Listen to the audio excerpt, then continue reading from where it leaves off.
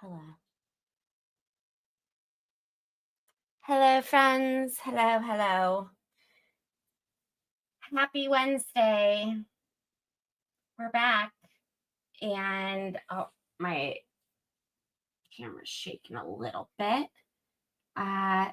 If you are new here, well then, boy, do I have the treat for you. My name is Lacey, and this is Criminally Confident.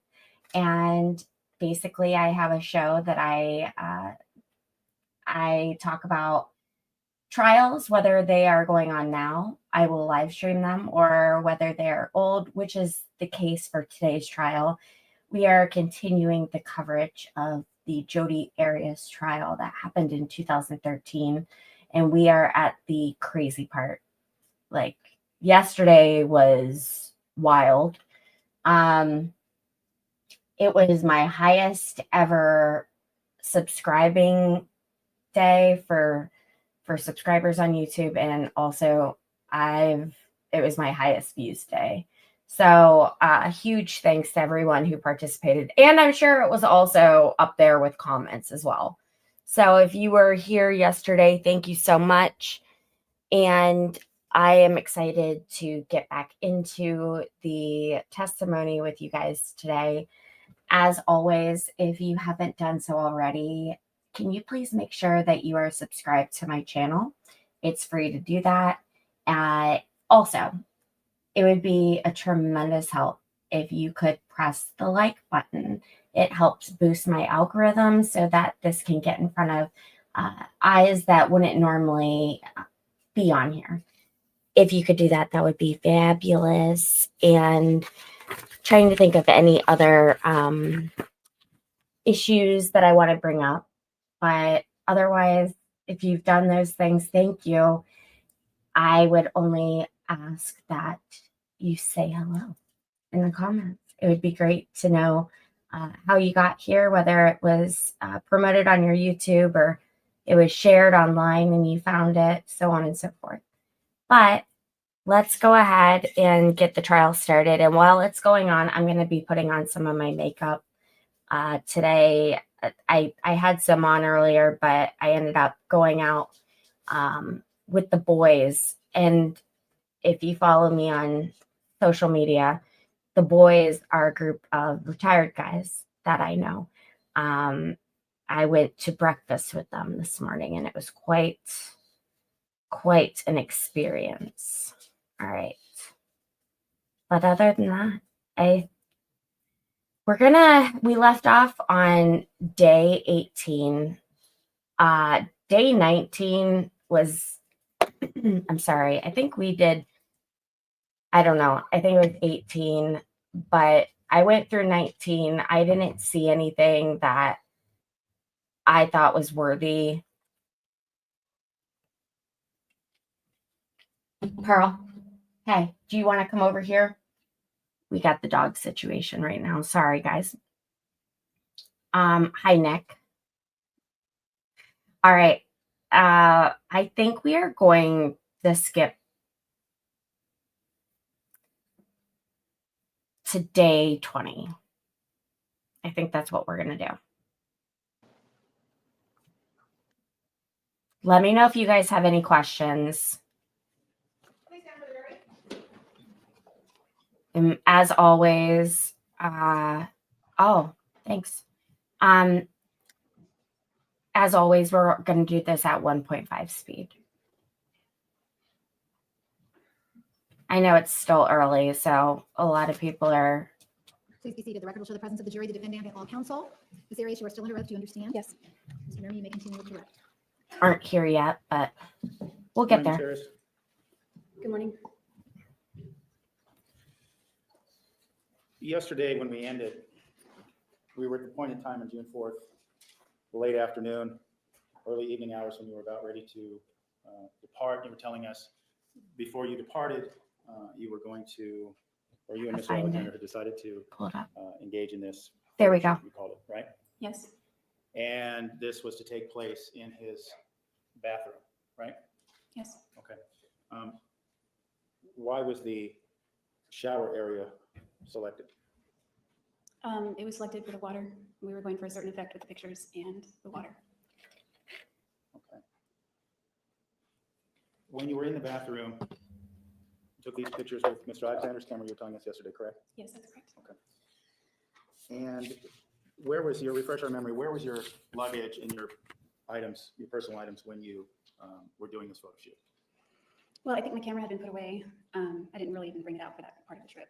So I don't recall specifically, but I think most of my stuff was in the car at that point. Maybe it's at my purse. Okay. When you were in the bathroom, did you have a gun with you? No, Were you holding on to a knife? no. So we saw the pictures of him in the shower. Tell us what happens once he gets in the shower.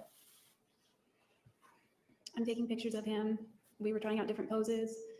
We were kind of, Being, is it yeah, we were kind of friendly? laughing. Okay. It was, I don't know, it was a little weird because the background wasn't that great. The water was okay. And we were trying out different poses, and then we were checking the photos and deleting them, and then taking a few more and checking them and going through them and deleting them. And at one point he was sitting, and I was taking pictures. I was probably a few feet from the shower so that the water didn't get on the camera. And I was showing him the photos, and we were deleting some. And at one point when I went to delete the photos, as I moved the camera, it slipped out of my hand. And it didn't like fall right away. I kind of caught it, and then I caught it like football, like it bounced, and I almost caught it. But I didn't catch it, and it landed on the mat, and then it rolled onto the tile. And And where were you when this took place relative to the shower? I was crouched by the shower. I might have been on the mat or on the edge of the mat. Okay. So what happens after you draw the film? At that point, Travis flipped out again, and he stood up, and he stepped out of the shower, and he picked me up. I was crouching, but he lifted me up as he was screaming that I was a stupid idiot, and he body slammed me again on the tile. Why? Why would he do He told me that? that a 5-year-old can hold a camera better than I can.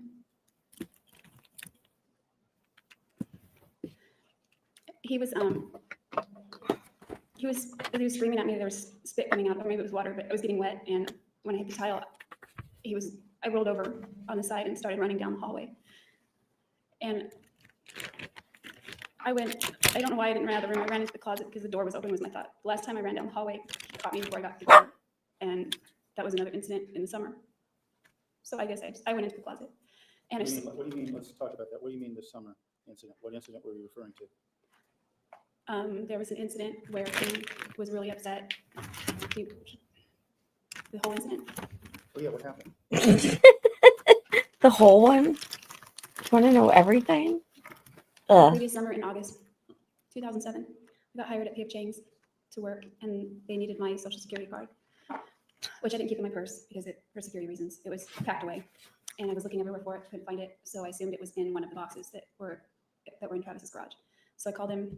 I needed the card for the next day for work. After I'd been looking for it, I wanted to come over and look for it there. He said, sure. It was a brief phone call. It was about 11 o'clock at night, and he sounded sleepy, so I thought maybe he was sleeping.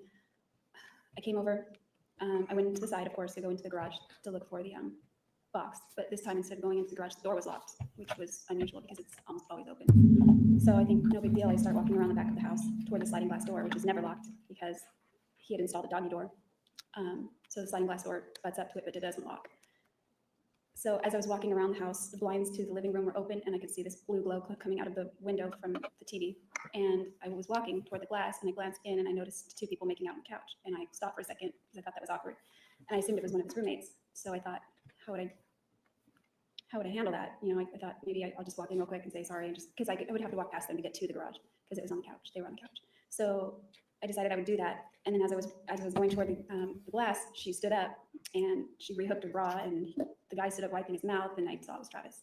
So we weren't together at this point, and I knew that there were other people that he was seeing or that I was maybe seeing, but it kind of still hurt. So I ran. I didn't go to the I didn't go get my social security card. I just left, and I went home. It was too late to call anybody really, so I just waited till the next day to call my sister, my little sister, but she wasn't home. She lived with my parents at the time. My dad answered, and I told him what happened because he was somebody to talk to. I didn't confide in him often, and he was asking me why I was crying. And so I just told him what happened. And so at that point I decided I'm just gonna go over there and ask him if he's dating someone. That way I can move on or something. Whoops. So I went over to his house and I went into the house and he was in the laundry room stenciling stripes down the walls, getting ready to paint them. And I hopped up on the washing machine and sat there, and he came down on the ladder and he gave me a kiss. And I just said it flat out. I said, if you're dating someone, it's okay, you can tell me. And I told him, based on what he had said about Deanna in the past, I said, I won't freak out the way Deanna does, because he had said that about her. And he just thought that was a strange question. And he said, why are you asking me? How does this, without saying what was said, you mentioned that this correlated to the incident on June 4th. Were you in the upstairs area with Travis after this argument about seeing him with another girl? Yeah, he just let out a real frustrated scream, and he walked out of the laundry room and palmed the wall really hard with his palm. I mean, not the wall, the door frame of the laundry room, and just went upstairs, and I sat there kind of stunned. I'd only seen this temper a few times at that point.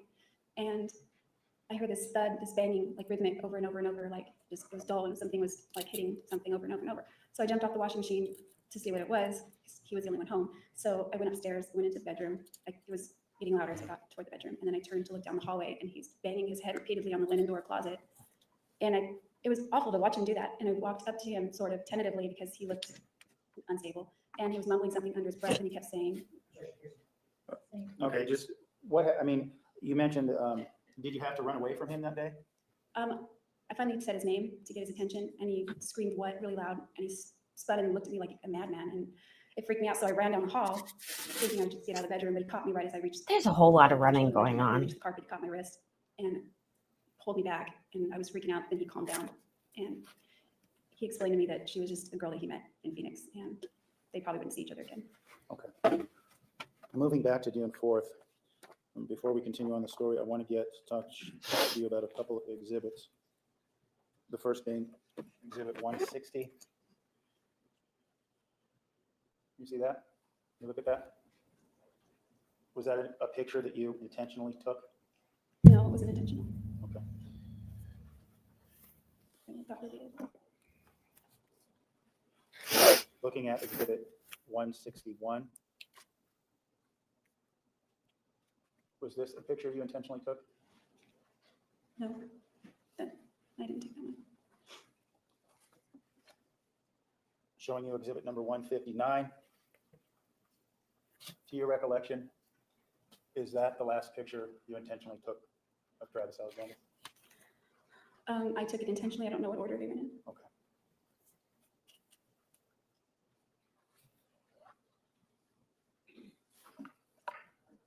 When he slams you down onto the ground, after you drop the camera, how do you feel? I was scared. I was thinking crap, because it's everything that I was trying to avoid downstairs. When he started getting mad, I was doing everything I could to avoid that, and I still didn't avoid it. I still screwed it up, and now he's pissed again. So he's freaking out. I'm freaking out. I rolled, like I said, I rolled off to my left and began to run down the hallway, and I could hear him follow. I could hear his footsteps chasing me. Were you scared when he was chasing you? Yeah, I didn't want him to grab me again. What were you scared that he would do? Who knows? At that point, he had already almost killed me. I wasn't thinking that when he almost killed me before that I was going to possibly die. I was just thinking I couldn't breathe, no air. That's all I could think of before I passed out. But it was later on that I realized that I could have died if he just held on to my neck a little longer. So I didn't want that to happen, obviously. So I ran into the closet and I slammed the door, and I intended to run through the opposite end of the door because it has another exit. And as soon as I got in there and began to run, I remembered where he kept the gun. So I grabbed it. I jumped up on the shelf, kept it on the very top. I grabbed it. And then I ran out the other door as he was opening the door, and he ran, chasing me. And I turned around and pointed it at him so that he would stop chasing me. Jodi, I want to show you what's been marked as Exhibit number 70. Do you recognize that area? Yes, What is that? this closet. You said that you grabbed the gun from the closet. Can you point to us where the gun was? It's not shown in this picture, but it's up the very top of the shelf, up like right here. Okay, let But me it's show you. above that. Let me show you then what's been entered as Exhibit 69. Does this show the area from which you grabbed the gun? Yes, Could you point to that for us, Jodi? it was up here in the corner, kind of up, right up there. You told us that you knew the gun was there. How did you know that? I had known he had it. I found it one day when he used to give me projects when I would clean. Sometimes it was the floorboards, sometimes it was the light fixtures, and this day it was the closet shelves. I had to pull everything off the shelves and dust it off. So I got onto the top shelf. There was, I don't know if it was shown in that picture, but there's also a seat. So I moved the seat around to stand on it to get up there, and it was up there. So you were told us that you grabbed the gun and got out through the closet, correct? Yes. I want to show you what's been marked as Exhibit 162. Jodi, how do we look at that picture, please? How do we get to that point in time? What happened between the time you grabbed the gun? I don't know how that picture was taken. I still can't figure out what that picture is. At that, in between the time you grabbed the gun and what we see here, what happened? When I grabbed the gun, I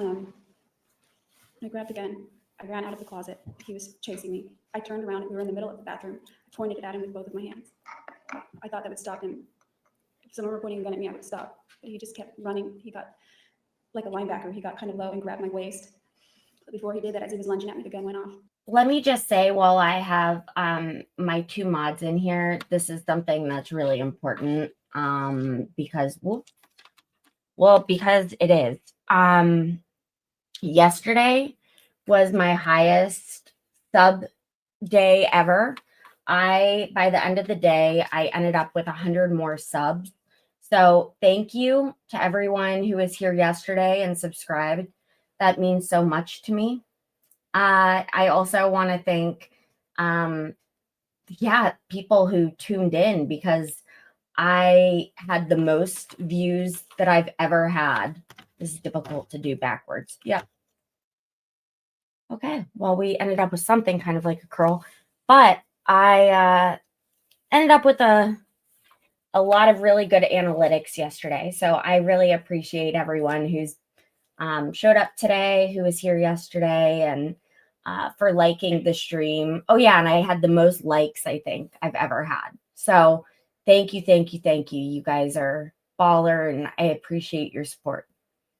I didn't mean to shoot him or anything. I didn't even think I was holding the trigger. I just was pointing it at him, and I didn't even know that I shot him. It just went off, and he lunged at me, and we fell really hard against the tile toward the other wall, like kind of near the scales or whatever those things are. So at this point, I didn't even know that if he had been shot. I didn't see anything different. He was just, we were struggling and wrestling, and he's a wrestler. He wrestled in high school, and he was getting on top of me. And I didn't want him to get on top of me because when he'd done that in the past, I can't get out of those holes.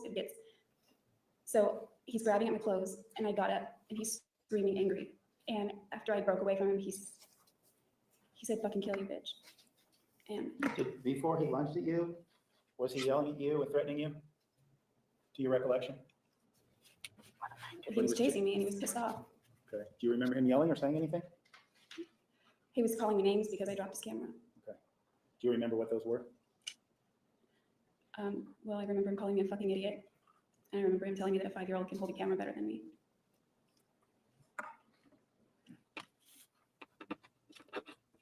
Do you remember saying anything to him as he lunged at you? I don't think so. I was crying and running, and I pointed at him, assuming that he would get the idea that to stop.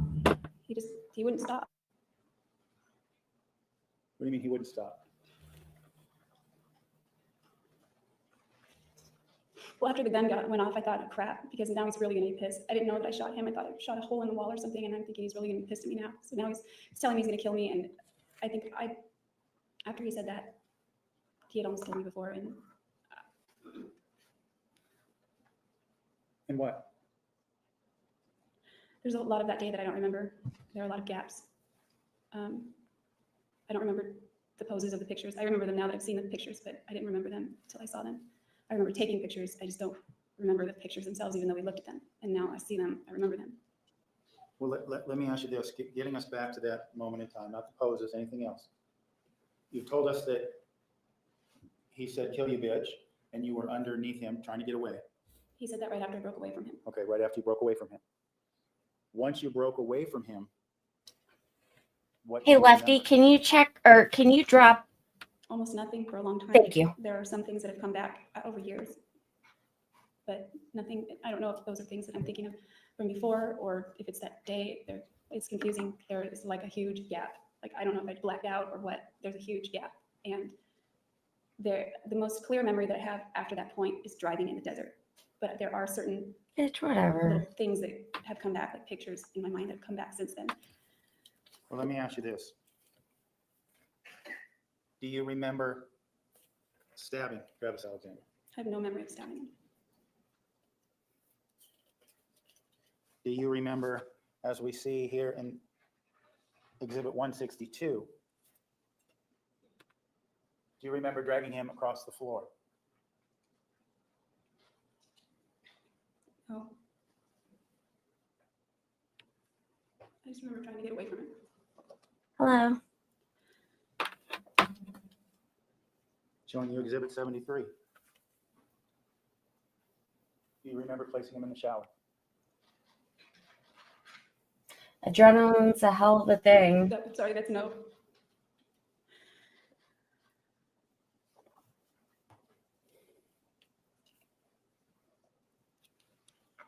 You told us that after running away from him, you don't have any clear memories of what happened after that until hours later, right? I have a few memories, but nothing super clear. Okay, tell us about those memories. Right I now. have a vague memory of putting the knife in the dishwasher, but I put the knife in the dishwasher before, so I'm pretty sure it was that day. Do you know where you got the knife from? It was upstairs. Are you assuming that, or do you remember that? I'm assuming that. I haven't been with him since he cut the rope. What's that? I don't think it had been touched by either of us since he used it to cut the rope. What else do you remember from after the time that you crawled out from underneath him?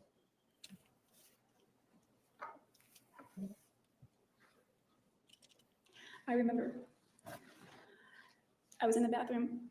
I remember dropping the knife and it clanged to the tile, made a big noise. And I just remember screaming. I don't remember anything after that. Not immediately. Do you remember where he was when you were screaming? I think he was next to me on the floor. I don't know. Okay. Do you know where you were? I was in the bathroom.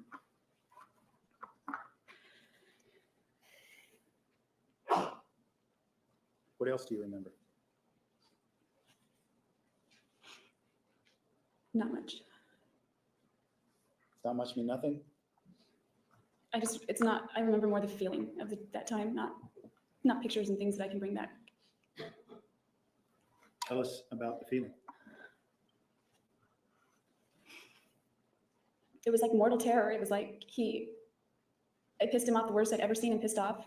And then I tried to stop him, and then I pissed him off even more. And I thought, shit, I'd really, really pissed him off. And he was angry at me, and he wasn't going to stop. What do you mean by he wasn't going to stop?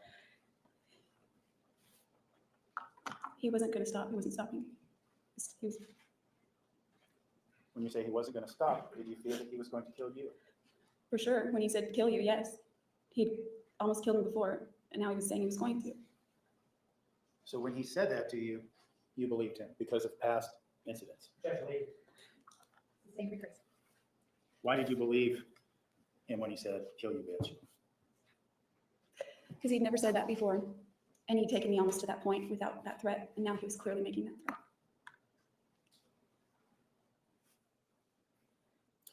You told us your last memory in Travis's bathroom was sitting on the bathroom floor screaming. I don't know if I was sitting or what. I just remember dropping it. Okay. Dropping the knife?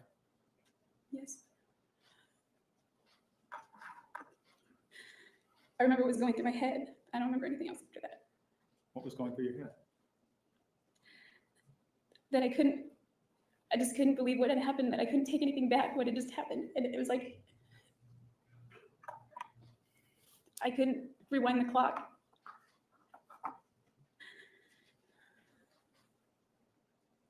Did you realize all that had happened? I don't know about all, but I just remember dropping the knife and being very freaked out and screaming.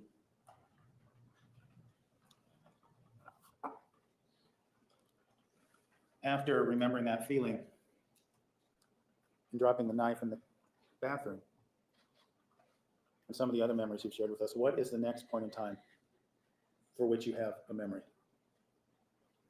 From which that I remember. Mm-hmm. I remember driving. I thought I was driving west because I remember the sun was in my eyes for a while. I didn't know where I was going. I didn't have my GPS anymore. I hit a lot of stoplights, so I don't know that I was on a freeway. I hit a lot of stoplights. And then eventually I was in the desert. I don't know where. It got dark. So you don't remember really even driving, other than what you told us? Well, that was the first more or less clear memory after. Okay. Did you have thoughts about what happened? Yes. At that point in time, when you were pulling away and driving away, did you have the gun with you? I don't remember bringing the gun with me, but I remember throwing it Throwing it where? in the desert. Okay. What about the rope he had tied you up with? Did you take that with you? Yes. And do you remember what you did with that? Eventually it went into a dumpster. Where? It was behind a gas station. I think it was somewhere after St. George. I don't remember. It was getting light out, wherever I was parked at that point.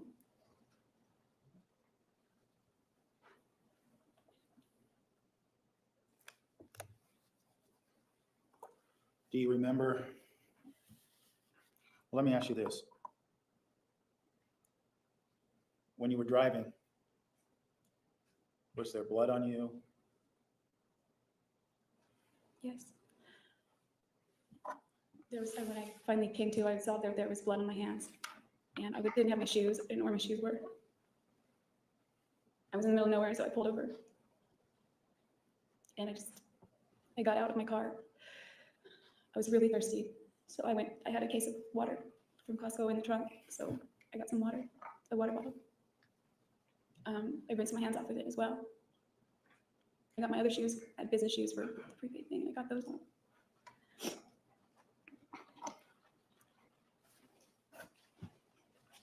When you do this, you have the water, you're cleaning the blood off yourself. And did you stop and clean yourself up before you dispose of the weapons or after you dispose of the weapons? Or was it all one stop? Well, I don't remember what happened to the knife, so it wasn't in the car with me. The gun was when I stopped. And the rope was after that, another stop. When you got to this point in time then, did you do so with the full realization of what had happened in the bathroom? I don't know how full my realization was, but I knew that it was really bad, and that my life was probably done now. At this point in time, did you believe that Mr. Alexander was dead? I believed that, but I guess I didn't have any clear memory. Whether he was alive or dead. Restate your question. Explain to us if you believed Mr. Alexander was alive or dead. Let me just ask you this, yes or no, did you believe he was alive? I didn't know, but I didn't think he was, because I didn't know. I thought he was not alive at that point. Was there a part of you that hoped he was? Yes, of course. What's that? I said yes, of course. What do you mean, of course? I wish that it was just a nightmare that I could wake up from. And then just find out that everything was still the same way.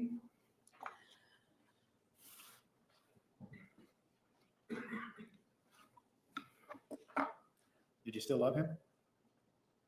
Yeah, I did. Do you still love him now? Yeah, it's a different love, but yes, I do. Now, after you have cleaned yourself up and you dispose of the gun and the rope,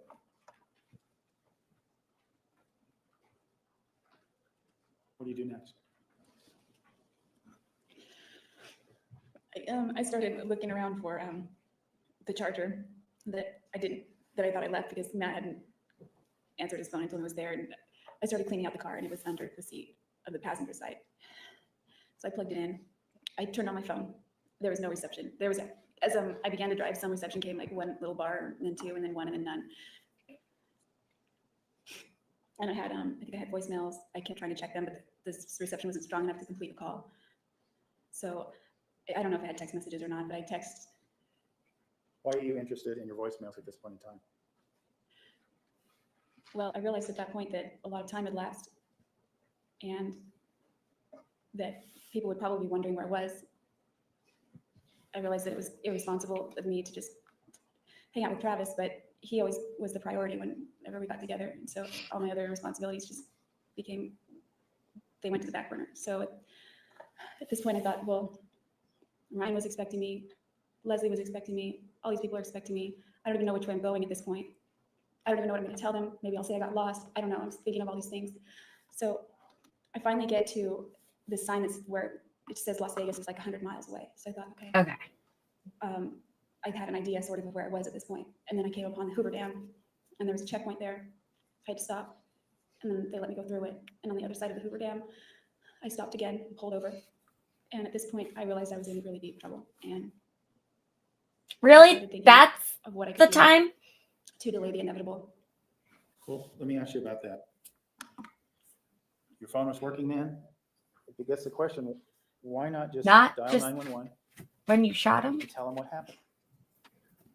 I was scared, and I couldn't imagine calling 911 and telling them what I had just done.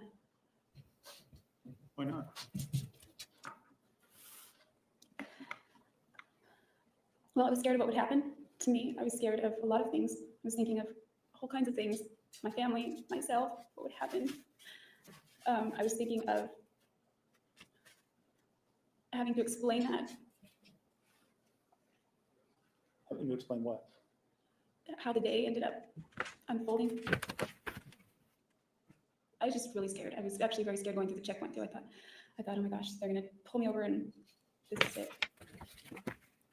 Well, you talked about, you said that the people expecting you to be in Utah, Ryan and Leslie, and you mentioned delaying the inevitable. What did you mean by delaying the inevitable? Going to I the know I police? messed up pretty badly, and that the inevitable was going to be that it's not something that I could really run from. You said that you messed up pretty badly, but he attacked you. Why did you feel like you messed up pretty badly? Oh, Because, I mean, he attacked me, but I don't know. I didn't look at it like that. He had attacked me in the past and nothing happened. Nothing like this. But it was different this time, wasn't it? It was different. this is her own attorney, by the way. This is not the prosecution pointing this out. Just want to share that for the record. It was heightened. Okay. So you felt a sense of remorse about what happened? Of course, I wanted to rewind the clock and just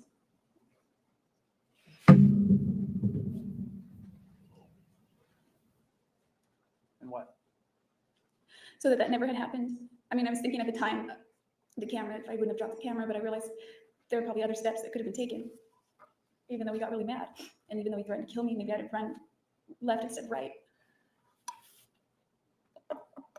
So you're regretting not taking alternative steps, right? Is that correct? Sustained, rephrase. I regret not taking better photos. Were you angry at yourself? I was feeling a whole lot of emotions. Mostly I was very scared. And I was very upset. And it was very, I don't know, it's in my mind, it's hard to explain because I just wanted to die. Did you contemplate killing yourself at that point in time? Not that very moment, but yeah, I did thereafter. Okay. Well, let's stay in that moment for now. Talk about delaying the inevitable and how you can't run from this. People are waiting for you. What do you decide to do?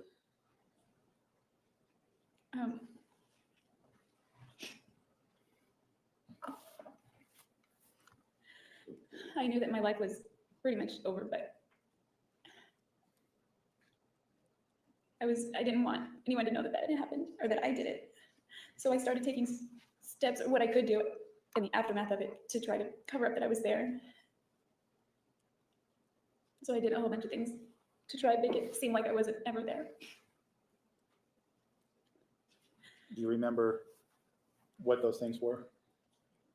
Yeah, when I pulled over at the Hoover Dam, I thought, well, I called Ryan at that point, and Leslie said we called Travis because we thought maybe he would know where you were, because we know that he still talks to you. And so then she said, I've left a voicemail, and I thought, oh, okay, so they're gonna find his voicemail. Maybe I should leave a voicemail. So I called his phone to leave a voicemail. I didn't really know what I was gonna say. I just thought, at this point, I told Ryan I got lost, and I told Leslie the same thing. And his voicemail picked up, and I started trying to say that too. But I was crying, and I was trying to sound cheery, but I was crying. And so I would hit pound, and I would listen to that message, and it didn't sound right. So I would delete it, and I would try again. And that one, then I started crying in the message, and that one didn't sound right. So I deleted it, and I would try again. And then I was talking too fast in this one, or I started crying in that one. So finally, I'm frustrated that this call is a long time. She and does I talk hit pound again. fast.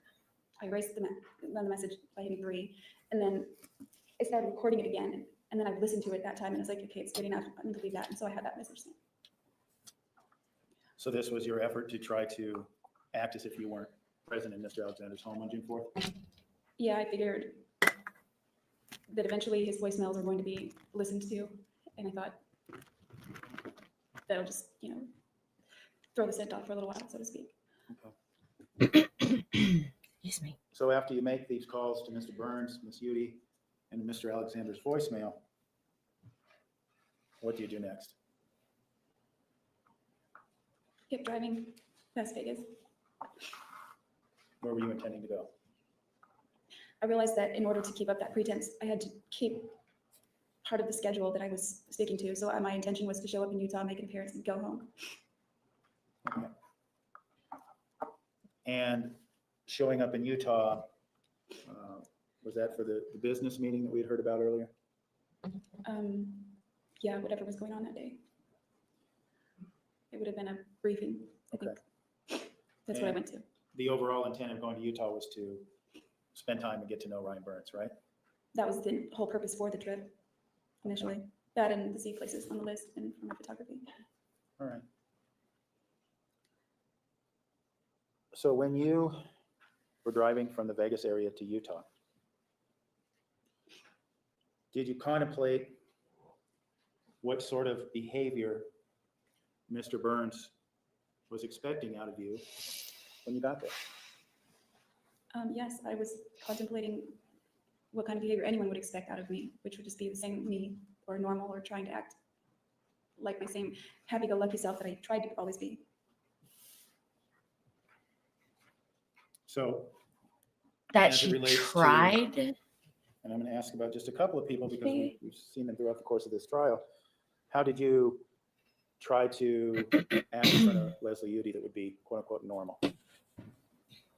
Just positive, not emotional. Okay. And what about Ryan Burns? You'd exchanged flirtatious text messages with him. Heard about this being a budding romantic relationship, at least from his perspective. What did you feel like acting normal would mean with Mr. Burns? I didn't know, just hanging out and trying to act like, oh, I just got lost, and I'm kind of dingy anyway, because when I did, everyone thought, oh, that's just Jodi, so okay, that's good. That's what Mr. Ryan Burns expected. She's explaining why in her behavior, Judge. Overall, may continue. So I don't remember what I was saying. I just was trying to act like myself. And But what did that mean with Mr. Burns? Did you contemplate what expectations he might have based on your previous dialogue? yeah, I did. I guess he didn't expect sex or anything like that. Sustained. In your opinion, when you were contemplating what he would expect out of you, was sexual intercourse something that you thought he would be expecting from you? No, it's not anything we discussed. Was physical contact of a sexual nature something that you thought that he might be expecting? No. I don't know about what you mean by sexual. Well, let me ask you this then. I'll put it more directly. Do you think, in your efforts to appear normal, do you think that he might have been expecting the two of you to kiss? Objection. Speculation as to, again, what he might have expected. Those are her perception. I'm not asking his. I'm asking hers. Without understanding or belief in the answer. Yes.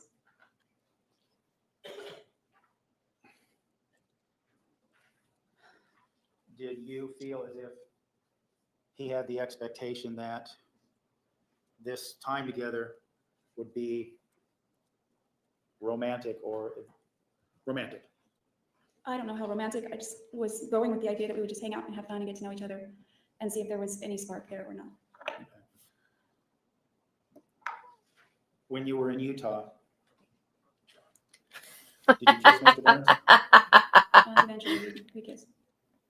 Did you cuddle with Mr. Burns? Yes, I went to sleep. Why?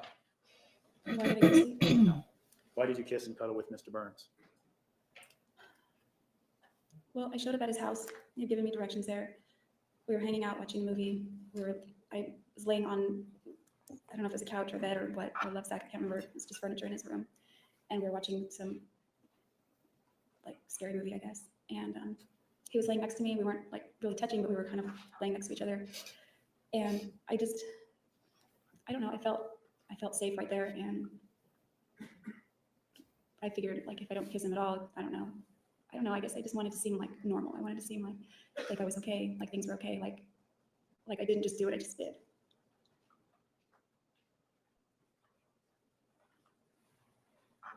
And that was a pretense you kept up for about a day or so with Mr. Burns? I think I went to, not even that. I had gone to the restaurant earlier with him, or I followed him there. I went to the business briefing, and then I needed to get on the road. It was Thursday night. I had to work Friday. I don't know, I just needed to get home. So I went back to his house. We set the alarm, and I think I slept for 2 or 3 hours, and then I got back on the road. You mentioned going to the briefing and the restaurant and driving around with Mr. Burns. You recall hearing the testimony of Officer Galletti? Yes. And he had pulled you over for your license plate being upside down. Do you recall that happening? Mhm. Yes, I remember that. Okay. Did you put your license plate upside down? No. Do you have any idea as to how that happened?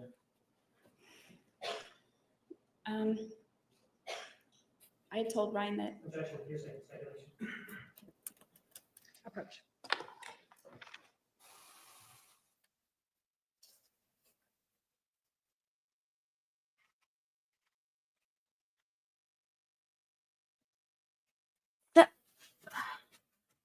So weird. I don't get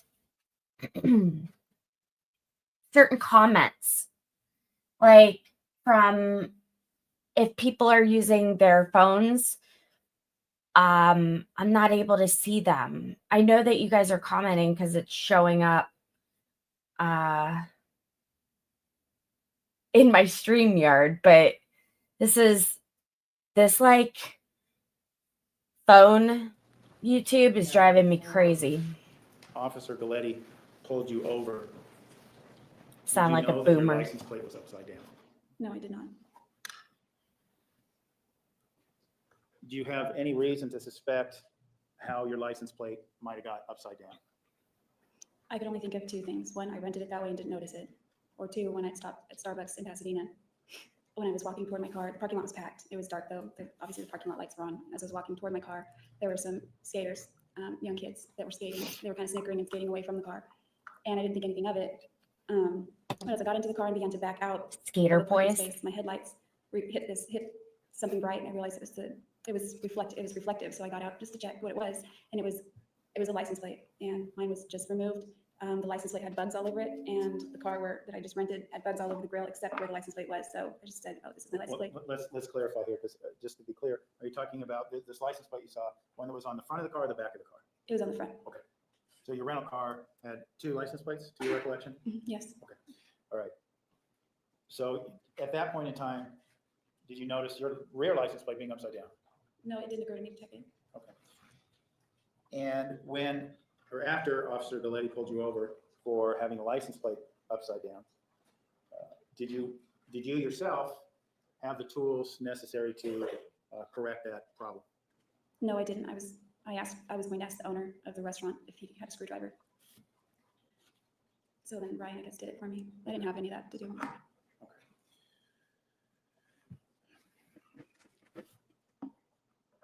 After, you said you slept a few hours at Mr. Burns, his residence, before you got back on the road to Wairika. Did you kiss him that morning before you left as well? Yeah, we kissed goodbye. We had fallen asleep on the love sack, and we woke up when my phone went off with the alarm. And yeah, we kissed. We weren't like making out, not like he said. But yeah. Okay. So after you leave Mr. Burns' house, you're still in your rental car, correct? When you're driving your rental car back to Wairika? Yes, it was. Okay. And this would have been a day and a half later that you returned to Wairika, right? I was driving back early Friday morning, hoping to make it on time to Wairika for my shift at 4 o'clock. Oh. Because you were expected there, right? I was expected there, and nobody. It's a small restaurant. There's nobody else that would. I don't know. Okay. Well, let me ask you this. What was the plan? What were you going to do? What were you going to say When you went back home? I didn't have a plan. I just wanted to go home. I wanted to go home and act as normal as I could for the time being. I didn't know what to think. I just wanted to die. Oh, You said tell us more. you wanted to die. Did you contemplate killing yourself on your return to Wairika?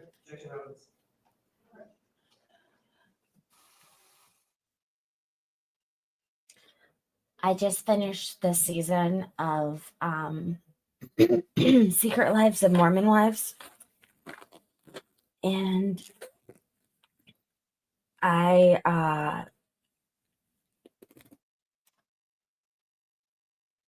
first of all, I'm obsessed with that show. So hello, Hulu. Second of all, well, you guys will just have to wait. Were you contemplating killing yourself as you returned to Wairika? I have to take my vitamin. I wasn't formulating plans to commit suicide on my return trip, but I did after that. And I want to make sure we Vitamin heard you correctly. You C. said you didn't formulate any plans on the way back home? I wasn't thinking of it. I just wanted to die. Okay. When you went to Utah and when you were going to go home back to Wairika, did you have injuries? Yes. What were those injuries? I guess they were like scrapes and things all over my ankles. And I had cut myself downstairs the day before. Well, I guess it would have still been June 4th. Before we woke up, before we went to bed, I was getting water in the kitchen. I dropped one of his glasses and broke it. And he didn't get really mad, but he called me klutzy. So I was picking up the glass and I cut myself with the glass. So I had that injury, but it was, I guess, unrelated. But when I pulled over in the car, when there was blood on my hands, it had reopened and it was just bleeding a little bit. It was kind of, I don't know, it wasn't really a deep cut, but it was bleeding a little bit. So what did you, when you were in Utah, I should have asked earlier, when in Utah, did you formulate a excuse for this injury? Yeah, I think I said I cut myself. Any explanation how? The week before, I cut myself really badly at work, so I think I just said, "Oh, I'm a bartender. I cut myself."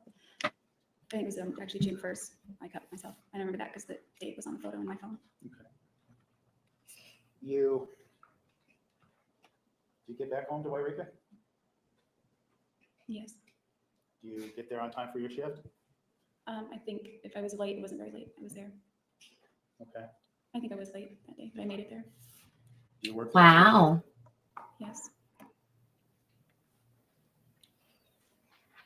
At this point in time, had you seen any of your family members yet? Probably my grandparents. I went home, I think, and changed into my work clothes real fast and drove over to the restaurant. Okay.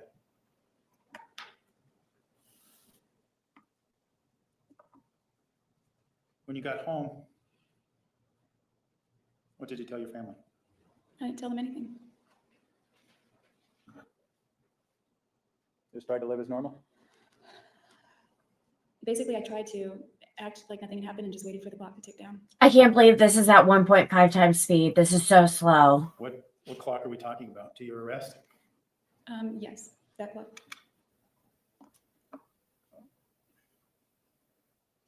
You said you got back in early June, and back to Wairika, and you were arrested in July.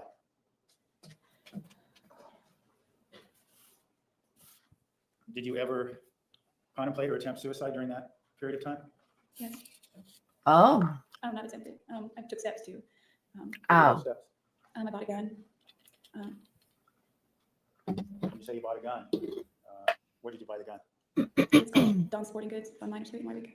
So you bought it at a sporting goods store. Did you need to Oh. get a license in California? Yeah, California requires a 10-day background check and then for the gun to be registered.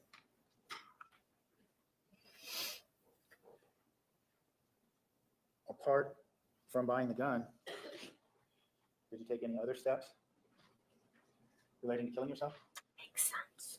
Yes, I began to prepare for, like, there were things that I didn't want to come out about Travis or that I was participating in with him, and so I got rid of the clothes, the underwear, boys' underwear. I got rid of that.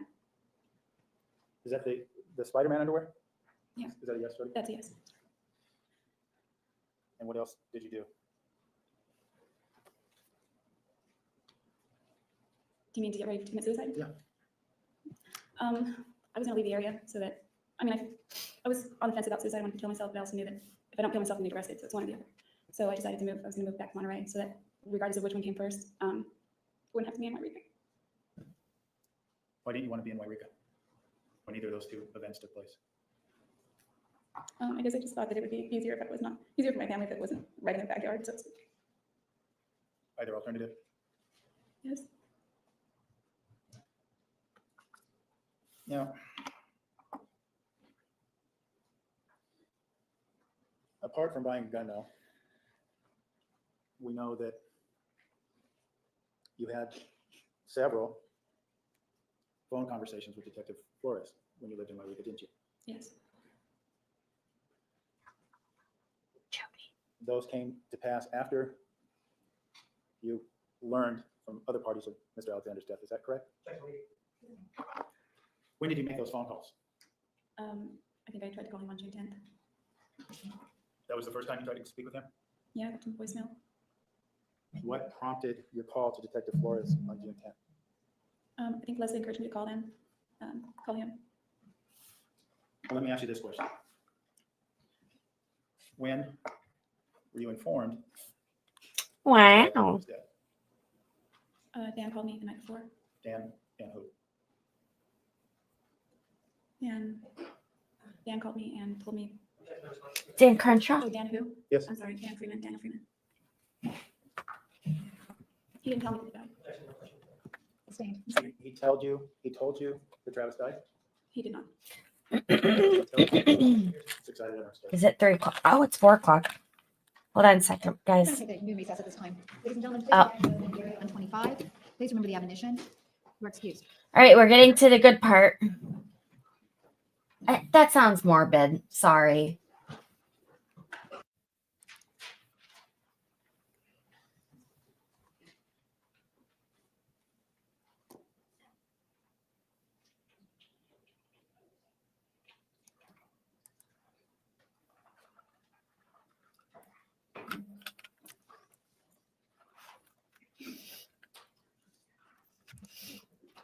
stream is brought to you by Flonase.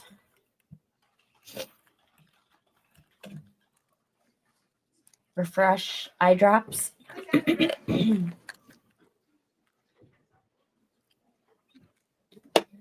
Sharpies. And sun entrance.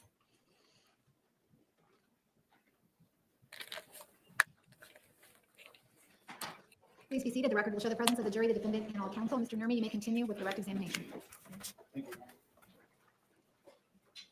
Ms. Arias, before lunch, I think, when I spoke to you about I gotta returning let Riley out. One From- second, guys. from Utah to Wairika, Riley. you were still driving your rental car, is that correct? Yes, And did you return that back in Reading where you got it? eventually I did, but not on time. You say eventually, do you recall when you were supposed to have it back versus when you did get it back? Yes, it was supposed to return it the same Friday and ended up returning it on the Saturday instead. And why were you a day late? Was this because of the time you spent with Ryan Burns or? Yeah, I overslept, and I underestimated the time that it would take to get from West Jordan to Reading. So if I would have cut over to Reading to drop the car off at the airport, it would have made me even later than it was for work. So rather, I just took the highway around the northeast side of Mount Shasta and went straight to Wairika because it was faster. But I called the car rental place first to make sure I had permission to do that. So when you went to Wairika, back home to Wairika, what car were you driving? We have a bunch of new people. Hi, hello, welcome. If you could please like the stream and subscribe to the channel, both of which are free, that would help me a lot. Thank you. I hope you are enjoying this. Enjoying is a bizarre word to use. I digress. From that trip, to Wairika. Okay. And then you went back down to Reading and then back home again. The next day I went to Reading. I think it was my sister-in-law that drove me to the airport and then back to her house where my car was parked at my brother's house. Now, based on the timeline we've been talking about regarding your time in Utah, do you recall what day your shift was back? And this was at Casa Ramos, right? You're still working there? Yes, Casa Ramos. Okay. And what day was your shift on? What day were you scheduled to work, I should say? That Friday, I think I was supposed to be there at 4 or 4:30. Okay. So you say you went to your grandma's, changed, and went straight to work, right? Yes, And because of that schedule, you didn't have an opportunity to speak with your family before the end of that shift. Is that accurate? no, I was in a rush. I didn't have the opportunity. I just ran home. I was already late, so Okay. And you were living at your grandparents at this time? yes. And based on what you told us before, you had, at this point in time anyway, a pretty good idea that Travis is dead. Is that right? Yeah, it's something I wasn't accepting in my head, but obviously I kind of knew it, but I wasn't like facing it, if that makes sense. You wanted to deny that reality, right? Very much.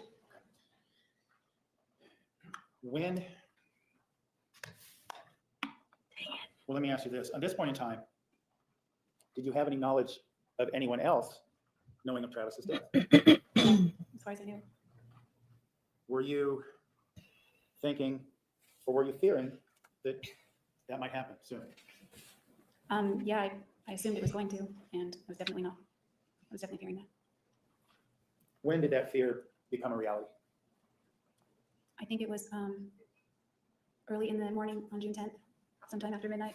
Dan Freeman called me, and I saw his name on the caller ID when he was calling my phone, and I thought that would probably be the phone call that I was dreading, and I answered it, and he told me that something. Based on that phone call, did you come away with the understanding that Mr. Alexander had been found dead? That wasn't definitively said, but I assume that was the case. Did you said not definitively said, did you seek out other confirmation of this? Yes. And whom did you contact? Through Dan Freeman, I learned who was there, and I began calling. I called his friend, Travis's friend, Brent Hyatt. There was no answer, so I called. I don't remember if I called Zach Billings, his roommate, but I was talking to his girlfriend. She wouldn't say much, and then I was able to get Bishop Layton's phone number. That was the bishop, Travis's ward. I was told he was there, and by then it was like 3 a.m, and I called Bishop Layton, and that's when he told me. Told you that Travis was dead? Yes. How did you react to that news, at least him telling you that news?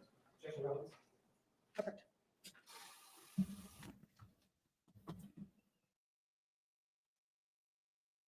Oh, I guess I can talk.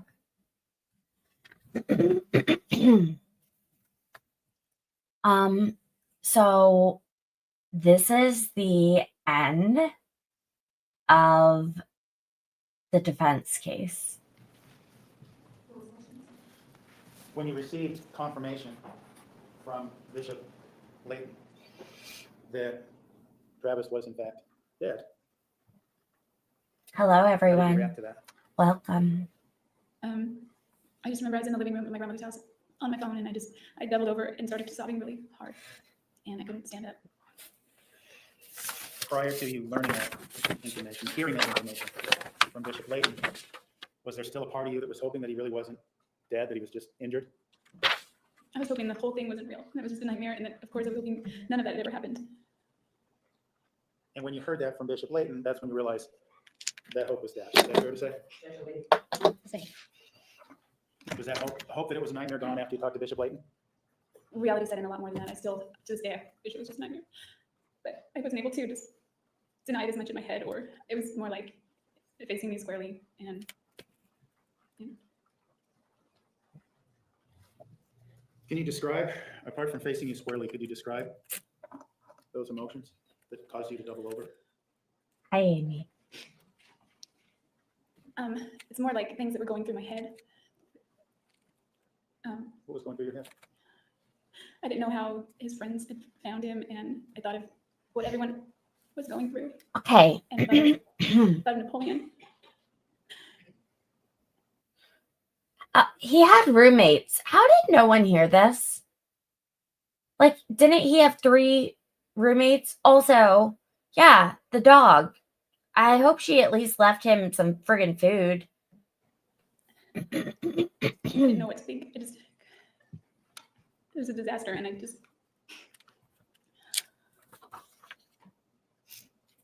had to hang up with Bishop Layton. After you hung up with Bishop Layton, what did you do?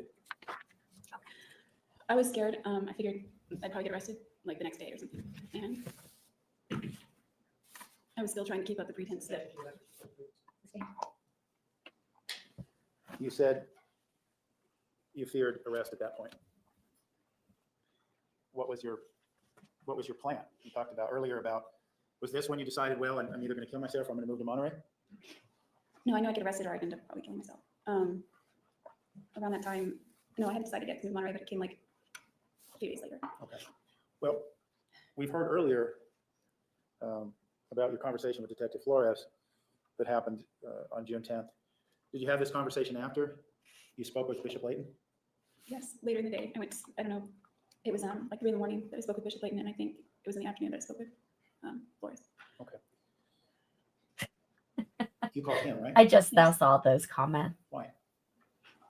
Leslie encouraged me to, and I thought, she said that, Leslie encouraged you to talk. And by Leslie, we're talking about Leslie Udy. yes, You had spoken to her after you after you spoke to Bishop Layton. yes. Okay. The next day, or later in the day. Now, when you call Detective Flores, what? Obviously, you just told us, Leslie, Miss Udy had encouraged you to do so. But beyond that, did you have your own reasons for contacting Detective Flores? Yes, What were those? I thought that if I didn't call him, it would look more suspicious than if I did call him. So in an effort to pretend like I was never there, I called him. Okay. Why not call him and tell him what happened? I was, Yeah, I Jodi, was scared to do that. we heard that I mean, you're I kind of just crazy. couldn't imagine admitting to something like that. I couldn't imagine doing something like that.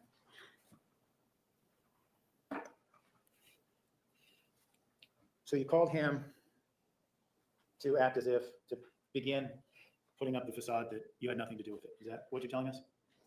Yeah, I began that facade almost right away because I didn't want anyone in Utah to know either. But that's why I called him also. So to try to continue the facade that you began in Utah, you called Detective Flores.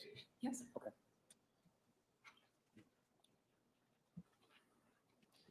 Now, we talked earlier about a gun you had purchased. We talked about suicide and about a gun you had purchased it. I believe you told us Don's Sporting Goods, right? Right. Okay. And you said you went through a background check and everything. When was it that you purchased that gun? I think I purchased it on July 1st and took possession of it July 11th. if I remember correctly. It was a long time ago. And what kind of gun was this? The crazy still lives, though. Now, there is a lot of time between June 10th Oh. and early July. 3 weeks or so. Did you make any attempts to kill yourself during those 3 weeks? No. During that time period, you also made various calls to Detective Flores. Yes. Why were you continuing to do that? A few reasons. One, I wanted to continue to act like I was participating. And two, I kind of also was calling him to see what information I could garner from him. Because you wanted to get whatever sense you could of whether you're going to be arrested soon. Is that right? Rephrase. Would it be fair to say you were trying to see if your arrest was imminent? I knew it was imminent. I just wanted to see how much, I wanted to try to determine how much time I had.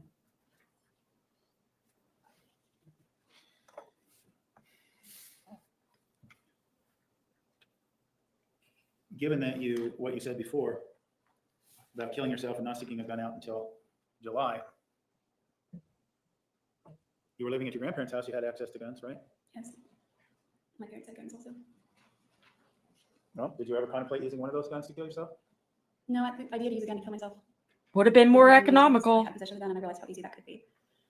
You said it didn't come to your mind until you had possession of the gun. Is that right? Yes. Okay. So it sounds to me like that wasn't the killing yourself wasn't the reason you purchased this gun, that there must have been some other reason. Is that accurate? Yes, that's accurate. Why were you choosing to purchase this gun at the sporting goods store? Several reasons. My dad has always owned guns. Daryl has guns. Matt has guns. Most of them that I've spent time with have guns. My grandfather has guns. It was something that I wanted to someday see myself being a responsible gun owner. And so that was something I always thought of doing. Around that time, in the spring, I was working at another restaurant called Purple Plum, and I made friends there. Purple And plum. one of those friends was going out to pan for gold. It sounds silly, but the Klamath River nearby has gold in it still. And we used to go out there and I've done that before. water and all that. I was invited out there and I wanted to go. It would also be like a camping trip. At that point, everyone that was on board, except for me, were all men. And even though they were my friends, I didn't want to, I don't know, it just seemed like I knew they drink, you get out there in the middle of nowhere, you have a bunch of drunk guys, one female. I just didn't want to end up in a situation. So I thought it would be good to have the gun with me when I went there, just as general protection anyway, because I'm out in the middle of nowhere. So we were gonna go out there and spend the weekend out there at the Klamath River, seeing what we could dig up or in the river, and just camp. And so that was another reason that I wanted to have it right then. Why? What were you fearful of these people would do something to you? Well, I mean, it was a bunch of guys, and I mean, I didn't feel as safe anymore. Around guys? Yes. And you say anymore, you mean after June 4th? Definitely after June 4th, yes. It was kind of a progressive thing, but I didn't feel safe at all after June 4th. Now, after Travis's death was discovered by the rest of the world, were there services for him, funerals, memorials, things of that nature? Yes, there was a memorial service at his church in Mesa, and the funeral, I believe, was held in Riverside. Did you attend either of those? I tried to attend both, but I only made it to the memorial service And that was the one in Riverside? in Mesa. Mesa. Given what had happened, why did you want to attend those services? I thought that if I didn't show up, it would look suspicious because Travis and I were close, and a lot of people knew that. And he also told me one time that Why did you feel the need? Had you made a promise to him that you would? the subject of my funeral came up one time, and he said, "I'm sorry, you're irritating." And you and Travis had an agreement that you would attend each other's funerals? Something to that effect. He was going to give a eulogy or something if I ever died. And keeping that promise or that deal still meant something to you? I'm sorry, Ms. Harris, what? Yes. Why? Because he would have come to mind, and even if it was in Antarctica. Even if he was in Antarctica. Jodi, I have to ask, he throws you down on the floor, says, "I can kill you, bitch," and you fear for your life, why doesn't that kind of conduct just kind of throw that promise way out the window? No, I don't think so, because whenever he lost his temper, he seemed genuinely ashamed about himself afterward, and that's not the kind of person that I believed he was at the core of himself, or who he wanted to be, so it wasn't like one of those things. So you still viewed him as a good person? Is that correct? That you still viewed him as a good person? I believed in him and that he wanted to be a good person. And Hey guys, Please answer. while they're having a little pissy fit, my goal today would be, and I know it's attainable at this point, let's get to 700 subs. We are at 640 right now. If we could do that,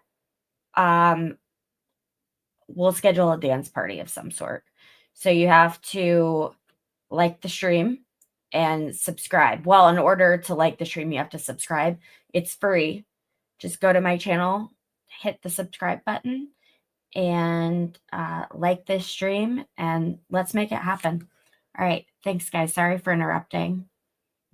Overall, complete your answer. I've seen very, very good sides to him, and that was the person that he wanted to be, and that's the person he wanted to embrace. And so, I mean, I've had sides that I'm not proud of, and he did too, and I just figured that's part of being human, and he had really good sides too.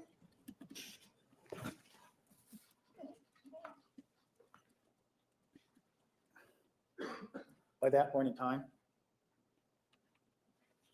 had you forgiven him for attacking you that day? By the time I went to the services, Mhm. I blamed myself, so I didn't know how much there was to forgive, but I had this experience. It sounds silly, but I had this experience. What was your experience? I was at the Freeman's house in Gilbert after the service, and I was in the bedroom in the afternoon, just taking time out for myself, away from everybody, and I felt like he was there.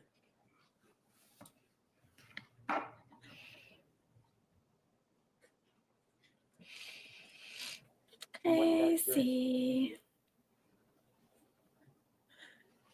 It helped me to know that he was okay and he was at a better place, and maybe that he wasn't mad anymore.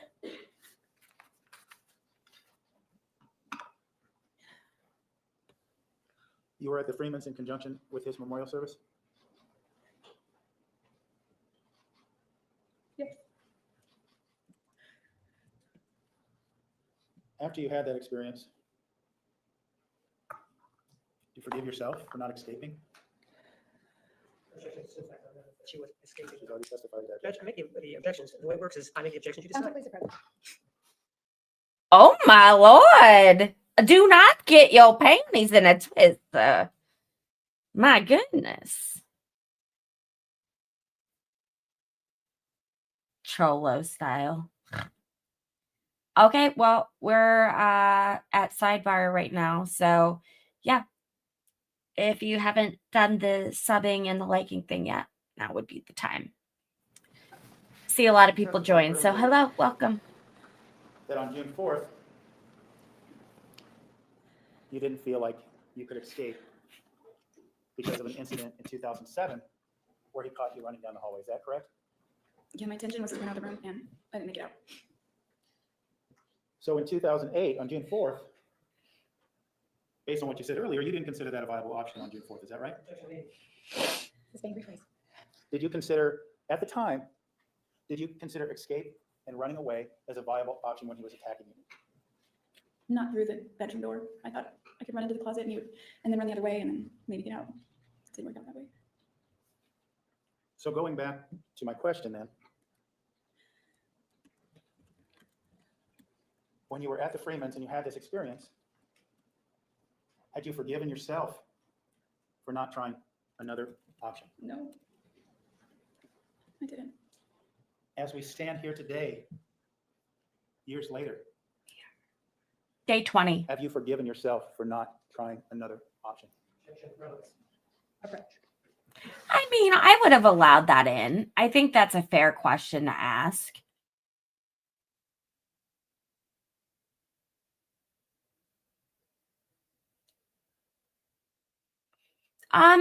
Della, there were some outgoing texts from him that were questionable, but I'm once again, I'm not saying that he deserved anything that happened to him. I feel horrible. I think everyone agrees that she is where she needs to be. But when we were going over text messages a few days ago and like up to yesterday, oh my God, and that phone call. Oh my. That phone call was X rated. It was very uncomfortable to listen to. I felt like you needed a May continue. form of birth control just to listen to that. Jodi, ask my question again. As we stand here today, have you forgiven yourself for not finding another way out of the situation you found yourself in on June 4th? No, I think that if I just left before any of that happened, I have a million regrets. I mean, I was scared of him and I reacted, but I will always regret everything about that. Do you blame yourself for not taking some other alternative measures? Yes. You did then and you do now, is that right? Question has been answered. Sustained.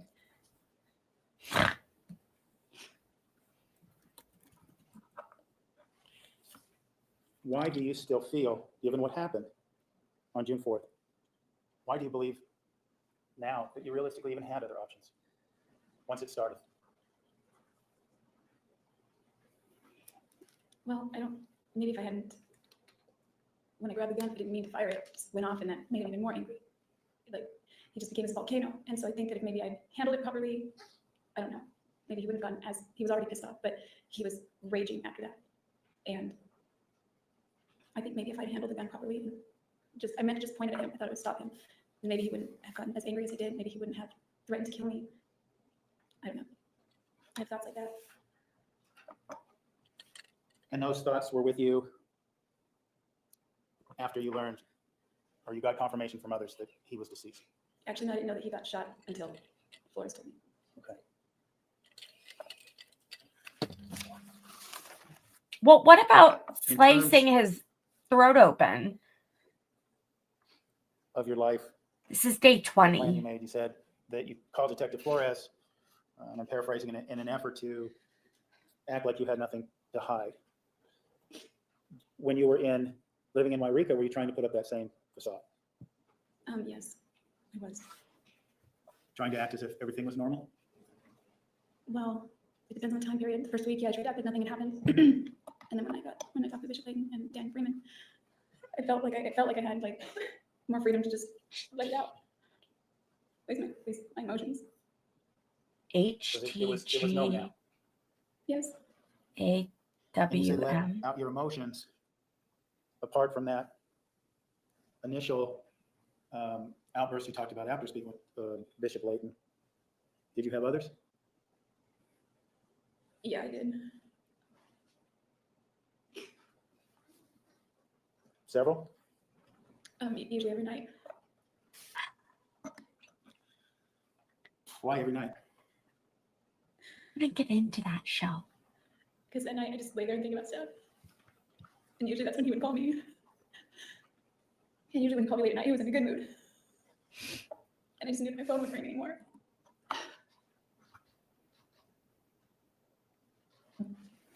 She is the worst fake crier. My Thank you for that dog permission to- does a better job crying than agree. she does. Did you tell your family what happened? I told them that he died. Didn't tell them anything about me being there. The shield is awesome. Did you tell them about the things that you've told us throughout your testimony, about the sexual things and about the violence? No, I would have never said anything like that. Why not? Well, there's several reasons. one, anytime I said something negative about a guy, they hate him thereafter. Two, it's really embarrassing and shameful. Not just the sexual part, but just being in those situations. And in order to understand why I wouldn't talk about anything negative, it's, I don't know if you've heard it, it was a philosophy that I had at the time. What was the name of that philosophy, Jodi? My God. And Could you just kind of, before you talk about that and the effect in your world at that point in time, could you just explain to us what that law of attraction is? yes, I mean, you might have heard of it. There was a movie made about it called The Secret. And then after the movie came a book, and it was a bestseller. It's all over. Anyway, so the law of attraction has been around much longer, and it was something that I had briefly studied when I was 19, 20 years old. When I met Travis, he was very much into that, which I liked. And so it became more and more a part of my philosophy and my creed. So anytime I would mention something negative, he would get upset and tell me not to focus on those things. Or one time when we had that really bad fight in the fall when he would not let me leave the room at first, I wrote about some of the things he said, and he found it in my journal. I'm sorry. Ask another question. How did the law of attraction, you said Travis introduced you to this law, Well, I sort of knew partly about it, but he introduced me to the movie that they made about it. and that was The Secret. Yes. And from what you described, part of the law of attraction involves not putting forth any negative thoughts. Is that It's, correct? yeah, it's like what you put out there is what you get back. You're not supposed to think about, speak about, read about, write about, talk about negative things.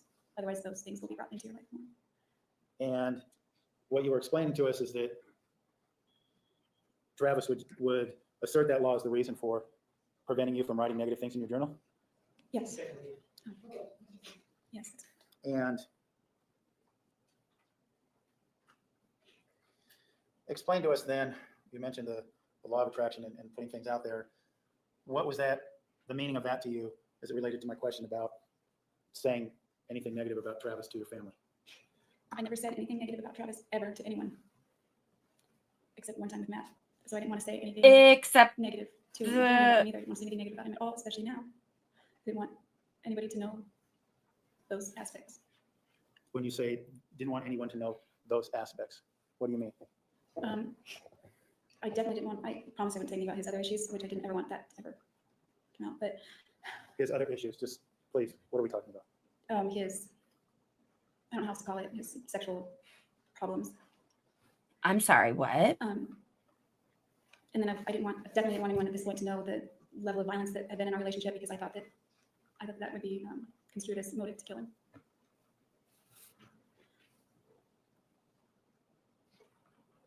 The siblings do all look alike.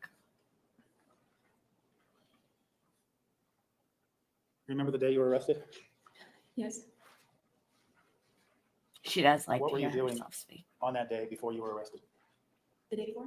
No, on that day Oh, okay. Before. before you were arrested.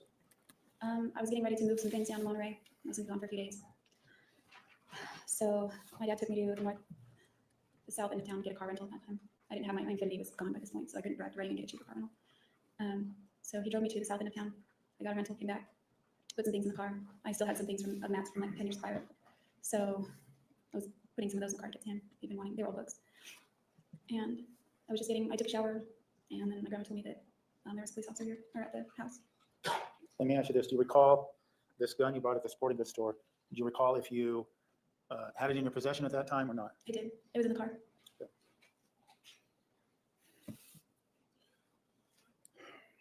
After you were arrested, we saw that, did Detective Flores arrest you? I think Officer Potter put the handcuffs on me. I don't remember the handcuffs on me. He was the one that came to the door. Okay. But after you were arrested, you spoke with Detective Flores that day, right? Yes.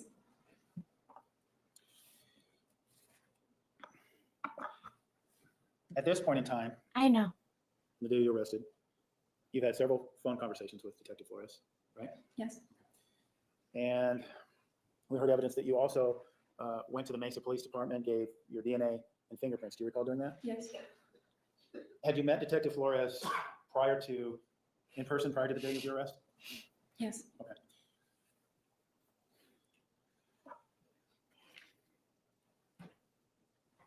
When you were arrested and questioned by Detective Flores, and that was the interview you were wearing a t-shirt and pants before you were took to the jail, is that right? Yeah, jeans and a t-shirt. Okay. Why didn't you tell him what happened on June 4th? Why did you deny being there? The main reason is because I was very ashamed of what had happened. It's not anything I ever imagined doing. It's not the kind of person that I was. It was just shameful. I didn't want anyone to know they had anything to do with that, because it's very much not me. It was shameful. And I was also very scared of what might happen. I didn't want my family to know that I'd done that. And I just couldn't bring myself to say that I did that. So on that day,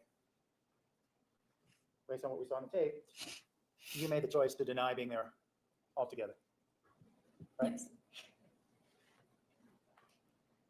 Were you thinking that that would make you appear innocent, or what was the thinking with that untruth? It was more like, I mean, I didn't Oh, understand any of these crap. procedures. I just always heard, don't admit to anything kind of thing. That's what an attorney advised me to do.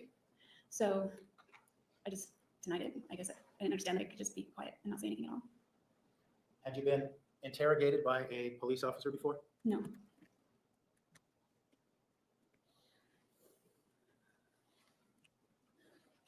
You speak with Detective Flores again the next day in Wairika.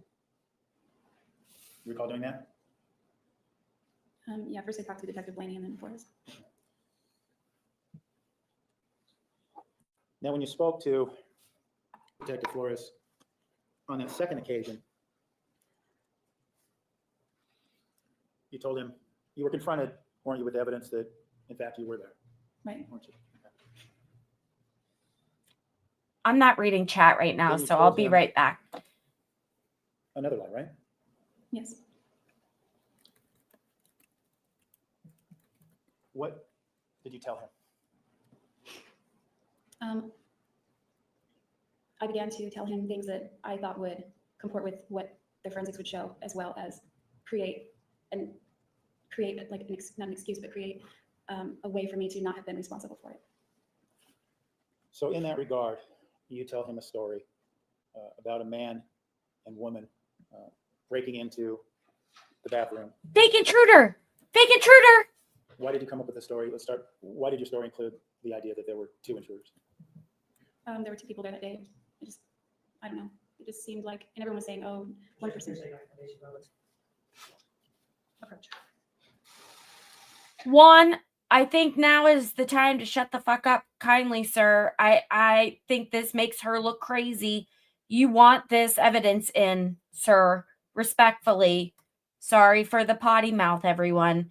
But fucking get used to it if you're on this stream. How's it going? Oh, Why did you create a scenario in which two individuals? yay. conducted this Thank attack? you, Chrissy. Prior to my arrest, there were a lot of rumors flying around, and Flores told me repeatedly that it had to have been more than one person. Why do you come up with any particular reason why you come up with a man and a woman for this lie? I mean, it sounds a little esoteric, but I think it could have been symbolically like Travis and I, we were the ones fighting that day. I don't really know, to be honest. Okay.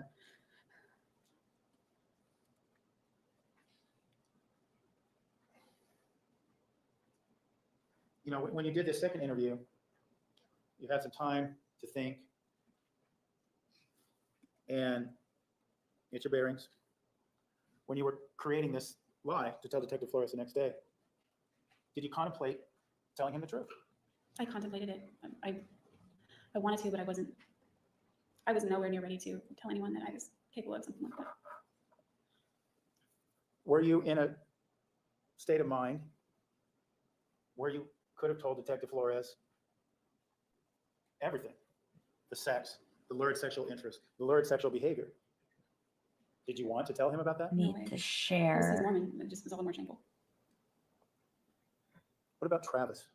Did you still want to protect him, his memory? I was very concerned about both of our reputations, and I didn't want to start throwing him under the bus, so to speak. I didn't want to say negative things about him now, because there were a lot of people already hurting, and I didn't see what benefit it would be to talk about any of those things. What do you mean, what benefit? What benefit to whom? To anybody. It would just cause more pain. There was no, I didn't see what benefit it would be to anybody to talk about these things. Now, I mean, this is stuff that Travis didn't want anyone to know about. These are things I didn't want to tell anybody about. I certainly didn't want to tell Detective Flores about all the times that he was violent, because then I thought that they would think that would be motive, and I didn't want. Travis and I considered us friends, and when he got that way, and then we got over it, and I wanted to portray the appearance that he and I were friends, which we were when we were getting along. We were just fine, and then like that whole day was fine, and then it just flipped. What about the benefit to you to telling Detective Flores the reality of what happened in your relationship? I didn't see any benefit to doing that. Was Travis, at this point in time, was Travis's image more important to you than your own future? It certainly was. I didn't feel like I had a future anyway, so there's no reason to take him down his reputation just because I'm down. What's that? I didn't think Okay, we're there. Start I speed. opening up that door when there's just no reason. I didn't have a future. There was no benefit to me. There's no benefit, certainly no benefit to anyone else to say those things. Thank you. You had mentioned earlier, in accordance with the purchase of the gun, and that you said, well, once you had the gun, you realized it'd be so easy to just pull the trigger. When you were saying these things to Detective Flores and Wairika, did you have plans of killing yourself? Yes, they weren't set in stone, but I really, really wanted to. I was concerned about how it would affect my family, obviously. I just wanted to die. Did you take steps to make that happen? In California, after I was arrested, I did. What'd you do? At that point, I'm sorry, I thought you were talking about prior to my arrest, but I did actually decide I was going to definitely kill myself. After your arrest? Yeah, that was my idea. What I did was you can purchase different things in jail. So I bought a bunch of Advil. I had surgery one time in the past, and I was told by that doctor that not to take any Advil because it's an anticoagulant. So I thought, okay, I bought a whole bunch of Advil. I took it all over the next few days so that it was in my system. And they have razors there for shaving, double-bladed razors that you're allowed to just keep with you. And I took it apart one night with intentions of slitting my wrists. There are other inmates that work there. We're all housed together. It's a very tiny jail, tiny town, tiny county. And they work laundry. And so they would bring back tons of laundry for anybody. And so I'd ask for extra laundry so I could stuff it around my body because there was somebody sleeping below me and I didn't want anything to get on her. So I stuffed it around my body and got under my blankets with my razor after everyone went to sleep. I never did it, obviously. I'm still here, but I was getting comfortable, and as I was moving around, I nicked my wrist with the razor on accident. It was more like a paper cut. It just stung so bad, and I sat there and I couldn't bring myself to do it. And I was really pissed at myself because I just wanted to be done. I wanted to be done. I wanted to be dead before Travis's birthday. Travis's what? His birthday, And what was his birthday? July 28th. July My what? dad's is the 28th. 23rd.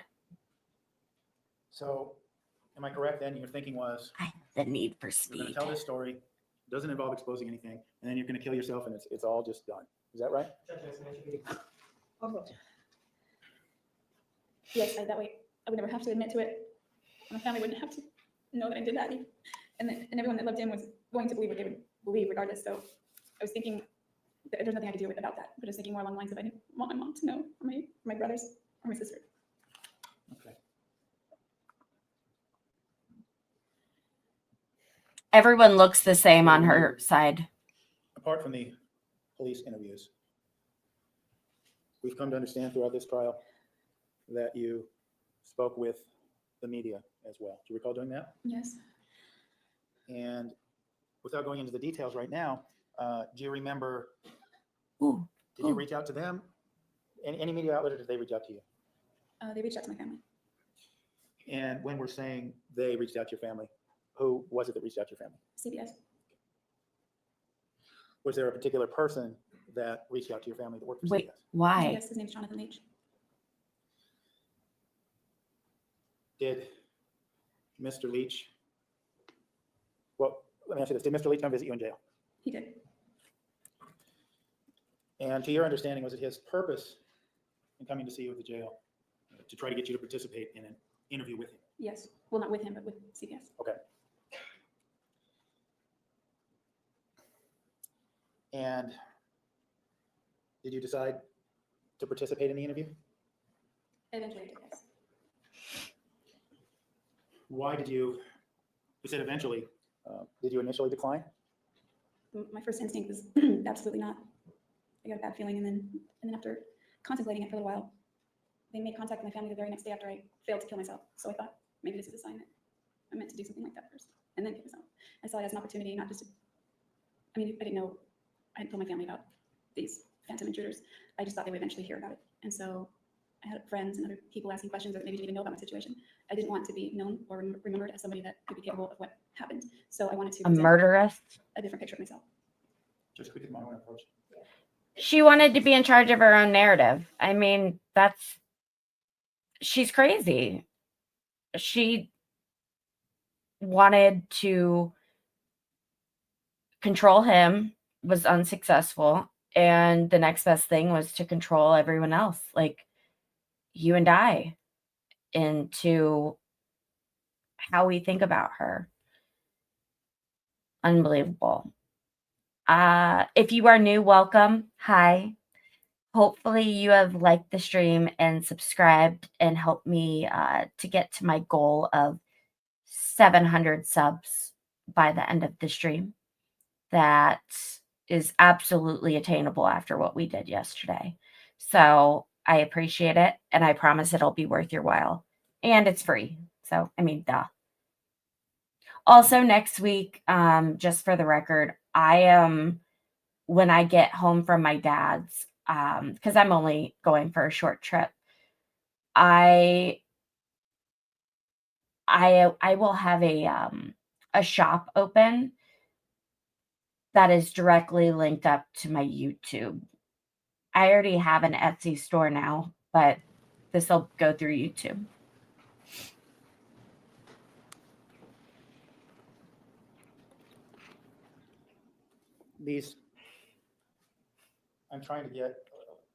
I'm hoping you can give us a little better understanding. These media interviews you decide to do, or this initial interview you decide to do. You believe you want this story out there in the public? Well, there was more motivation than just that. Jonathan had told me that Travis's friends and loved ones were all participating, and it would just be their side if I didn't say anything. So there was that as well. I wanted the world to believe that I loved him and I didn't have anything against him, and that I wanted the world to perceive me as just a normal person. Well, Why was that important to you? you failed. I don't know. My reputation used to be very important to me. I think it had to do with a lot of the fact that I didn't feel very good about myself, and I portrayed one image to people of somebody who was responsible and mature and collected and sweet and nice, and behind the scenes I'm just falling apart. And I didn't want people to know that about me. I just wanted to get on there and just show people that I was not angry. I didn't hate him. Wasn't anything like that. And I also felt at that point that I made up this big stupid story for Flores and that I should stick with that. And I stuck with it for a long time. Okay. So after this initial contact by Mr. Leach, do you have any idea in terms of time how much later you actually interviewed with him or with CBS? It was pretty quickly after. I think it might have been in August 2008. And This initial, did you do more than one interview with CBS? yes, The initial interview, where did that take place? it took place at the Messier County Jail. And who was interviewing you then? Jonathan Leach was. You said that this contact happened, if I understood you correctly, the day after this failed suicide attempt. Is that correct? That's correct. The contact, not the interview. Right. Was the plan then to do these interviews and then kill yourself, or did the suicide get put on hold? No, the suicide kept getting put on hold, but my plan was to not be around by the time it aired. That's my hope. And after this initial interview, did you interview with 48 Hours again? Yes. And was that with Mr. Leach again? No. Who was that with? Her name's Maureen. I don't know how to pronounce her last name, but I think it's valid. Okay. Well, why don't you spell it for us if you remember? Maher. So if you speak to, I'm going to use Ms. Maurer. Where are you when you have this interview with her? By this point, it's September 2008, and I'm here in Messier County at the jail here. I I'm wanna- sorry, here in Maricopa County. I want to ask you, a few things about these interviews. Why in these interviews did you describe your childhood as almost ideal? I felt it was. Sorry, that was- Rephrase, Christine. When you were speaking with Ms. Maurer, did you describe your childhood as almost being ideal? Yes, Why? I felt it was until a certain age. I have, I think, almost all good memories from age as early as I can remember until 7. I remember like 1 or 2 negative things. It was a great childhood up to that point. I had my brother, I had my pets. Like I said, I had places to play. I had lots of little friends at school, that kind of thing. That was part of it, right? That That's- idealness? Yeah, that was part of it. You didn't tell the other part. Well, I didn't want to say anything. I didn't want to say anything bad about anything, about my family, about Travis, about myself. I didn't want anyone to know about other negative aspects of my upbringing. And I sugarcoated everything that I said. Everything was rosy. That's how I said it. Including your relationship with Travis? Yes. I glossed over the negative things. I mean, they got a quick mention, but I glossed over them. Were you asked during these interviews Okay. if you'd ever been physically abused by Travis? Yes. Do you remember how you responded to those questions? Yeah, I wasn't specific. I didn't go into a lot of detail. Yes, he was. I just said a few very minimal things and shrugged it off. It's nothing big, not a big deal. Both of them were. Why? Again, I didn't want people to know the level of violence that our relationship had reached at a couple of points, and I thought again that would be construed as a possible reason for me having killed him. Having what? Killed him. You mentioned I missed some during chats, these interviews comments. with Ms. Maurer, the sexual aspect of your relationship. Do you recall whether the sexual aspect of your relationship was spoken about? Yes, it was. Why was it okay at that point in time to talk about those issues with Ms. Maurer? Well, I didn't go into detail with those either. Just I knew there were some things that were already known and in evidence, and so I figured, well, Hold on. I'll just. Who the fuck are you? What's your YouTube channel? Huh? What time do you go live? Oh, you don't have one? Oh, you don't do lives? Oh, okay. Well, this is mine. And I can do whatever I want. And clearly, I've got some great people who like what I'm doing. So you can just walk on out of here. Thanks.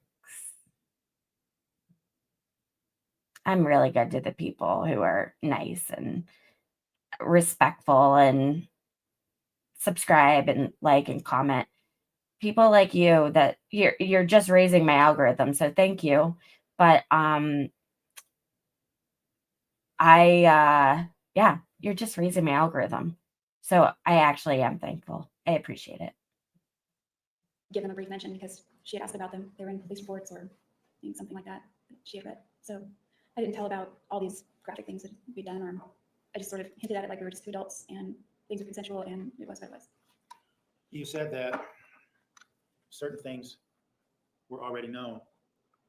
Are you referencing the pictures that Detective Flores showed you during his interviews with you? Yeah, the pictures that were found on the camera. You're Or any right. pictures of you?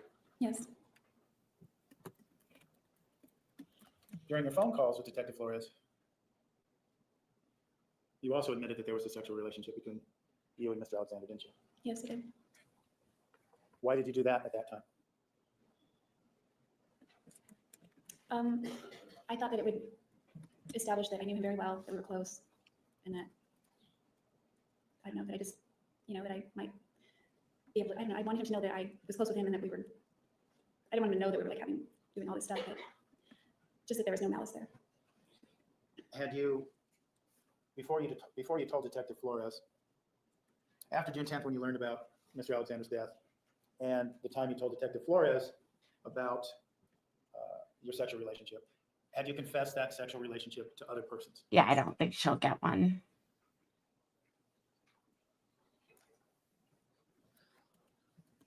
Why did you choose the cat was someone out of the bag as it related to your sexual relationship? Why did you choose to minimize it during all these interviews? Well, because I didn't want to get explicit. I mean, I confessed to my bishop, and I mean, it wasn't a secret, but it wasn't widely known either. And I also didn't want. I just didn't want people to know, like, it's embarrassing, really. That's why I didn't want to get into detail about it. To your understanding at the time that you spoke with Ms. Maurer,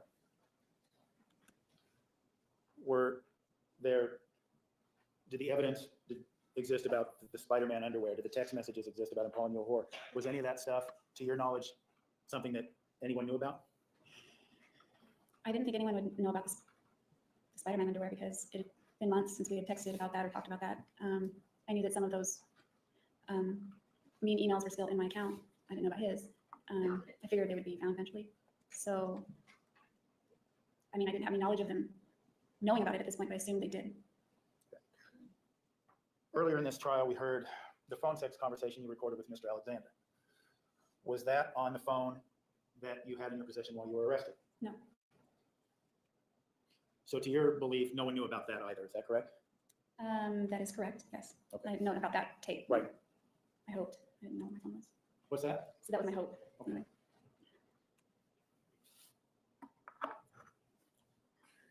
You're right. Why I do you should have put continue it to speak with on. Ms. Maurer? Why do you continue what we call the intruder story?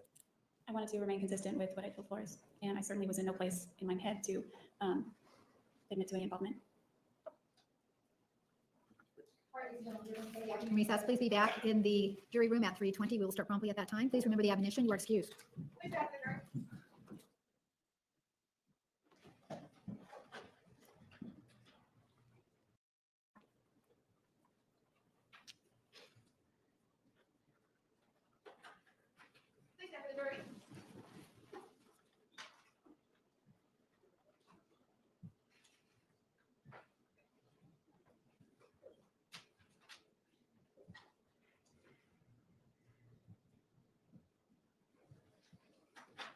Please be seated. The record will show the presence of the jury, the defendant, and all counsel. Mr. Nurmi, you may continue.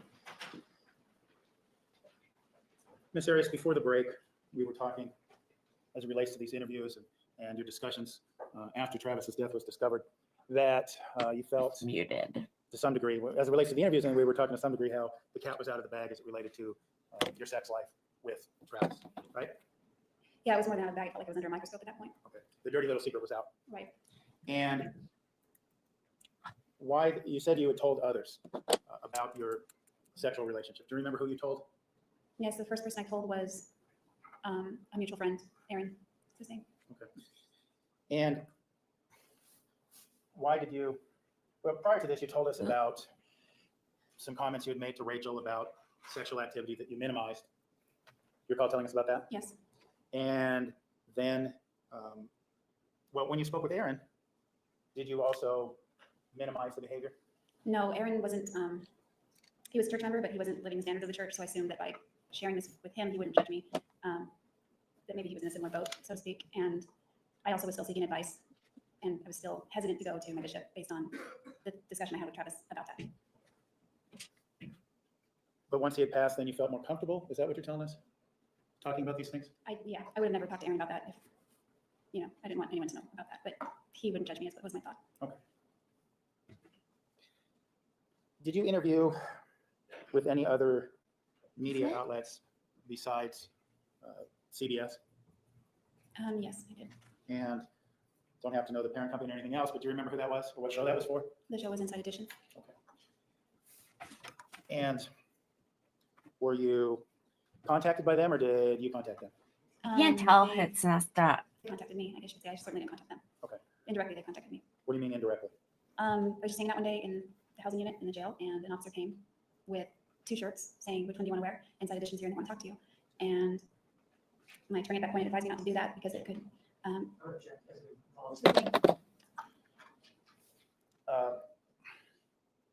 So after the officer gives you the shirt and you say you go, what happens after the officer gives you the shirt?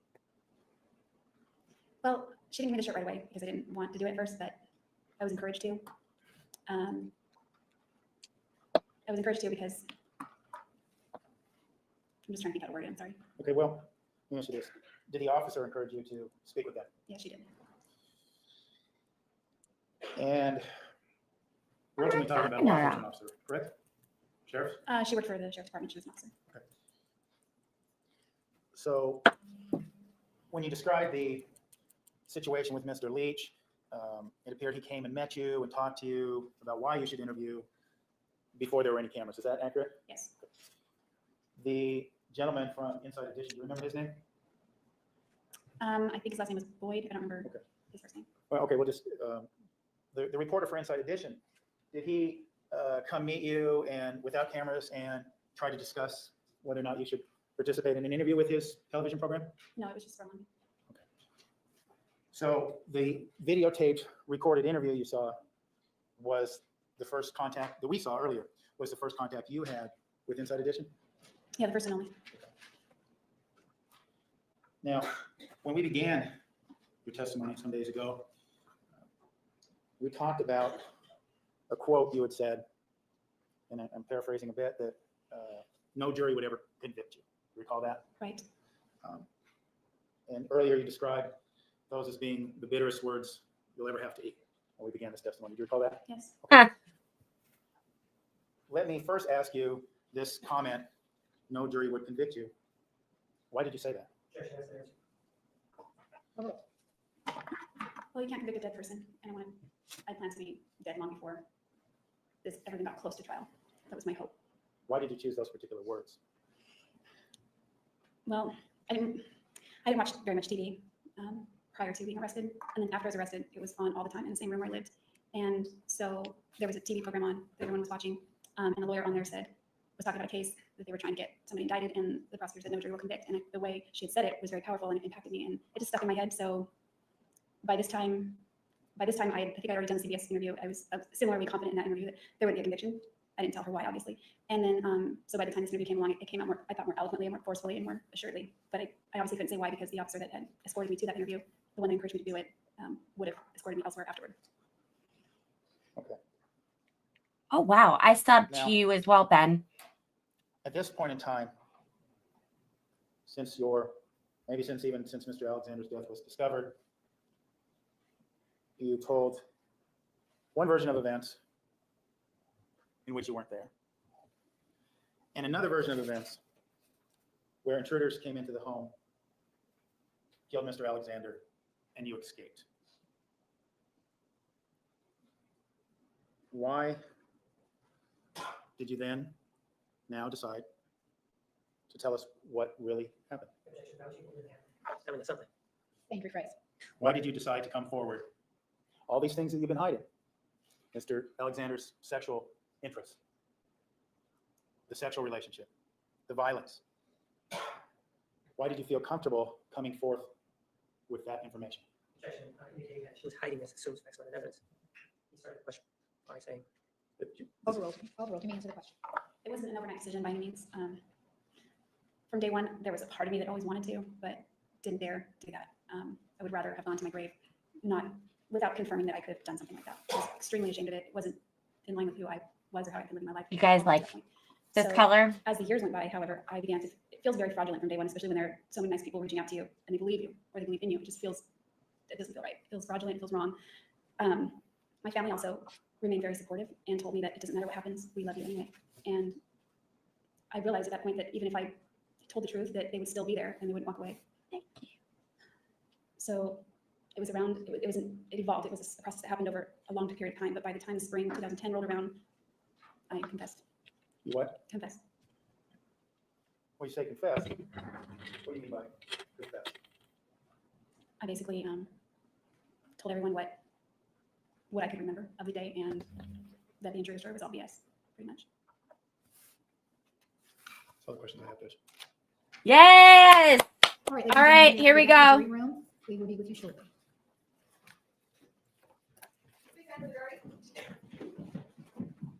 Oh, this is the old. Okay. All right. Let's go to day 21. We're going to be going till 7 o'clock tonight, guys, just so you know.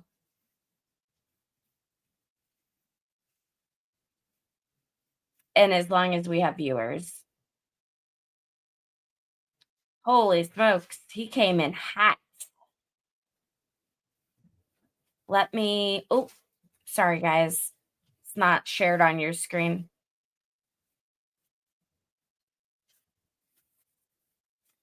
Here we go.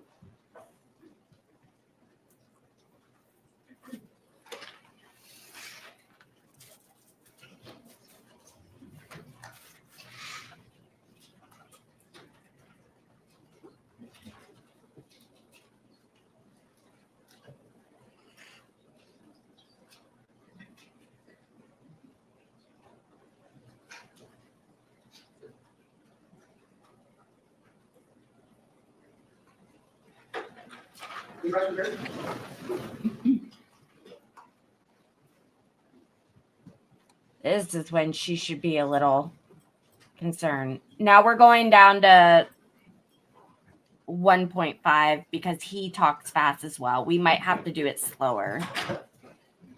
Please be seated. The record will show the presence of the jury, the defendant, and all counsel. Ms. Arias, you are still under oath. Do you understand? Yeah. Mr. Martinez, you may cross-examine the witness. Ma'am, take a look at Exhibit 413. You recognize that exhibit, correct? Yes. And that's a picture of you, correct? Right Yes. here? And the other one is a picture of your dumb sister, Angela, correct? That's my sister. She's not dumb. Well, do you remember having a conversation with Travis Alexander back on May 10th of 2008? Yes. And do you remember that you tape recorded that conversation? Yes. And during that conversation, isn't it true that you said, I honestly think, talking about Angela, she's a little bit dumb. You said that, right? Yes, I called her dumb and stupid. Did I ask you whether or not you called her stupid, ma'am? No. I asked you whether or not you called her dumb, right? Yes. Ma'am, take a look at Exhibit 452.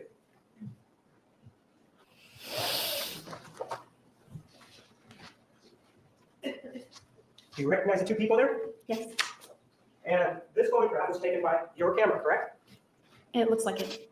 Well, when you say it looks like it, isn't it part of the same photographs that are involved in Exhibit 413? I think it is. Well, Exhibit number 413, that was taken on May 10th, we'll bring it in, of 2008, right? Yes. And this photograph here, Exhibit number 413, features the color of your hair, doesn't it? Yes. Exhibit 452 also features the color of your hair, doesn't it? Yes, a different part of my hair. And this was taken sometime in May of 2008, correct? This exhibit? No, Exhibit number 452 I only remember it was the spring, I think. of 2008. Yes. I move for the admission of Exhibit 452. Objection, lack of foundation. Counsel approach.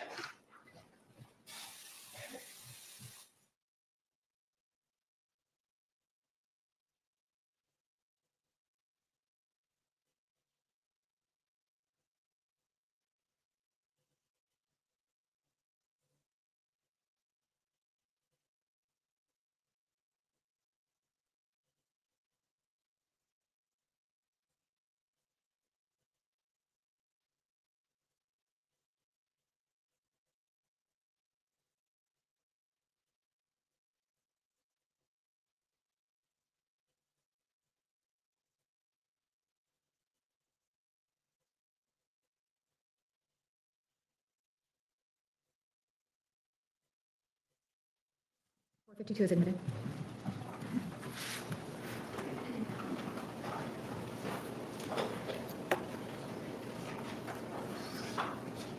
Ma'am, take a look at the back of Exhibit 452. It contains a date on there.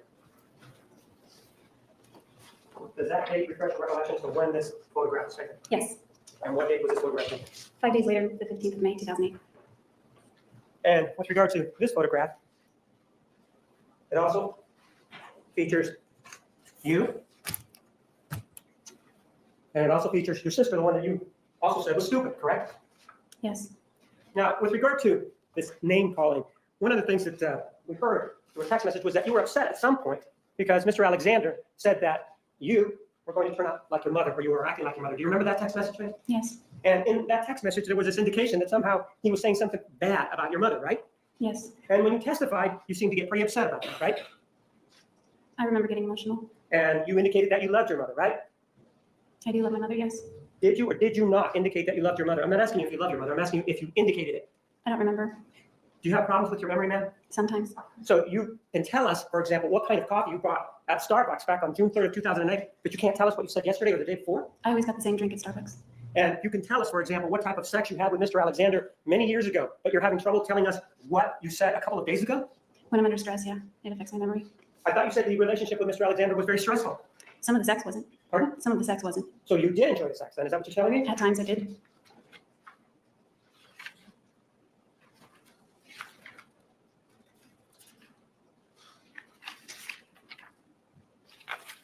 But you did indicate at some point that, as part of your examination, also that Mr. Alexander at some point said something about your grandparents also. Do you remember telling us that? My grandfather. Right. Then he made some pejorative comment or some bad comment about him, right? Yes, his name. Right.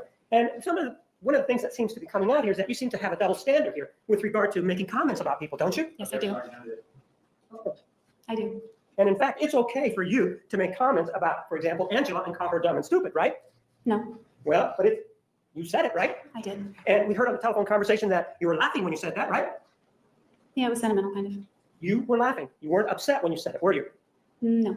And then when Mr. Alexander says something like, you're going to be like your mother, that's when you get emotional and upset, right? I did. And that's when you get upset when he says something about your grandfather, right? That night I was upset. And, well, you did get upset, yes or no? No, because I was already upset. Well, you didn't get upset on the witness stand when you told us about Oh, it? yeah, on the witness stand, certainly. And so it just seems that it's okay unless it's okay to say these things unless it's Mr. Alexander that's saying them, right? So No, you're that's applying a not different standard to Mr. Alexander, correct? No. Yes or no? No.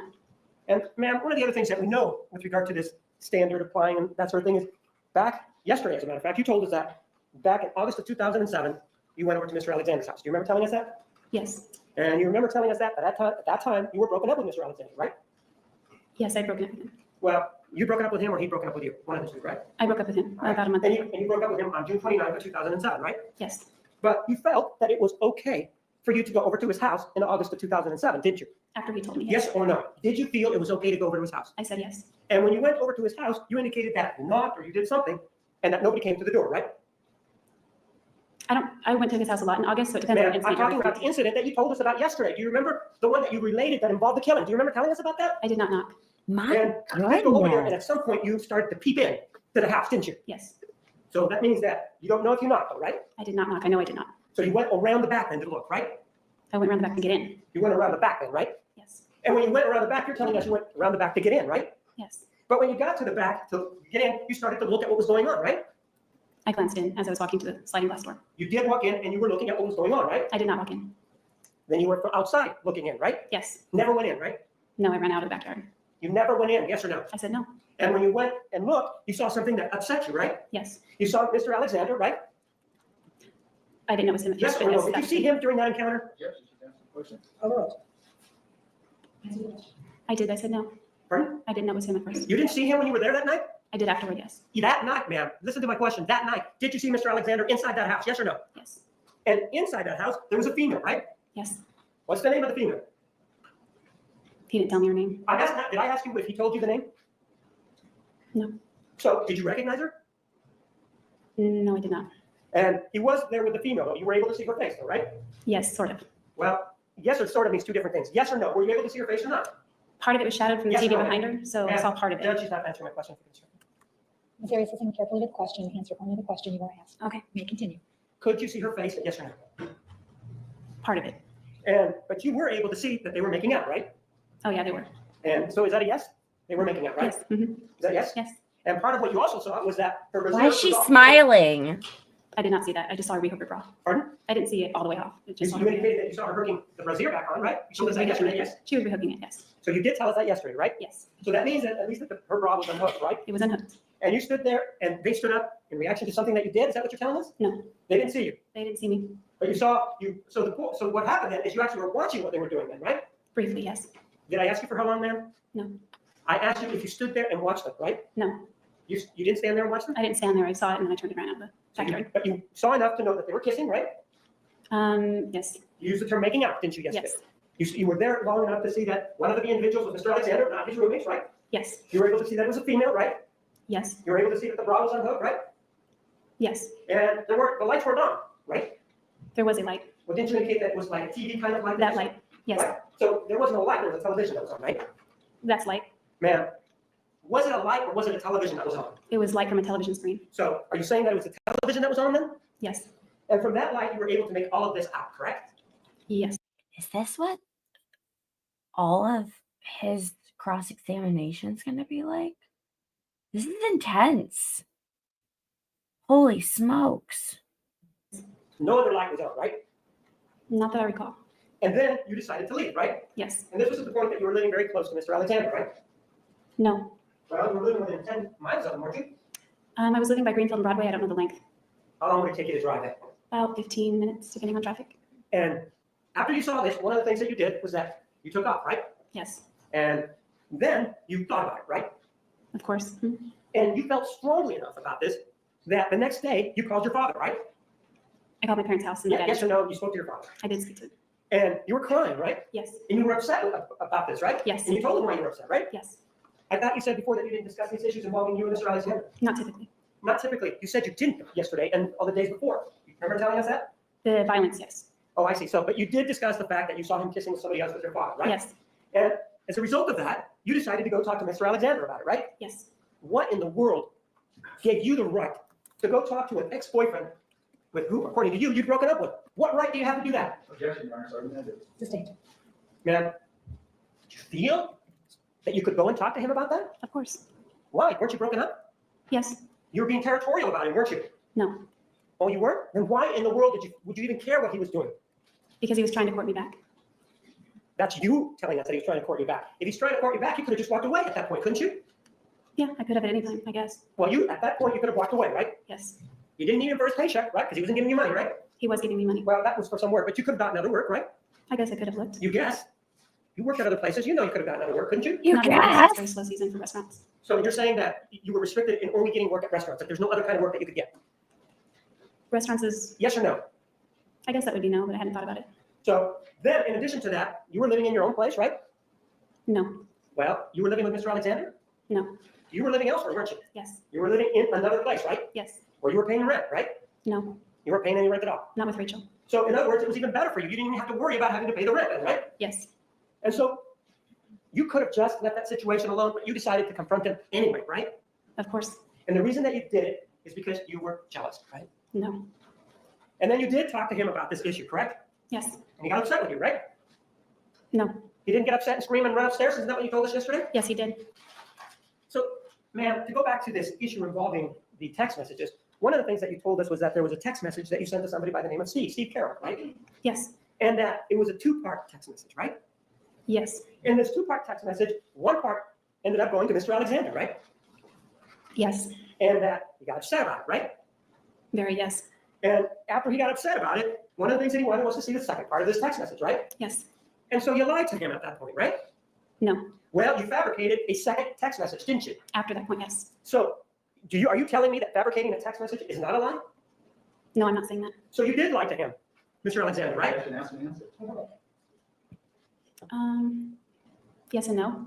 So you think that sending him that text message and telling him this is the second part of the text message, that that's not a lie even though you fabricated it? That part was the lie. And so you then were asked the question, well, how did that make you feel when Mr. Alexander was sending you these text messages involving Mr. Carroll? Do you remember that line of questioning? Yes, We're applying a different standard here then, right? Objection, argumentative. Sustained. With regard to this issue of how you feel, isn't that the same way that you felt when you were peeping in his window in August of 2007? Isn't that the same kind of feeling that you were having the same as what?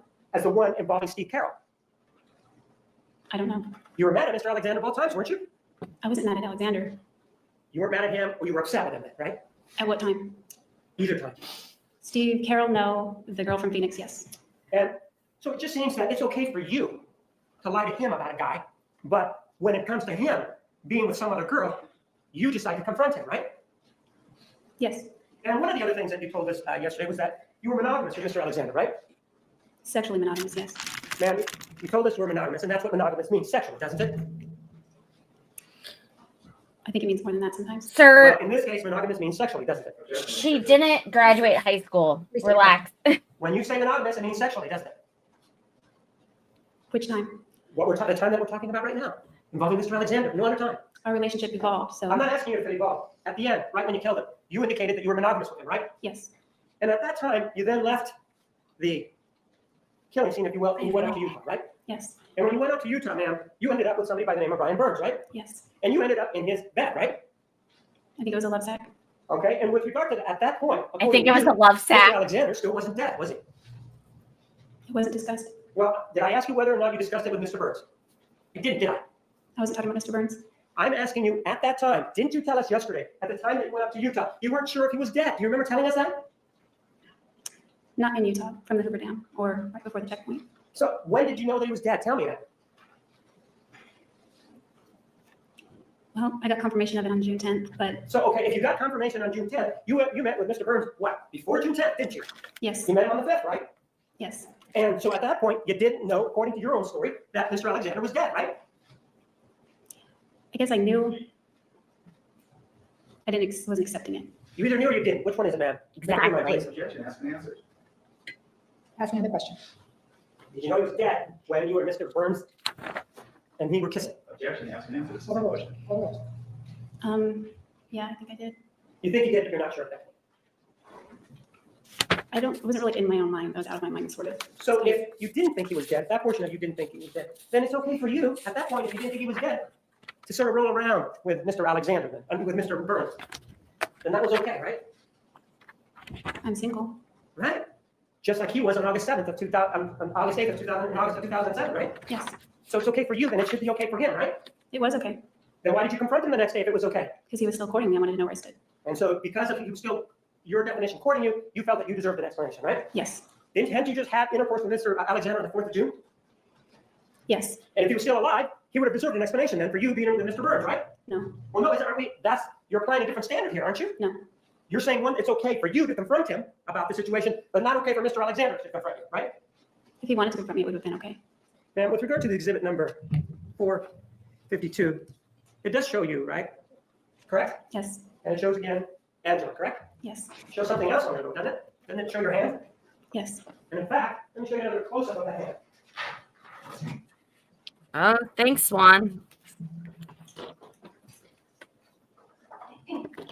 This guy.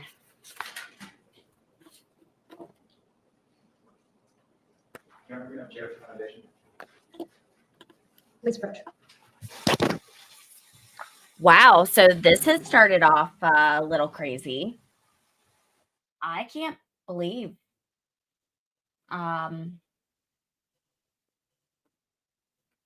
his tenacity.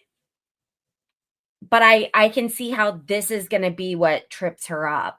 Like, this is not going to end well for her. And we are doing laundry because 453. I have to do something with my hands. Exhibit 453 is a close-up of your hand, right? Yes, And you can also see the jewelry around your sister's neck. Yes. Exhibit 453, correct? yes, And you previously have told us about exhibit 452 and when it was taken and who's in that photograph, correct? yes. I move for the admission of exhibit 453. No objection.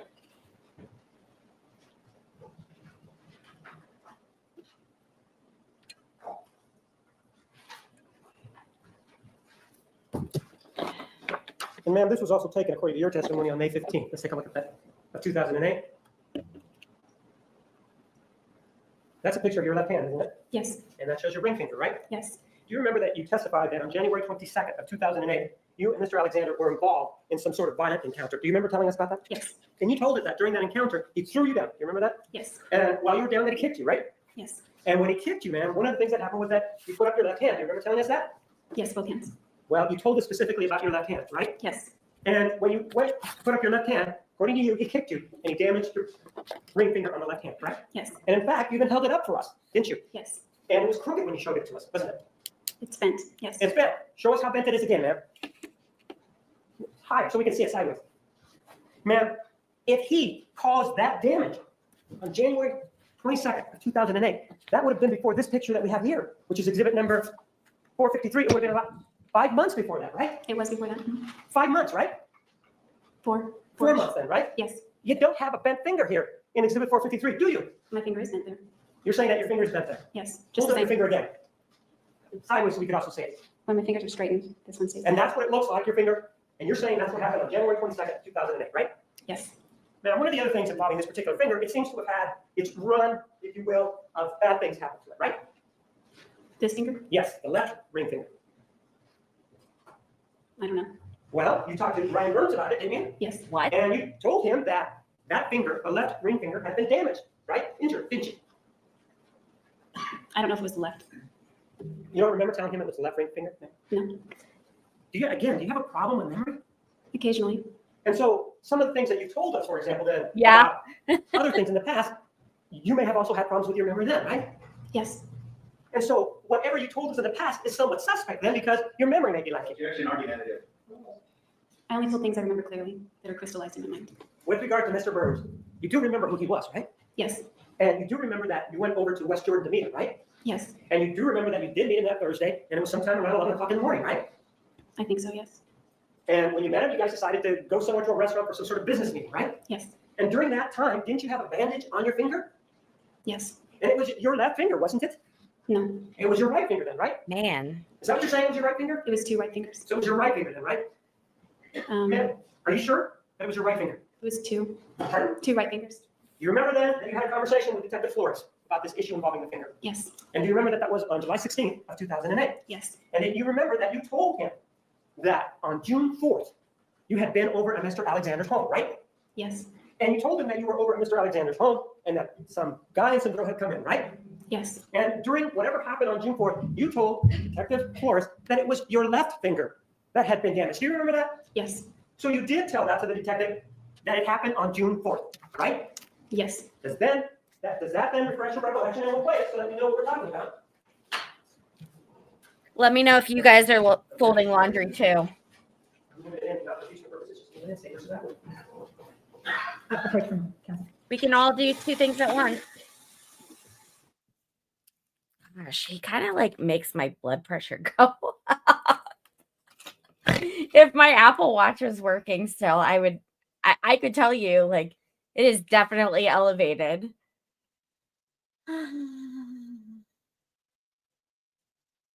I think that's a good point, Ben. Stream Mom, are you still in here? Are you alive? Are you good, girl?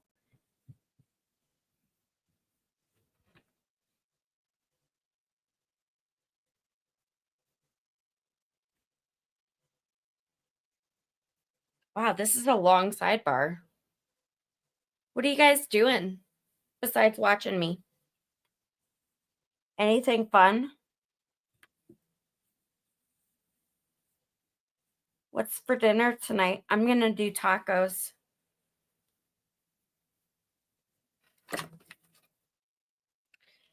I need to put this somewhere I don't lose it because I need to pack that.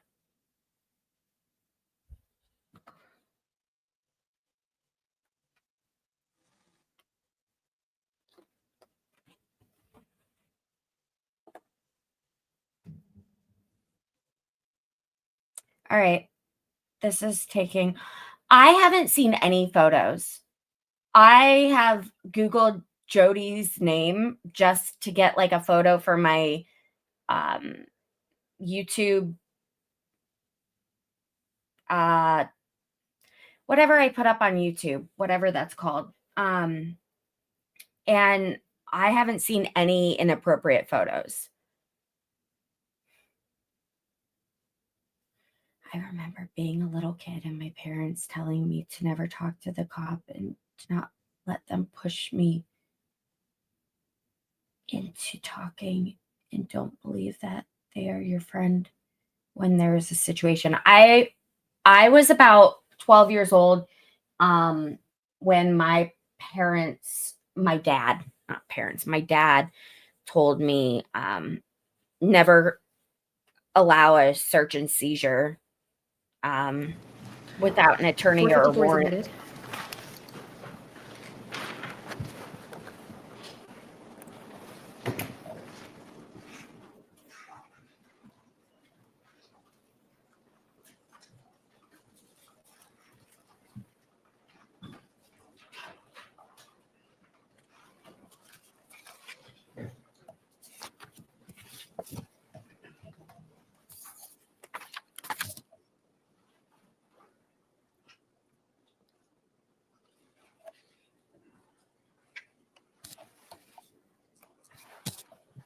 You get her, Mike?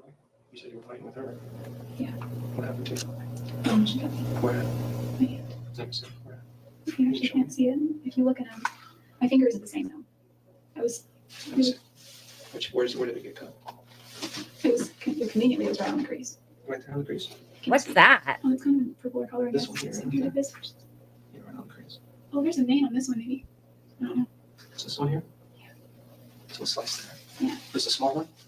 It was pretty deep. I don't know how deep it was, but my finger hurt for a while. Okay, so like right in that crease that you, right, across both of them? Not my middle finger. It cut this one a little, but not as much. This is where it really went. I don't know how it happened that all these other fingers are missed, but this one, I don't know. This one, like I still can't close this finger all the way. It's as close as it goes. Whereas this one goes like that. Mhm. And also my CTR ring used to fit both fingers and I can't get on this finger anymore. So they cut pretty deep then? I guess if you feel it, squeeze it. It just feels like bone, like there's nothing abnormal there. Mhm. But again, like my CTR ring slides right on this finger and it's just slide right off this finger. And I just can't fit a ring on here. Okay. It's a bigger size now. What about this here? What's that from? That's mine. Okay. I'm pretty sure she's cut small. That tape, or that videotape, right? Yes, And that's you having the conversation discussing the left ring finger, right? yes, And you demonstrated to Detective Flores that left ring finger, right? yes, And you told him that this woman, during this attack on June 4th of 2008, cut you right there, didn't you? yes, And you showed him, and the finger, you look at it there, had the same aspect or had the same angle to it that your finger does now, doesn't it? yes. Ma'am, the injury to your finger happened on June 4th, 2008, not January 22nd of 2008, did it? That's not correct. Ma'am, with regard to the story involving this particular issue,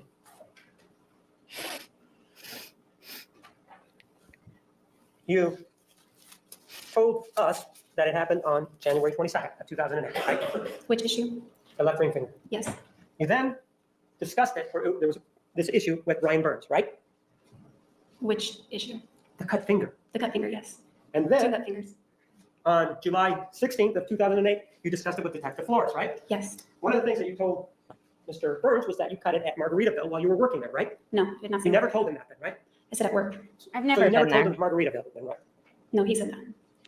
Right, but you never told him that you cut it at Margaritaville, right? Right. You told him that you cut it at work, then, right? Yes, And then when you spoke to Detective Flores, you gave him a different story. You didn't say that it was cut at work. You told him that it was cut some other way, right? yes, And then you testified about it in this court, right? yes. And you gave us another story of how this happened, right? No, Well, do you remember that you testified that you were at Mr. Alexander's home on June 4th, 2008 at the sink? Do you remember telling us that? yes. And do you remember telling us that you dropped the glass in Mr. Alexander's house? June 4th, Whatever date you were there at Mr. Alexander's house. I broke more than one glass at his house. Ma'am, do you remember testifying yesterday about how you suffered this injury to your finger? Yes or no? Not this finger. No? Do you remember testifying that involving your finger, your left ring finger yesterday, as a matter of fact, that This that is was not a cut new trial. when you dropped the glass when you were at Mr. Alexander's house on the day that you killed him? I did not indicate my left finger. I said Oh, my so you finger. were saying it was your right finger that you cut in Mr. Alexander's house, then, right? It was my right finger, yes. So throughout this whole thing, Mr. Burns, when he indicated what finger it was, he was mistaken. Well, not he was mistaken. You're saying you never told Mr. Burns that it was the right finger that you cut, right? We didn't discuss which hand. Okay, so you never indicated to him in any way, shape, or form that it was the right finger. Sustained.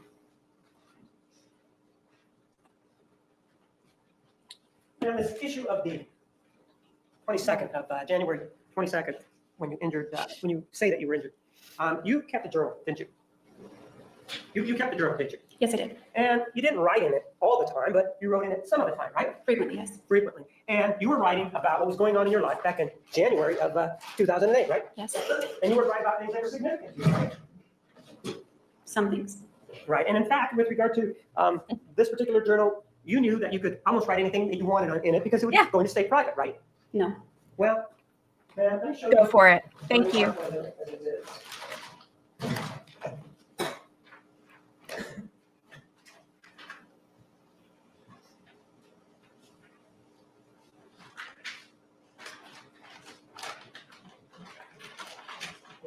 Hey, have you guys liked the stream yet? And subscribe to the channel? That's important. Please do that. Oh my God, we're at 666 subscribers. Someone like it, please. Like my stream. Like my channel, I mean. Subscribe. It's free.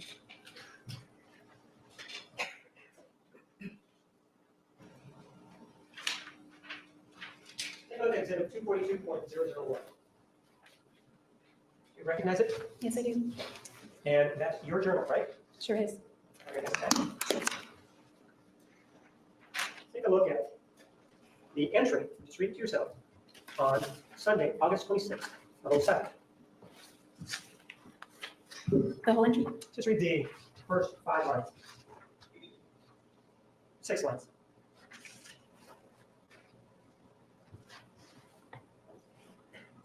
Yes, You wrote that, right? yes, Take a look at exhibit number 455.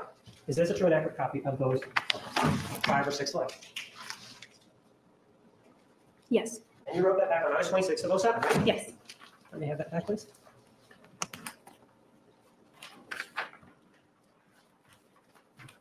Move for the admission of exhibit number 455.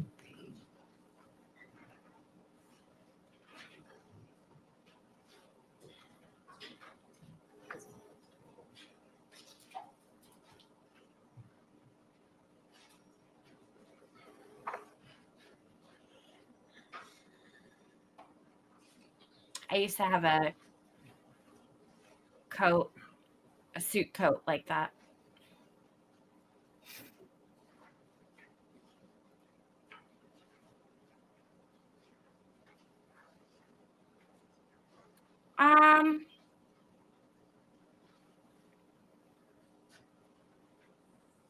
I don't know.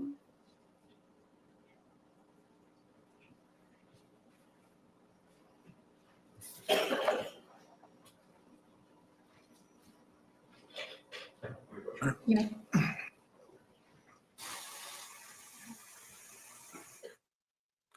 I can't believe there's a website called Murderpedia. I learn something new every day. That is a very large courtroom. Like Stream Mama, if you remember, well, I know you didn't forget the stream that I just covered, the local cop here. That's Franklin County. That's Columbus. So that is a very large city. That courtroom was like 5 rows each side. Not very many people can attend in-person trials like this. This place is ginormous compared to a lot of other. Oh, I'm sorry, Sola.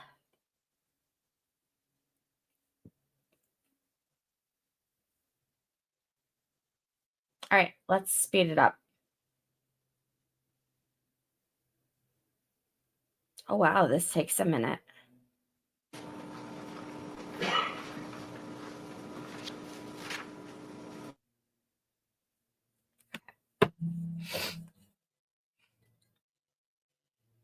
$455 is admitted. Take a look at that. August 26th of 07. I'm done reading it.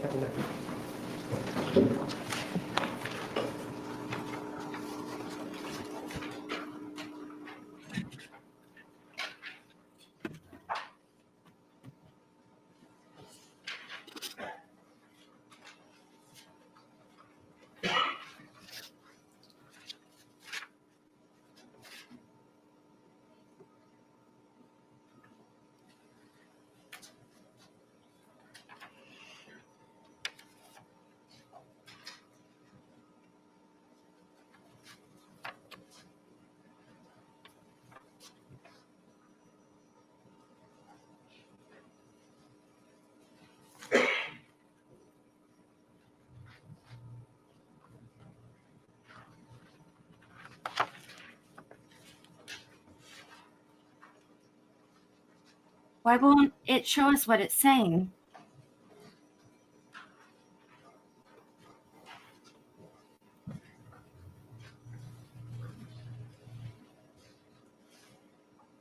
Can't be any worse than the phone call we had to listen to yesterday.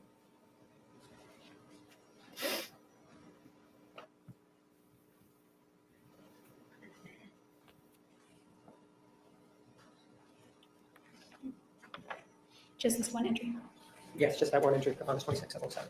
I know you have 2 entries, but the first entry is the one we're talking Yeah, it about. looks like I have 3 on that day. So have you read the first entry and lost it? She's writing in her journal 3 times in one day. Damn. Your Honor, let's read all entries before answering the questions. From us. Overruled.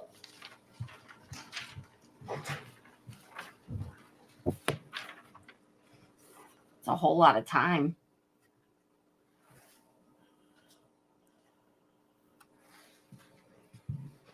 This journal and your journals were meant to be private, right? Yes, And that's what it says there. Well, I guess it's a good thing that nobody else reads this because I write right now that I love Travis Victor Alexander so completely that I don't know any other way to be, correct? That's what it says. yes, Do you remember when we started talking this morning that we talked about an incident where you went over to his house? yes, And this was the incident that you referenced involving the killing, right? That it went through your head, right? you're talking about the incident in August 2007? Right, exactly. Yes. And that incident in August of 2007, where you went over and peeked inside of his house, happened before this entry here of Sunday, August 26, 007. Yes, Messier addresses testimony saying Pete. What was the last thing you said? He said, by saying Pete. Restate your question. When you looked inside the house. Yes, it did happen before this entry. Right, and so really the reason why you confronted Mr. Alexander was not because he owed you an explanation or anything like that. The reason you confronted him back in August of 2007 was because you were in love with him and you didn't want to let him go, right? Objection, argumentative. That's not right. But I was in love with him. Yes, you did write this, though, didn't you? Yes, No. You kept more than one journal, you kept a number of them, right? I kept one journal at a time. Let's take a look at another journal.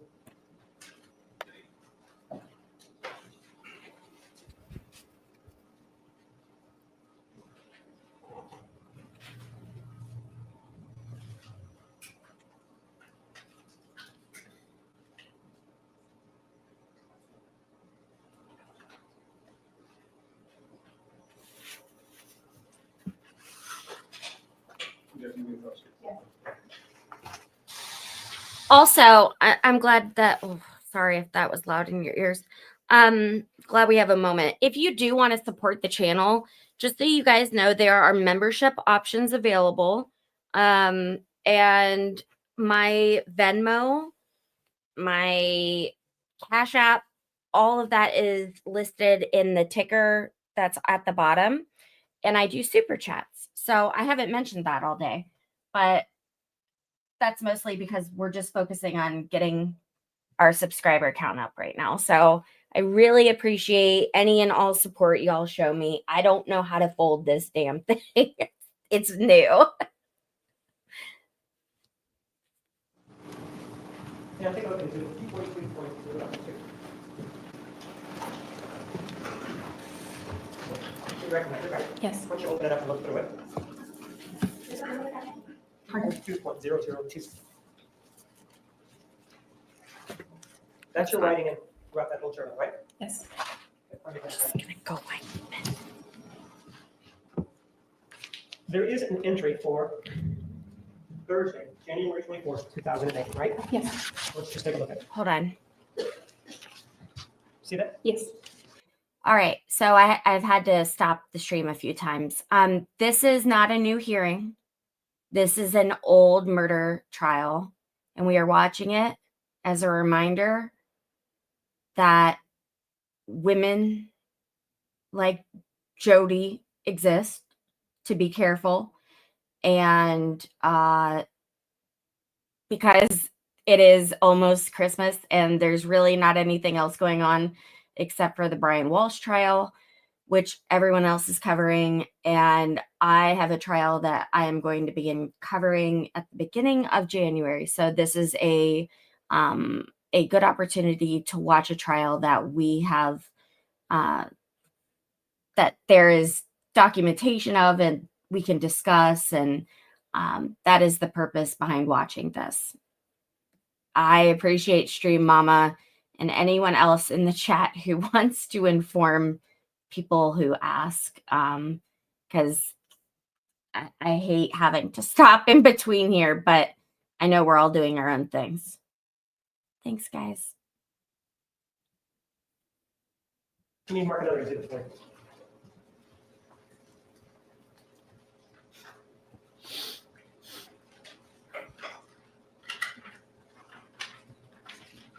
Take a look at exhibit 456.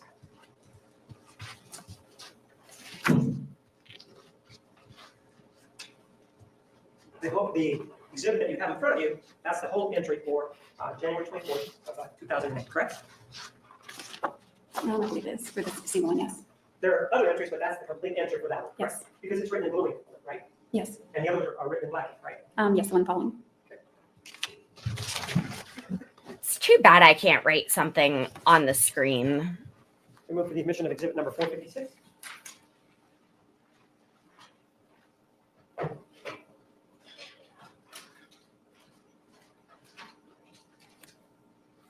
Nicely said. Nicely said.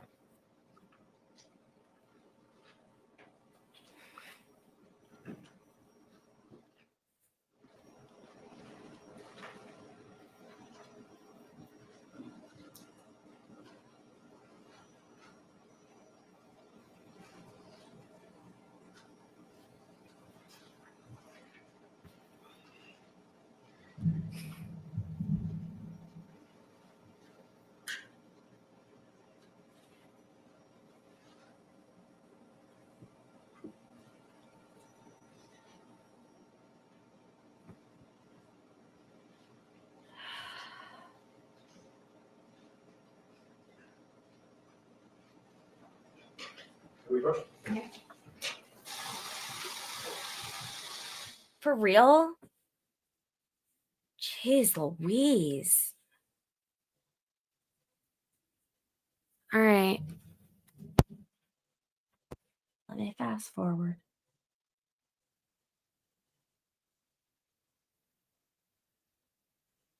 '20th of 2008. Yes, So there's a gap of 4 days between the time you wrote on January 20th and on January 24th of 2008, right? yes, Nothing in between, correct? not in the journal. I'm asking about the journal, ma'am. That's Is there correct. anything else in front of you? Ask and answer, Your Honor, and argument. Stay. In the journal, ma'am, there are no other entries between January 20th of 2008 and January 24th of 2008, right? Yes, If we then take a look at exhibit 456, let's see what you wrote on Thursday, January 24th of 2008. Let's. You wrote, I haven't written because there has been nothing noteworthy to report, correct? yes, Oh, Didn't you tell us, involving the finger, that this injury to your left finger, when Mr. Alexander went to kick you, that happened on January 22nd of 2008? yes, it did. And yet you write here that nothing noteworthy has happened, right? Yes, And then you also write that you turned down 4 offers for a date on Friday night, right? yes, You were free to date, and so was he, right? yes, And then you finish it out by talking about going up to the snow, right? See that? yes, You're going to go up there skiing, you crossed it out, and you just are going to go up to the snow, right? yes. Did you go skiing? No, I don't ski. Pardon? I don't ski. No, I didn't go. so she was lying in her own journal. Okay, lady.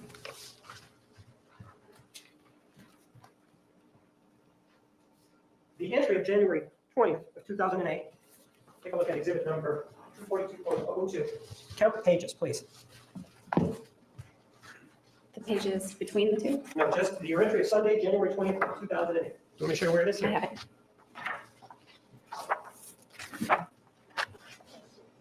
It's 4 and a few lines. And it starts on the lower left-hand corner with 3 to allow you to count the date, indicating January 20th of 2008, right? Yes, I'm sorry, I misspoke. It's 5 pages and a few lines. And in it, one of the things that you talk about is this issue involving Lonnie's baptism, right? I haven't read it. Can I read it? Sure, go ahead. He seems nice when he answers like that.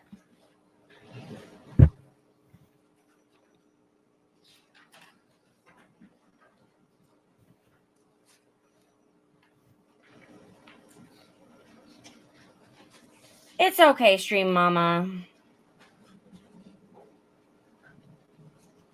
I appreciate you. I appreciate everyone here. I really need new headphones.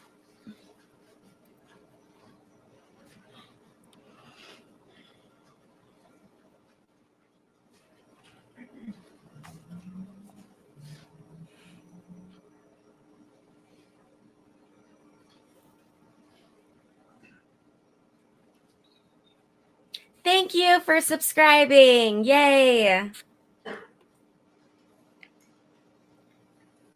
My goal is 700 by the end of this stream.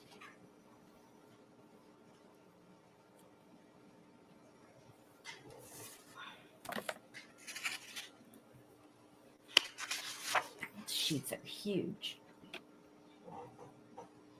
I bought some bath sheets. No, I didn't buy them. I got them for my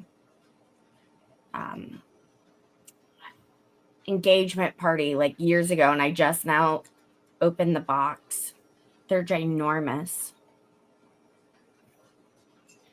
All right, come on, Jodi. I moved away from Lonnie, so if you want me to finish it, if you're gonna ask me about the rest of the entry, I can read I'm it. asking you about reading the whole entry of Sunday, June Okay. 20th, 2008. Go ahead and finish it. What are you guys having for dinner?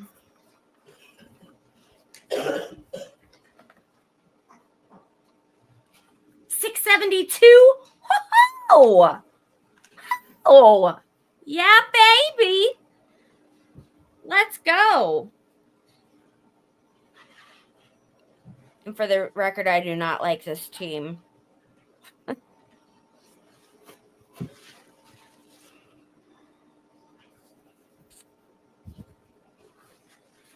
I am a Cleveland fan. My husband is a Pittsburgh fan. It is a sad existence.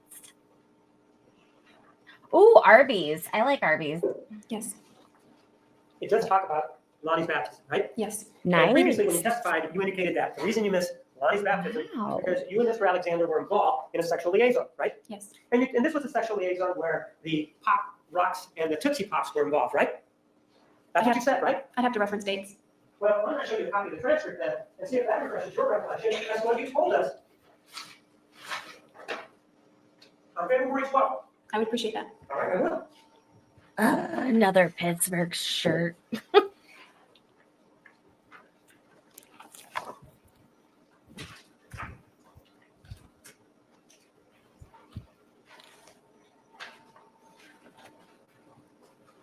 Starting on page 5. Bob, read that Would you like me to read it out loud? to yourself. Say please, at least. Just the highlighted portion? Nope, just keep reading it. Starting at the bottom, right? Right. Wow.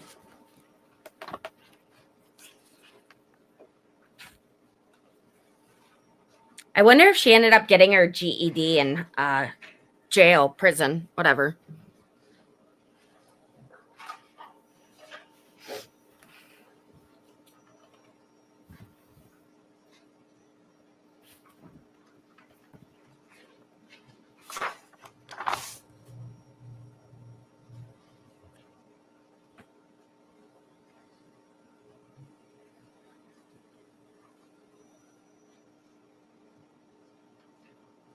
Ooh, lasagna.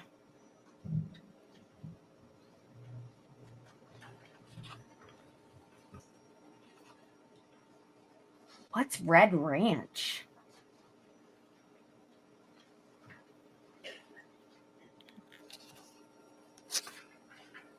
I'm making tacos.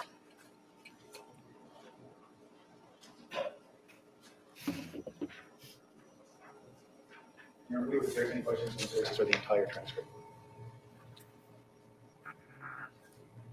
That's not legal. I can respond if you want. It's not a legal basis. Is this what his... It's just going to be just anger, yelling, and then pausing? Because this is like... Come on, my dude.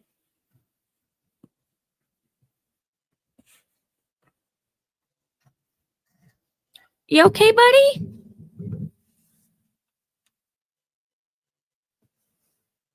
I hear my dog wheezing.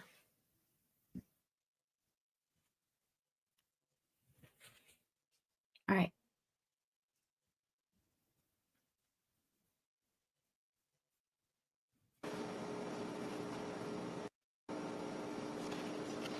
January 21st, okay. This page, just to make sure that we cover everything involving that particular encounter.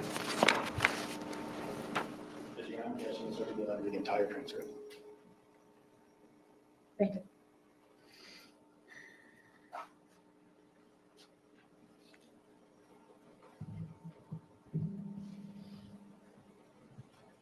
Really? Do the same day in my journal. Well, let's take a look at it. Let me have that. The first entry is identical on the first page. That indicates Sunday, January 20th, 2008, correct? Yes, that's when I wrote the entry. Okay. Then, as we continue on, there is the entry involving the baptism, right?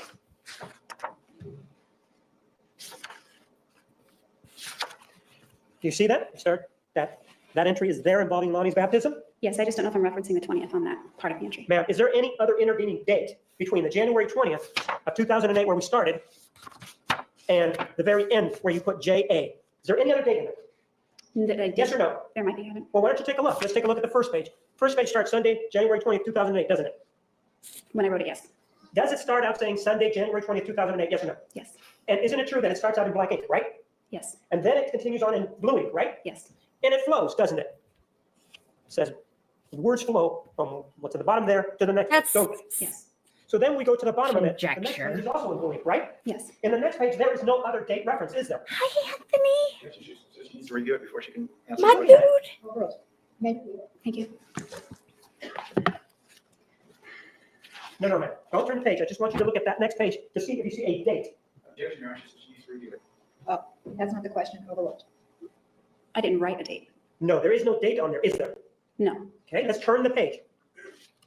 And that page is also in blue ink, right? Yes. And there is no date on that next page, is there? That's correct. Then let's look at the page following that.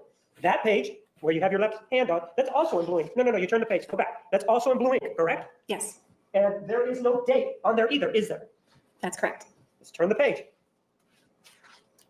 And then on the next page, that's also in blue ink, correct? Yes. And there's no date on that either, right? That is correct. The next page after that contains the initials JA, right? Yes. That's for Jodi Arias, correct? Yes. And that's also in blue ink, correct? Yes. And there's no date in that one, is there? There is not. And if you turn the page, go ahead. There's an entry for January 24th of 2008, right? Yes. We can then go back, turn the page once. We're looking at the entry that says JA on it, right? Yes. We go to the previous page, the one that you're pointing to. It does start, if I may have it back, with a word that's in quotations, right? Yes. Exhibit number 458 includes that particular portion of the entry in quotations, right? Yes. Then if we go to the previous page, I'm almost done, guys. at the bottom of the page, it's also in blue ink, right? Yes. The entry that I'm showing you now includes that last paragraph, right? Second to last. Second to last paragraph. Well, if you take a look at the bottom, you see that there's a Oh, word I that's, apologize. You're correct. okay? So in essence, what we're talking about is that the one with the word that's crossed out then travels on to the next page, and that's what's included in this entry, correct? In Exhibit 458, right? Yes. Along with the first page that includes the date, right? Yes. And the entry, or Exhibit 458, references Lonnie's baptism, right? Yes. Look at the admission of Exhibit 458. It is old news, but women are still crazy. And I feel like we are forgetting All right, you need some additional women time. All right, online ladies and gentlemen, we are being going to take a noon crazy. recess at this time. Please be back in the jury room at 1:25. Remember the admonition. Have a nice lunch. You are excused. All right. I mean, men on the internet are crazy as well. Don't get me wrong. But there were some shenanigans last week that made me feel like we need to revisit this.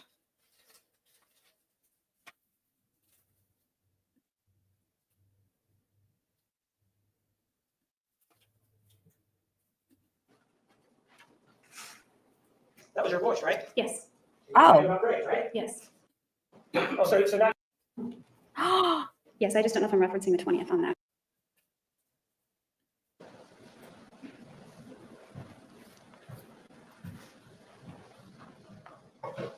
they didn't turn Please be on. seated. The record will show the presence of the jury, the defendant, and all counsel. Exhibit 458 is admitted. Mr. Martinez, you may continue with cross-examination. and when we left off, we were talking about the issue involving the implicit costs and the upfronts. I got a problem with crazy women. Can be referenced involving somebody named Lonnie and their baptism, correct? Yes. And regardless of whether it happened on Sunday or Thursday, that's the same incident because you missed Lonnie's baptism, right? Yes. Exhibit 458 is the entry for Sunday, January 20th, 2008. Do you see that? Yes. And it starts out, well, I'm at the Institute building, Dobson and Southern, the sister missionaries, correct? Yes. There are some 2 blank pages and then a third page that begins. It says, so I went to the church building and met with the sisters and gave them a ride to the Institute building where I am now, correct? Yes, That's part of the same entry for that January 20th, 2008 date, correct? yes. There are no, in the whole body of that particular entry, there are no other dates mentioned, correct? There's another day reference, but not a date. I'm asking dates, aren't I? Oh my God, he's gonna Right, flip isn't out that on it is? you. No, I'm asking dates. Do you see anywhere in those 5 or 6 pages another date? Yes, Show me where there is another DATE date. Exhibit He starts 242.02. spelling murder. You're okay.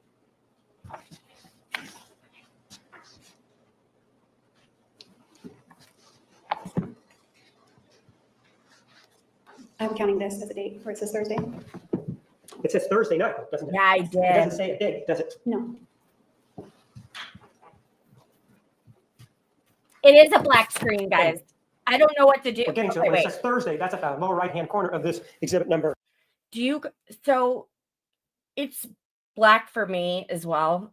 Do you guys want me to keep going or should we just cut? I feel like we should probably just cut. I don't know. This says the most replayed moment. Let's go there. Okay, so 142 is where we paused. We're going to 151. more hope. Well, you were living with another individual, I think you said Rachel, correct? Not at this date. Okay, who were you living, where were you living? I was living at 9634 East Needle Avenue in East Mesa. Is that an apartment or is that, were you renting a room? I was renting a room. And in that room that you rented, you kept this journal, right? Yes, So no one really had any authority to go into your room, right? that's not right. Well, are you saying that people in that house went through your journal? Is that what you're saying? I'm not saying that. So you did have an expectation that your journal would remain private there, right? While I was at home, yes. So you're saying that somebody broke in and looked at your journal? Is that what you're saying? No, because I would be at home. Well, My keep your journal at home. God, she's I so did everyone. crazy. So what you're saying is if you went somewhere, it could have fallen into the wrong hands. Is that what you're talking about? Yes, You never reported to the police that your journal ever went. Anybody ever looked at your journal, correct? I don't think that's a crime, so no, I Well, didn't. ma'am, did I ask you if it was a crime? My Are God, you a lawyer? Do you know why? what a crime is and what isn't? I have a pretty good idea, but I'm not an attorney. And so if somebody broke into your house and read your journal, you're saying, no, you wouldn't report it because you wouldn't think that's a crime, right? That's right. Not the breaking and entering part, just the reading the journal part.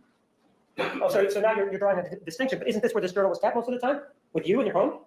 No, I misunderstood what you said. My understanding was that you were talking about if somebody was looking at my journal, if I would have reported that. No, I would not have reported somebody reading my journal to the police. Part of this encounter that you had involving the Tootsie Pops also involved braids, correct? The least crazy thing And she said. you have a definite opinion on the braids, don't you?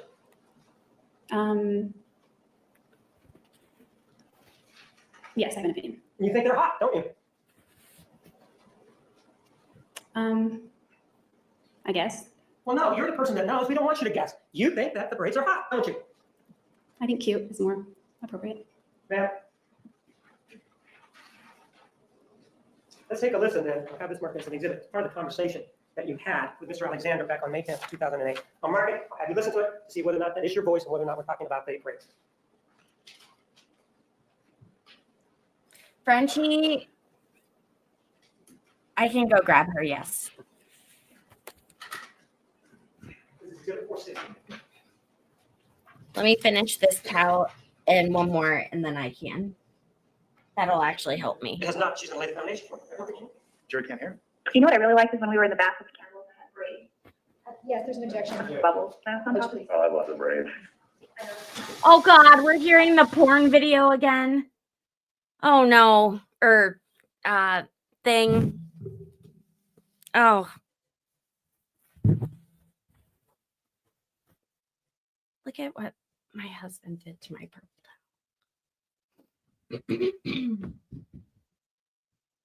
All right, let me go grab Pearl.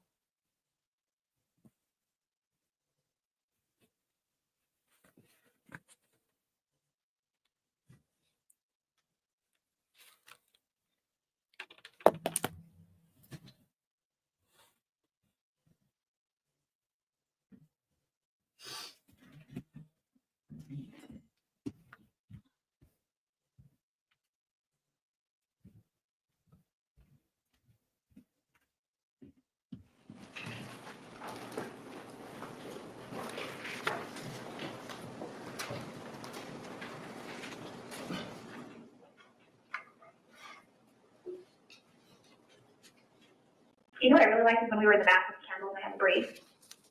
Kind of her bubbles, kind of on top of. Oh, I love the braids. I know, they're hot. That was your voice, right? Yes, And you're talking about braids, right? yes, And you're talking about how much you like them, right? yes, And you're also saying that they're hot, right? yes, And this encounter involving the Pop Rocks and Tootsie Pops also involved braids, right? yes. So you enjoyed those braids, right? I don't, it's not a yes or no answer.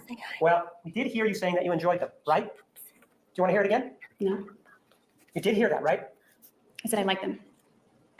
When you say that you like them, isn't it true that that means that if there's something that's enjoyable, Yes, right? And you also said they were hot, right? yes, So during your sexual encounters with Mr. Alexander, if you wore braids, you thought they were hot and you liked them, right? I like his attention. Yes, both hot and liked him. Please state the question. When you were with Mr. Alexander, isn't it true? You wore braids, you liked them. Yes, And with regard to the braids, isn't it true that when you were with Mr. Alexander, you thought the braids were hot? Like Pocahontas braids again? okay. Oh, no, I'm not asking for an okay. I'm asking for you to tell me the truth. What is it that you believe? I believe that he thought it was hot, so it was hot. So what you're saying here with regard to exhibit number 460 and that telephone call was played being your direct examination, you're saying you lied? No. Well, listen, you want to listen here when you say that they're hot? I just heard it. Right. And it doesn't say anything about you doing this with Mr. Alexander anywhere, does it? No, that's implied. It's implied. Let's listen to it and see where it's implied.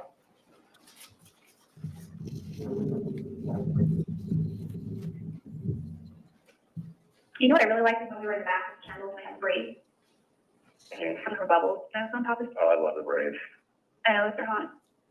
That's your voice, right? Yes, and Travis's. Did I ask you if that was Travis's voice, man? I didn't know which voice you were talking about. Did I ask you if that was Travis's voice?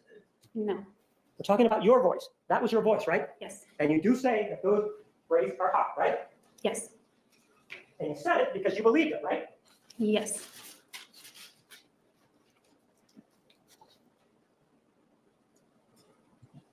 These two entries that we have here, these journal entries. Exhibit number 456, you start them out by dating them at the upper left-hand corner of each of that one, which is exhibit 456, and 458. You also date it on the upper left-hand corner, or the left-hand corner. Do you see that? yes, And you've already told us that there are no dates in between the Sunday 12008 and Thursday 12408, correct? correct. And you looked at the journal, right? Yes, There are no entries between those two dates, right? that's right. And it's fair to say that September 22nd of 2008 falls between this gap here, correct? Correct. And nowhere do you mention either in this January 24th of 08 or January 20th of 08 document, you don't mention anything about this physical encounter with Mr. Alexander that you told us happened on January 22nd of 2008, do you? No, I would have never. I'm not asking if you would ever. Do you mention it there? I said no. And with regard to not mentioning it there, nothing stopped you from mentioning it, right? Yes, something did stop me. So you're saying that somebody held your hand and stopped you from writing that? I'm not saying that. Are you saying that somebody came into your house and stole your journals and said, and took whatever was the journal there took the journal so you couldn't write in it? I'm not saying that. You had the ability to write in it, right? Yes, You had the free will to write in it, didn't you? yes. And there is nothing there, correct? Referencing that incident? Pardon? You mean referencing that incident? I can't hear what you're saying. Do you mean referencing that incident? There's nothing there regarding Right, that? there's nothing referencing that incident between those two dates, is there? There's not. The reason it's not there is because it didn't happen, right? That's not right. You do say in exhibit number 456, I haven't written because there has been nothing noteworthy to report, right? That's right. So to you, getting this injury to the left ring finger, that's no big deal then, right? That's that not what what you're it saying? says. Pardon? That's not what it says. I'm not asking you what it says, I'm asking you what you think. It's no big deal to you then, right? That's not right. Well, you came in, you told us about it, right? But it's not written in your journal, right?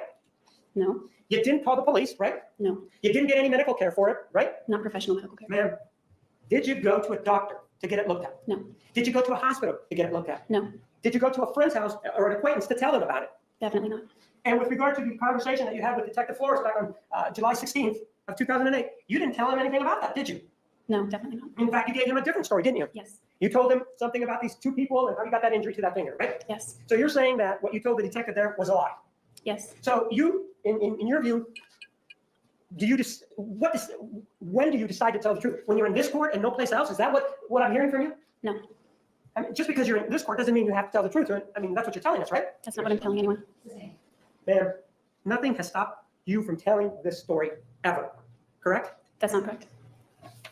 You have free will, don't you? Yes, I do. Nothing the detective did stop you from telling him, right? Flores, no. Nothing stopped. You had a car back then, didn't you? When? When this supposedly happened, January 22nd of 08. Yes. You could have driven yourself to a hospital, right? Yes. You could have. Do you remember telling us about an incident that occurred in August of 2007 where you caught Mr. Alexander kissing some other girl, right? Yes. And you told us that, well, with regard to that incident, I called my father, right? Yes. And you told him some things about what you had seen and what had happened the day before, right? Yes. Nothing would have stopped you from calling your father to tell him that, right? Well, sorry, I'm kind of hyper literal sometimes. Yes or no? Nothing did that day. Yes or no? Would anything have stopped you from calling your father? Maybe, but Well, ma'am, you didn't have any problem calling him in August of 2007 complaining, did you? I did have a problem with it. He had to convince me to tell him. Well, you called him and you told him, right? Eventually, yes, I did. You called him and you told him, right? Yes. You could have called him and said, hey, I got this problem with my finger. You had a telephone, right? I didn't have a problem with my finger then. Well, I thought that you told us when you testified that on January 22nd of 2008 was when you had this finger injured by Mr. Alexander. You remember telling us that? Yes, January, yes. And so on January 22nd of 2008 or any time thereafter, you had a telephone, right? Yes. You could have called your father and could have told him, right? Could have, yes. But you didn't. I wouldn't have. No, I did not. And no one knew about this injury or this supposed or claimed injury to the little finger until after you killed Mr. Alexander, right? That's right. Now, that was a significant day, January 22nd of 2008, correct? Yes. It was significant for a number of reasons, including the fact that you claimed that on January 21 of 2008, you caught Mr. Alexander masturbating to some images of boys, correct? I only saw one image. It was a boy. Now, didn't you say that there were images? There were more than one? There were more than one image. I only caught a So clip was there of more than one image? I'm sorry, was there more than one image, ma'am? Yes. Okay, but you only saw one, right? One According clearly, to yes. you. Is that yes? That's yes. And that was the day before the supposed thing happened on January, or where he had this violent issue with you on January 22nd of 2008, right? That's right. And if we go again to this entry here at 456, I haven't written because there has been nothing noteworthy to report. That's what you wrote, correct? Correct. The way you explain it to us here, this issue involving this claimed issue involving Mr. Alexander, that's pretty noteworthy, isn't it? Not for my journal, but Is it yes, noteworthy? in reality, I guess it is very noteworthy. It's noteworthy to you, isn't it? It is today. It's noteworthy to you, isn't it? I already answered your question. And the answer is yes or no. Yes. And it's so noteworthy to you that Thank you you, waited Charles. until after you killed Mr. Alexander to tell anybody about it, right? I waited years. The answer is, did you wait until after this prosecution started, after you were charged, to tell anybody about it, correct? Yes, I waited years. And ma'am, one of the things that the way you made it sound was that he had a problem, right? He did have a problem. That's what you claim, right? That's the reality. That's what you claim, correct? Okay, yes. When back then there was this problem, did you call, for example, the way you made it sound is he had this huge problem. Did you call, for example, Child Protective Service? No. Hello, BF. You must be new here. So, my name is Lacey. I advocate for justice and what is right. So, in this case, I am advocating that Travis's family receives the justice that they deserve, which they do. Surprise. And that's where we're at. So, welcome.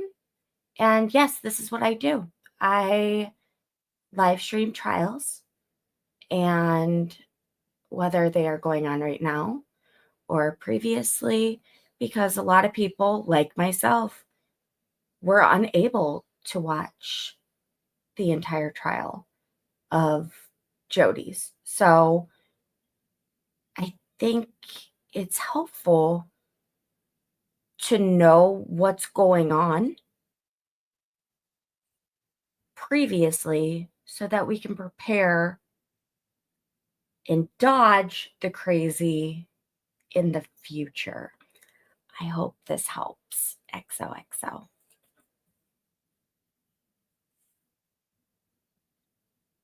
You made it sound that there was such a big problem that he even went and spent the night somewhere at a friend's house and they had a child, and that concerned you. Do you remember telling us that on direct examination? Yes. And yet you didn't go to that person and tell him, hey, he's got this issue, did you? No. You didn't go to the police department and tell him anything, right? No. You chose to keep that allegation until about 2 years ago. Is that right? I think it's almost 3 years ago at this point. No, I think it was almost 3.5, 4 years ago at this Pick point. a year. What year did you disclose? 2009 was when I first And told somebody. you were arrested back in July of 2008, right? Yes, And when this detective interviewed you, you didn't tell him anything about it, did you? definitely not. And you could have, right? In theory, yes, I could have. Ma'am, one of the things that happened with regard to this particular issue is that there was a hearing that was scheduled involving this. What time did this allegation happen? When do you claim that, we know the date, what time do you claim that you saw this masturbatory activity? It would have been in the afternoon after my morning shift. And what time would that have been then? I don't know the exact time, but it was afternoon before, well before it was dark. It's still light out. Okay, can you be more specific? Was it noon? It was afternoon. All right, was it 2 o'clock? Objection, asked and answered. Jury says. Restate the question. If it was so noteworthy, why can't you remember the time? You should Google me. It's kind of dramatic. Thanks. So, what, if just because weren't your senses heightened at that time that you saw this? Didn't you get angry or upset? Objection, not on the question. Were you angry? I was sick to my stomach. Ma'am, were you I was not angry? angry. Were you angry? I became angry later, but not in that moment. Were you angry at that time, ma'am? I said not in that moment. So the answer is no, right? Yes. Were you upset at that time? Yes. So if you're upset, aren't you kind of, your senses heightened at that time to know the time? Objection, she said answer the question. Can you repeat that? Weren't your senses heightened because of this anger to at least know the time so somebody could check it out? Well, you said because of anger, but I wasn't angry at that moment. Well, then you see this, you're not angry and you're not upset, right? I am upset. Oh, you are upset. If you're upset, don't you think that that would have heightened your senses over what you just saw? My mind doesn't work like that. So the answer is no then, right? Objection, asked and answered. It kind of moved in slow motion, so if that's Is heightened, it yes or no, ma'am? it's kind of a matter of opinion. I don't know. And I'm asking for your opinion. Yeah, ask and answer. She can't speculate.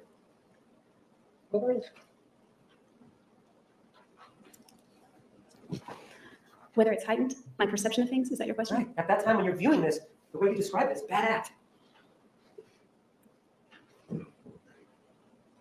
Well, I'm not sure. I mean, it's something that's I'm never going to forget, but I wish I could. You're never going to forget it. That's what you just said. Try the other way around. The time. I know it was the afternoon. Ma'am, I'm asking you for the time. Objection, Ms. Cardoza doesn't know. She said she doesn't know the time. Restate your question, succinct. You said that you'll never forget it, right? The incident. Right. And I'm asking you, isn't it true that you forgot the time? Objection again, Ms. Cardoza's testimony. She said she never knew the time. Succinct, rephrase. You said that you had just been let or out from Mimi's Cafe, right? For a little while. Pardon? For a little while. I was off work for a little while. You worked at Mimi's Cafe, right? Yes. You had been working that day, right? Yes. Your shift was over, right? Yes. What time did your shift start?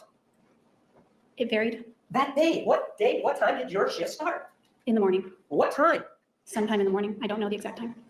You don't know the exact time, yet you knew that you had to be there on that day at a certain Yes. time? What time does Mimi's open?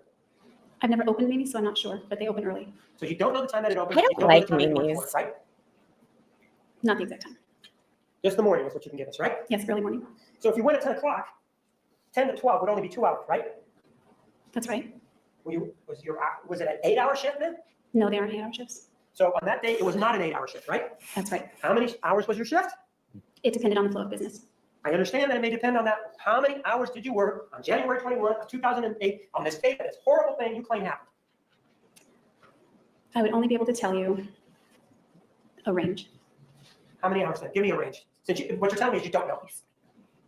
I know the range, but not the exact hours. So you're telling me you don't know the exact hours, right? Yes. And anything else that you would give me would be a guess, right? Yes. And ma'am, do you have, I mean, you had a lot of memory for a lot of events involving sexual instances with Mr. Alexander, yet you seem to be having problems with your memory here today. And you also alluded to a little bit that you have problems with your memory. Is this a long-standing thing that you've had problems with your memory, or is this just something that happened recently? Compound question. Succinct. Your problems with your memory, Compound recent vintage? question. Define recent? I don't know, since you started testifying.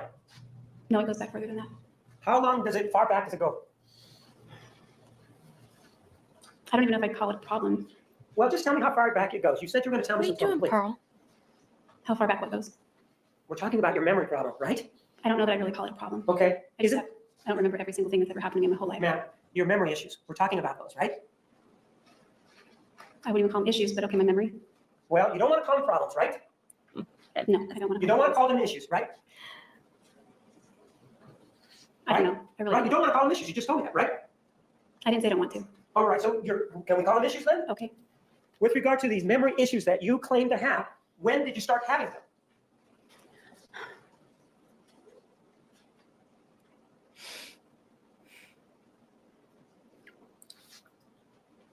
It depends on the type of memory issue. Ma'am. If it benefits you, you have a memory issue? Objection, argumentative, Your Honor. Or if it hurts you, you have a memory issue? Objection, Your Honor. Abstain. Well, When it hurts, sometimes I ma'am, there's no question right now. You say that you have memory problems, but it depends on the circumstance, right? That's right. And give me the factors. I don't want to know about a specific circumstance. What factors influence your having a memory problem?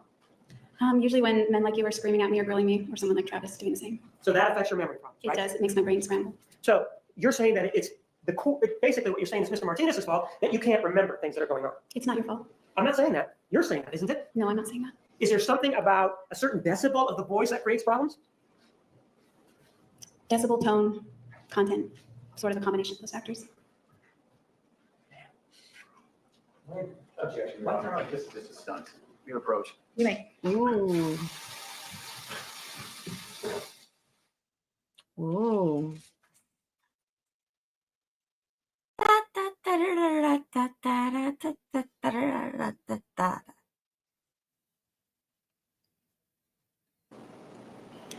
A time in the afternoon.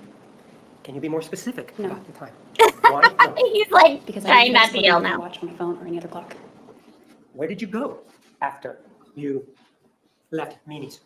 I went to his house. Went directly to Mr. Alexander's house, right? That's right. And what time did you get over to his house? I'm sorry. Couldn't hear me? I couldn't hear you. What time did you get over to his house? Objection, that's an answer to your decision. About 20 minutes after I left meetings. And when you got there, ma'am, did you walk in? Yes. Front door? Yes. Was it open? Yes. Was it unlocked? Yes. And you said you walked in and you went straight up the stairwell, right? Yes. And you didn't say a word going up the stairwell, did you? I'm sorry. You didn't say a word going up the stairway, did you? I don't remember. Didn't call out his name, right? I might have. Yes. And ma'am, in January 21 of 2008, you and he were broken up, weren't you? Yes. So it wasn't like you were boyfriend and girlfriend that you went over every day, right? We were not boyfriend girlfriend, but I went over almost every day. Pardon? We were not boyfriend girlfriend, but I did go over almost every day. You're mumbling, I didn't hear you. We were not boyfriend girlfriend, but I did go to his house almost every day. And on this particular day, what were That you there triggered her. He needed help putting boxes up in his attic. to do? And have you talked to him about this previously? Yes. Was it via text message or was it via some other method? I don't remember. It was discussed. Was it via telephone? Probably. Well, ma'am, how could you discuss it by telephone if you were working at Mimi's? It was discussed previous to my shift. So what time did you discuss it then? It had to do with, well, it wasn't that day. It was weeks ahead of time. It was about the Christmas things that were in his attic. So now it wasn't that day that you discussed it, right? Thank you, Peggy. You're very sweet. Once I got there, we were discussing it. I want to know if that day that you claim this happened, if there was a telephone call in the morning, I don't remember that part. and if back then, what was your number? You've already heard it, but, 831-402-1901. and that would have been the number that you called him on, right? That you used to call him. That would have been the telephone that you would use to call him, right? Usually, yes. That was your telephone, right? Yes, that was my cell phone. And you say, well, normally I would use that to call him. Pray tell, what other circumstances would there Headphone be fund. that you wouldn't use your cell phone to call him? Landlines. Pardon? Landlines. You had a What your landline? money's going towards. There were landlines in homes. Headphones, just so you know There were that. landlines in homes where I lived. I'm not asking about the homes where you lived. I'm asking about the homes on January 20, your home on January 21 of 2008. There was not a landline in that home. There was not, was it? No, there was not. So you would have had to use your cell phone to call him, right? I probably would have used my cell phone if I called him that day.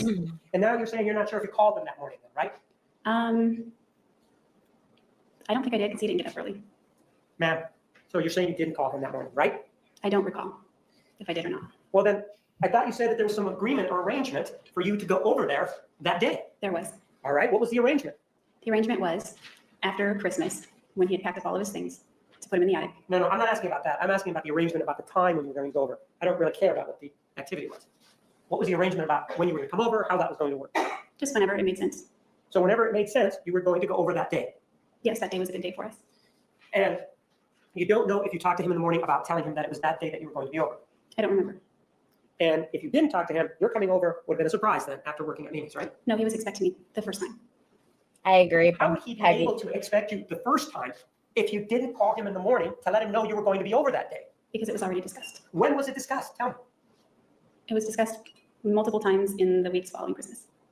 I understand that it was discussed multiple times in the weeks following Christmas, but in those multiple times following Christmas, did you pick a date? January 21, let's just pick December 26th. You said to him, on January 21 of 2008, I'm going to come over and help you with the Christmas decorations. Is that how it worked?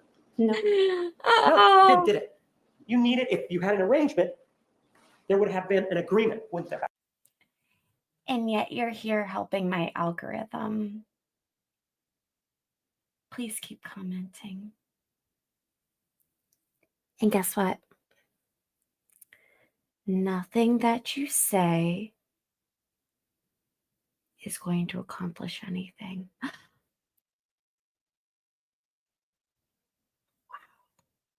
It's devastating, right?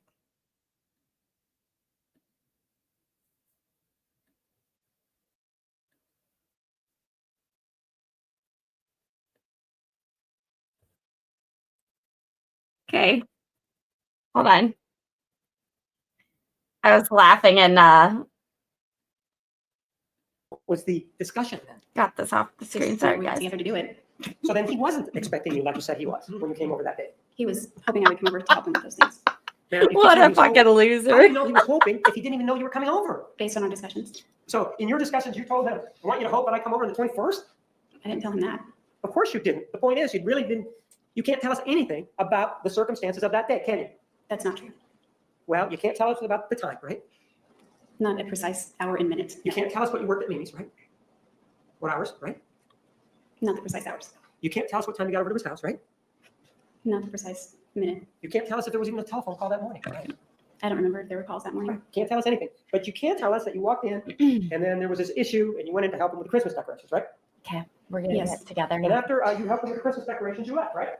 Yes, Drove away, right? yes, Came back, right?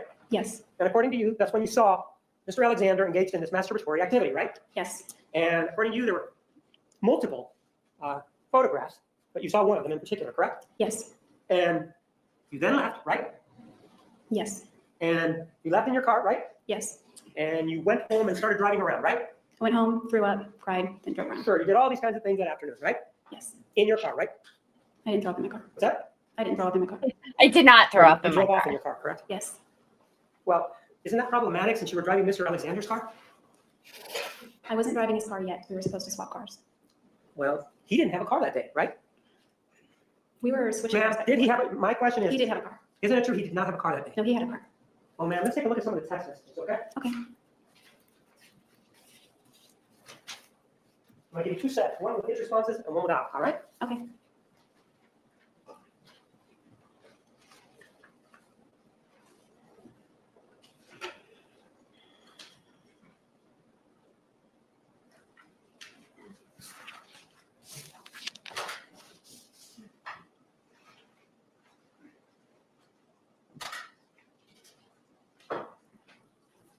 Take a look at exhibit 461.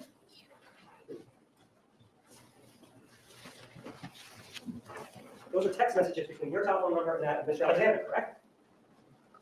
Yes. And the incoming means that that's your message coming in to him, correct? Ma'am, Wait, say that again. I'm sorry. I was Okay, so from here on out, we are not going to address boyfriend, aka Sharon, because she is bringing like attention towards us. She's helping the algorithm, so we don't have to fight with her. And I'm not going to block her because she's bringing attention to the stream. So let her talk about her cellulitis. I don't care. And let's just like do what we came here to do. Thanks, guys. you remember previously testifying that when incoming was on these text messages, that meant that was you calling or that was you leaving the message? That was me sending the message. Right. And the outgoing is him sending it out, right? Yes. You also talked a little bit about the timing on it, right? The times that are designated. Yes. You indicated that, well, it was 7 hours off, right? Yes. That copy that I've given you has taken the time to write down the actual times minus 7 hours, right? Yes. Go ahead and review it to make sure that the times that are on there are correct.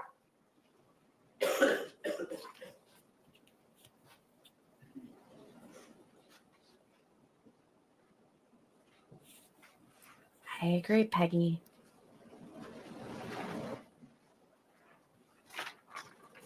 Yes, those are correct, I believe. Well, we don't want you to believe. Take your time, subtract 7 from there and see if that's correct. Because it's important here, we don't want you to believe. I'm pretty sure they're correct. When you say pretty sure, it means you're not sure to me. No, I said I'm pretty sure.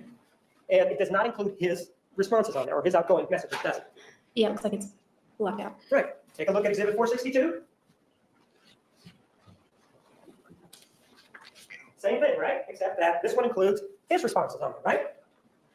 Yes, The times are also written in there, correct? yes, And to the best of your knowledge, those are the accurate times that are written in there. Those are the accurate times that that message was either outgoing or incoming, right? that is right. Okay. Hang on, let me check. Yeah, they look like they match. Okay. I mean, that goes back.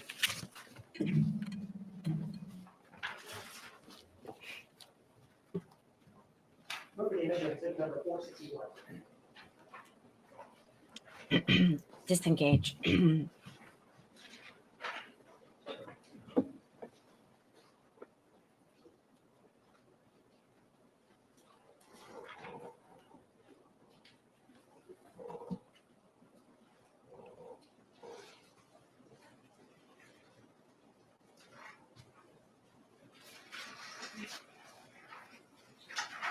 It looks like they're trying to do like advanced calculus over there.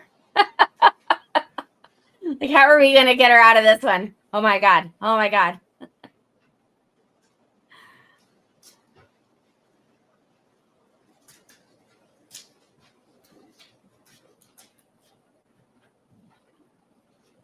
Early afternoon, right?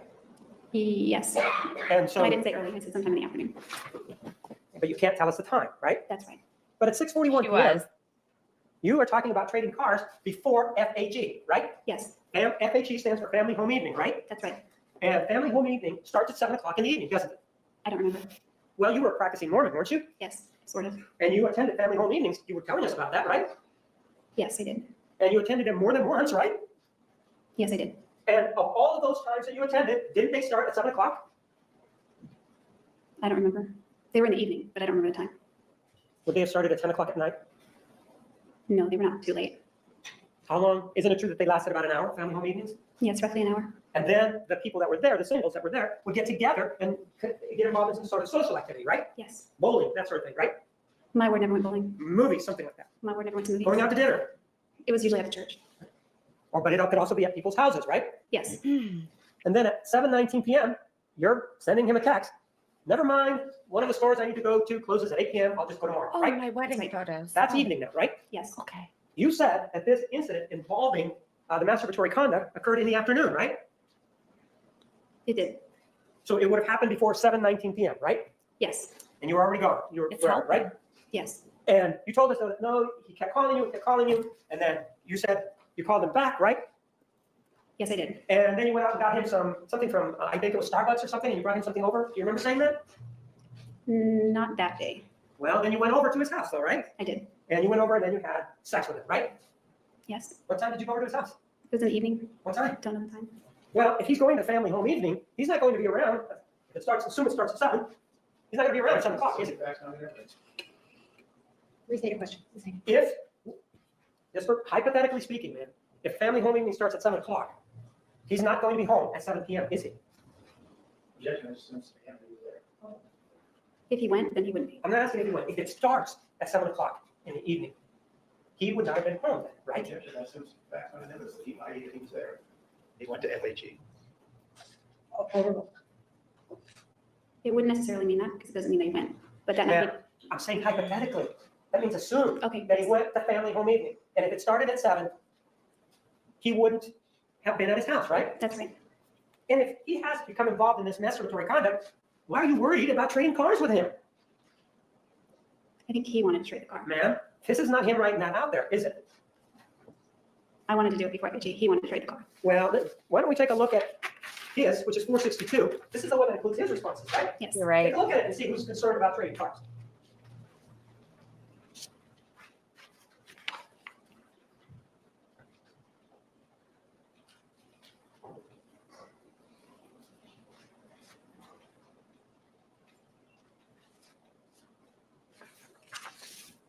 It indicates the back and forth involving the car, doesn't it? Yes, it does.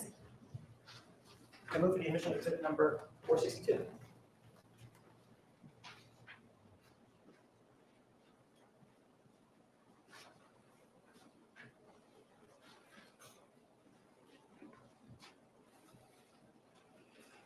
No objection. 462 is admitted. Ma'am, you know who Alice Aguilera is? Yes, She's somebody that is assisting you in this case, isn't it? yes, Isn't it true that you told her that the masturbatory conduct involving Mr. Alexander took place while he was on the computer? no, I never said that. Isn't it true that you've heard a statement from her indicating that you told her that the masturbatory conduct took place while he was on the computer? No, I've never heard her say that. Ma'am, were you here at a hearing? Objection, Your Honor. Any request? Okay.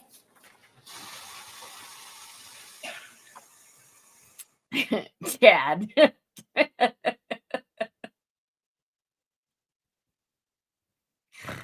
Oh dear.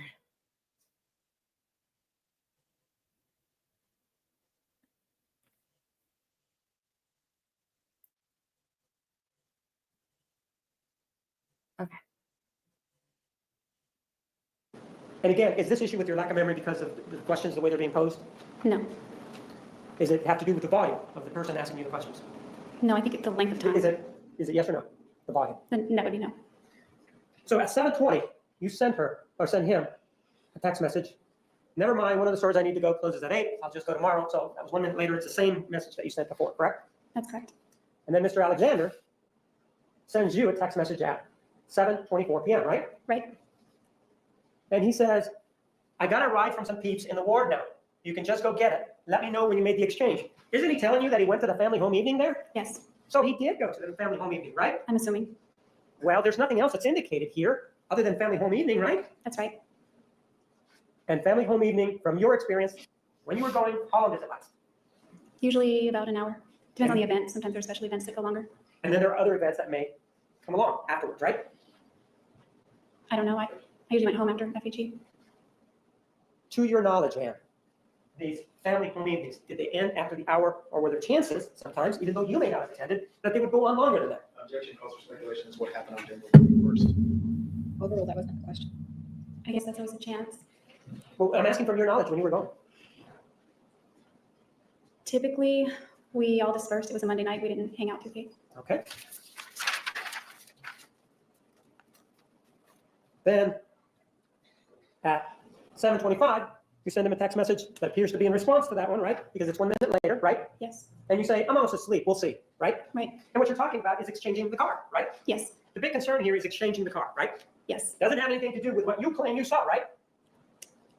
We're talking about the car in this text. Right, it doesn't. And the point here is that you're talking about very pedestrian issues, such as exchanging a car. You're not talking about, Travis, I saw you masturbating or anything like that, right? It wasn't a pedestrian issue with Travis. Pardon? The car was not a pedestrian issue with Travis.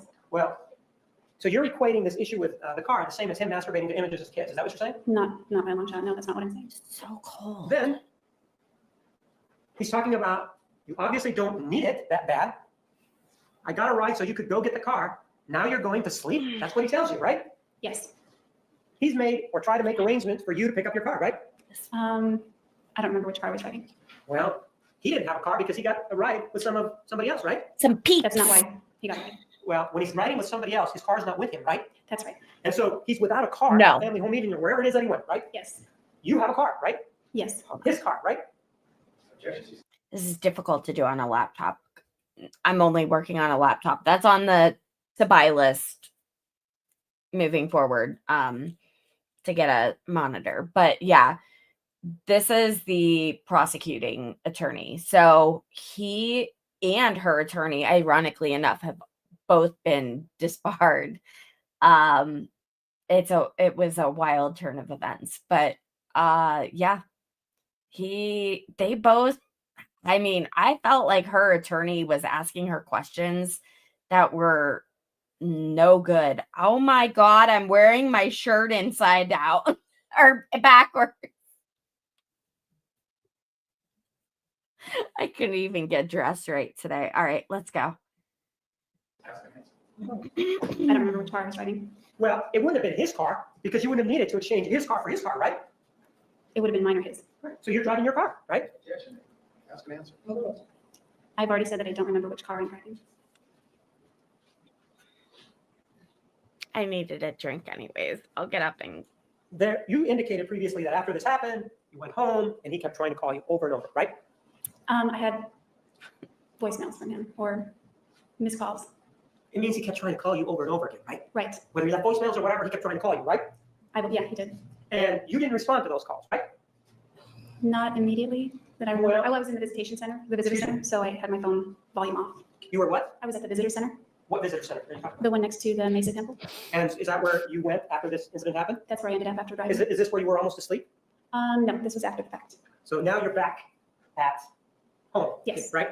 And in between then, and well, in between what you say you saw and when you were home, that's when you have all these calls, right?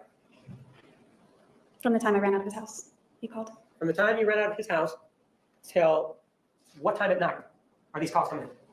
Till I called him back. When? What time? As soon as I left the visitor center, I called him. Right. So you're sure that there's a bunch of calls that he made to you, and then they sort of piled up, whether they're voice messages or missed calls, and then you returned his call, right? That's how I remember it, yes. Okay. Actually, that's not the way it really went on that day. Isn't it true, ma'am, that there were actually 5 calls that day between you and him, where he called you 5 times and you called him back 5 times? Did you know that? That there were many more than 5. There may be 5 from his cell phone. I'm asking cell phone to cell phone, and you're saying that at that time you only had your cell phone, right? I only had my cell phone. Right. At the visitor center. Right. And he left you 5 calls, or he left you calls, right? Yes. And actually, there were only 5 calls from him all day long to you on the 21st. Isn't that true? That's not true. Isn't it true there was only 5 return calls from you on that day? That might be true. And in fact, when you say that he was calling you all the time, actually didn't it go this way that you called him at 3:53 in the evening or the afternoon, didn't you? That sounds accurate.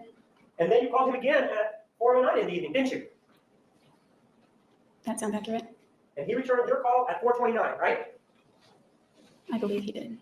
And then you called him back at 4:53, right? That sounds accurate. Well, I thought you said that there was this issue that you were not returning his call. It looks like you're returning his call, and he's calling you back. Well, that's probably a cell phone. Well, what difference does it make if it's a cell phone or not? Isn't that a telephone call? Yeah, but he has a landline that he called me on frequently. Right. But I'm talking about on that day, the calls that were made. What was his landline number, man? I don't have it memorized because it was just in my phone as Travis Alexander. So you called him at 4:53 and then 2 p.m. and he returned your call then at 4:54 p.m. Do you remember that? I don't recall that specific, but all the And then guys he think called she's you back hot. at 5:11 p.m. Remember that? not specifically. How about him calling you back at 5:20 p.m.? I don't remember specifically. And how about him calling you back at 5:48 p.m.? I just know he called me a lot that day. And then you returned his call at 5:53 p.m. Do you remember any of that? The time sounds accurate. Well, then if we go then to 462, which is the text messages, you have these calls and then it picks up with text messages. You see that? Yes, The communication does, right? yes. So there was never a time when, as you said previously, where you and he were not communicating. You're either communicating by telephone or by text message, aren't you? No, there's a gap. Well, you said that it was right that you called him at 5:53 p.m., right? You just said that. That sounds right. It sounds about right. I don't remember the times. Right. And then the first message after this call that you said sounds right at 5:53 p.m. is at 6:41, right? Yes. Less than an hour later, right? The text, yes. And then there's one at 7:19, right?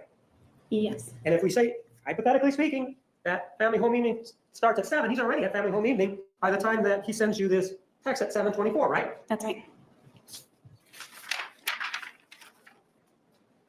You then say, at 7:29 p.m., I fell asleep and a phone call woke me up, right? What date is that? The 21st, man. That's right. Okay. I fell asleep and a phone call woke me up. I thought you said you were at the LDS Center off of Dobson and Southern. Not by this time. I thought you were asleep. I went home and crashed. I've been crying and had a migraine. So when did you go to sleep? Give us a time. I don't have a time that I fell asleep. I went to sleep after I left the visitor center. Well, when did you have time to sleep if you're calling him back and he's calling you, and then right after that, you begin texting back and forth? When is it that you find the time to sleep? Well, I didn't sleep for a long period of time. I just dozed off. Well, you do say at 7:25 p.m. that you're almost asleep. We'll see about this car transfer thing, right? Right. Hi, And then you put the Z's on there that indicates you're going to sleep, right? I was very tired, yes. And so you went to sleep. You say you went to sleep, right? I was laying there very tired and I think I fell asleep. Well, then you say at 7:29, 4 minutes later, I fell asleep and a phone call woke me up. That's when I sent you a text. That's what you say, right? Yeah. Well, when is it that you're sleeping? What's waking you up between those 4 minutes? What's I going don't on? think I'm sleeping right then. I don't know. I fell asleep. He wanted me to get the car. But he's at family home meeting already, and he doesn't care because he's already at family home meeting, isn't he? He was a little upset because he got a ride because he thought I was gonna go get it. But it didn't happen, did it? No, And the big point going on here is not talking about anything that may have happened. You're not saying you're upset about anything. You're just talking about this car being exchanged, right? we're talking specifically about the car exchange in the text message. And you don't say, I'm upset, we need to talk, or anything like that, do you? No. You say you have a really bad headache, that you can barely move, right? Yes, And that's at 7:36, right? yes, And then there's a gap of approximately 2 hours, an hour and 45 minutes, which could be with an activity with family home evening, right? yes. And he says, all right, I'll get it tomorrow then, right? He says for me to get it tomorrow. All right, get it tomorrow then, right? Yes, In other words, make the whatever exchange of cards that's going to happen, let's just do it tomorrow, right? yes, Or have you do it tomorrow, right? right, whichever. Which indicates you aren't going to get together that night, are you? At the moment, yes. Not at the moment. It says, do it tomorrow. Isn't that what it says? When that text was sent, yes, Okay, but then you want to talk to him, right? yes, And that's at 9:16 p.m. You say, can you talk right now? And he says, no, not right now, right? yes, Presumably, if he went to family home evening, I'm not saying that he did, that's probably what he's doing, if he did go, right? if he did go. If he Maybe, did go, if right? the family home meeting is still going on at that hour. And then, but previously, ma'am, you told us that he was the one that wanted to talk to you, right? Didn't you tell us that? And he kept calling until you relented, and then you went over, right? He did want to talk to me, yes. Right. But it looks here that, like, you want to talk to him, doesn't it? I do now, yes, And then you're still not together at 11:33, and you sent him a message, how long, right? that's right. How long is he going to be out, is what you're asking him, aren't you? No, how long till he is ready to talk? Well, that's part of, given what we've seen about this relationship, isn't that part of your jealousy because you want to know what's going on with him that night? Sustained. Ma'am, how long, that's you saying, how long before we can talk, right? Isn't that what it means? Yes, And then he says to you, and the times aren't there, but he does, and by that I mean they weren't in, it says, did you use my phone this morning without asking, right? yes. So if you got together with him, it was after 11:33, after he got done doing whatever he was doing, right? What was that question? If you got together that evening, it was after he got done with whatever he was doing. That's right. And so it doesn't seem like he's in a hurry to talk to you, does it? I don't know. It doesn't seem like he's all this, like this upset that you portrayed him, that he really wanted to talk to you about this issue that you say that you saw him engaged in, right? Sustained. There are gaps here where he's doing whatever he's doing and you're doing the asking how long, right? That's right. He then asks you whether or not you use his phone in the morning without asking, right? Yes, And you tell him that you did, right? yes, And you ask why, and he says nothing, right? yes, There's an issue about the deposit. And in fact, you're asking him if he made the deposit, right? yes, And he told you that he did, right? yes. Is he giving you money there? What's the date? Pardon? What was the date on that one? 22nd. I don't know what we were referring to there. Well, you do say your text message does say, did you make the deposit? Yes, And he said yes. And then you said what? thank you. I'll make it up to you soon. It looks like he lent you money there, doesn't it? Yes, Any idea how much money he lent you? he lent me money in small increments. I don't remember. And he did it, right? If he could, he would. Yes, And if you needed it, right? yes, Now, the next day, that same day at 3:36 in the afternoon, you say to him, I'm going to need a ride. I'm off at 4 p.m. Text me. Still the issue with the car, right? yes. Where's your car? Probably parked at his house. How'd you get to work? He sometimes he drove me and sometimes I carpooled with a coworker. So what happened on this particular day? I don't remember. What time did you get to work? I don't remember. I usually worked in the morning, but sometimes I worked evenings also. So in this day, you're going to get off at 4 o'clock, right? Well, in theory, if business permits. But that's what it says there, right? Yes, And this is at 3:36. You wanted to pick you up, right? yes. How long was your shift usually? 4, 6, 8 hours? Depending on the flow of business, typically it was 4 to 6 hours. All right. And then at 4:04, you send him another text message and you say, scratch that. They're keeping me here till 5 p.m. Can you pick me up then? The lunch offer from my voicemail still stands. What are you talking about? For him to pick me up. Pardon? For him to pick me up after work. No, I'm asking about the lunch offer. I'm not asking about him picking you up. I felt really bad for him and everything that happened. So I was just trying to make him feel better because if I were in his shoes, I'd want to jump off a bridge at this point. So what about the lunch offer? What are you talking about? That's what it was. I offered to get him lunch. Well, it's 4 o'clock in the afternoon, though. Lunch usually is noon, right? Well, not for Travis. And then he says, sure, I'm almost off. Yay. Are you eating? If so, just sit in the counter, right? Right. Throughout this whole text message between you and him, there's no discussion about anything that may have happened on the 21st, is there? Not in text messages, definitely not. The answer is no, right? No. And in terms of the phone calls that you claim that were being made, it wasn't just a barrage of phone calls from him that you did respond to. Actually, it was more give and take, wasn't it? He left a barrage of phone I calls have when- to mute myself. He did. Have He to left a get barrage of really phone calls. loud. Well, let's just take a look at his phone record, okay? So that we can see. I'll see you back here at 3:25. Please remember the admonition. You are excused. All right.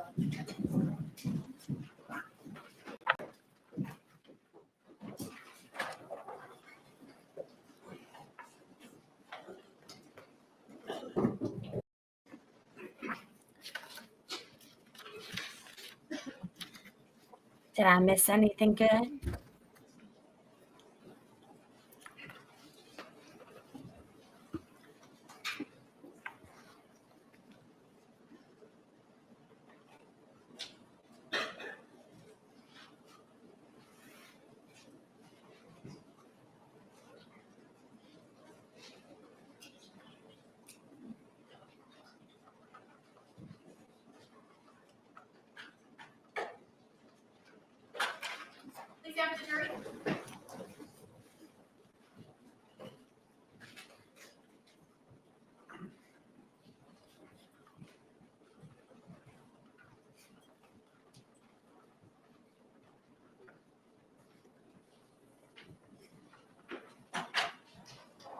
Please be seated. The record will show the presence of the jury, the defendant, and all counsel. Mr. Martinez, you may continue.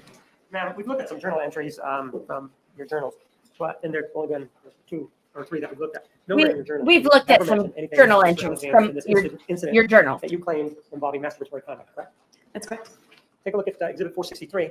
This is a listing of phone calls between you and Mr. Alexander, or from Mr. Alexander's counsel.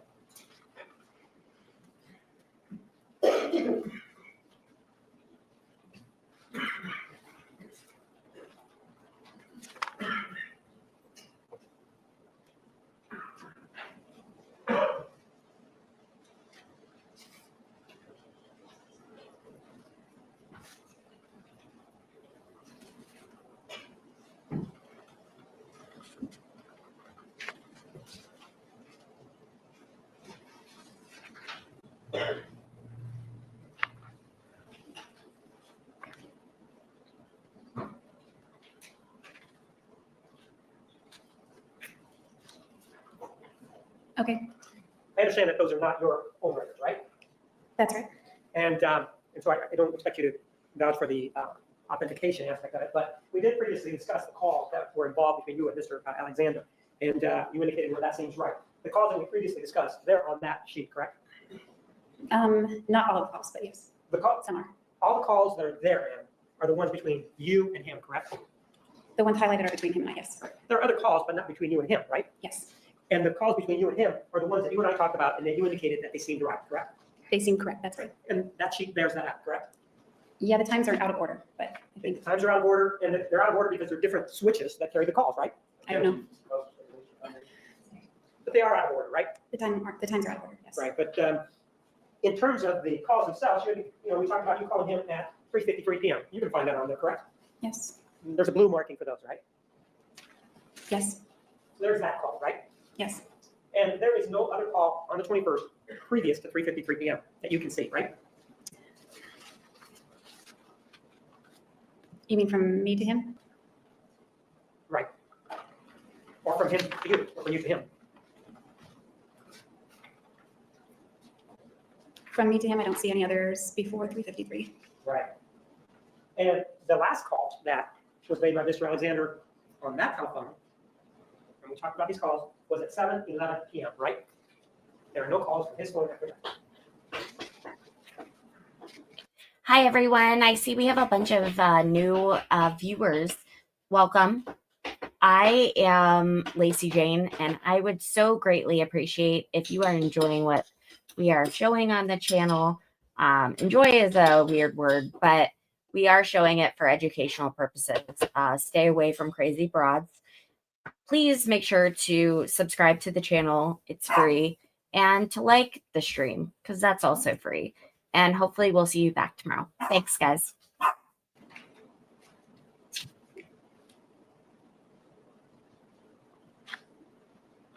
I don't see the one at 7-Eleven. The last call period that he made, not just to you, but to anybody. Oh, on the 21st? Right. Anybody. Okay. That is the last call I made, right? There may be others that called him, but that's the last call that he made. Oh, I didn't look at who was calling who. It looks like this is the last call from my cell phone on the 22nd, or 21st, my apologies. Now, this issue involving your allegation that, I may have it back.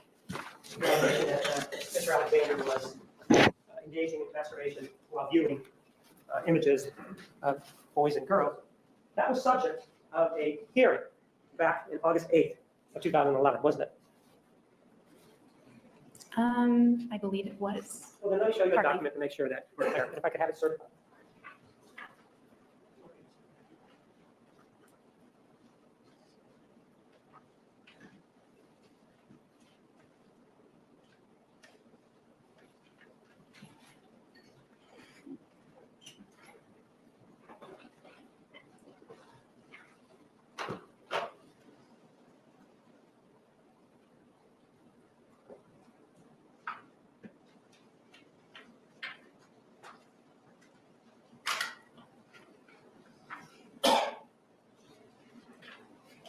Before the question begins, I'm going to go to the hearing on August 8, 2011. I'm prejudiced.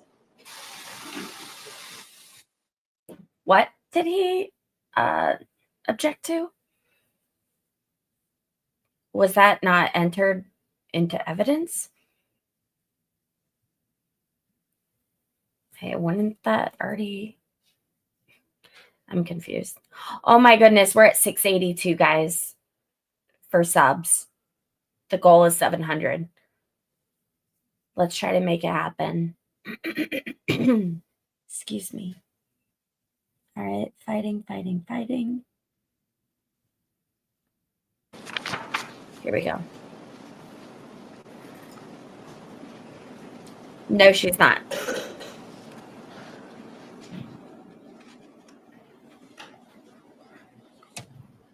We are watching this for educational purposes. This happened in 2013.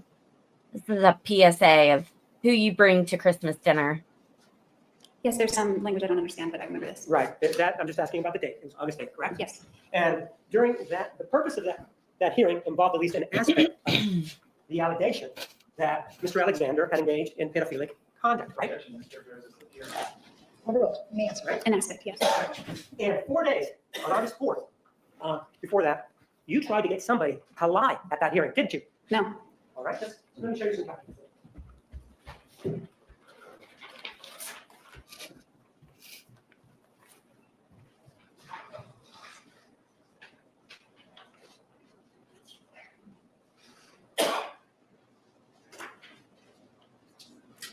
We're on day 20, but we're only covering her testimony.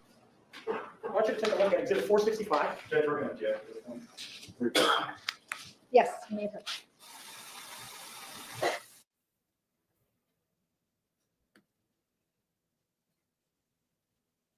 We're at day 21. I have the last count.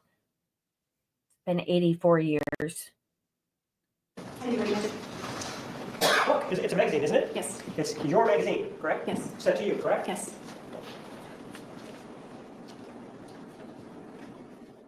Move to the admission of exhibit number 465.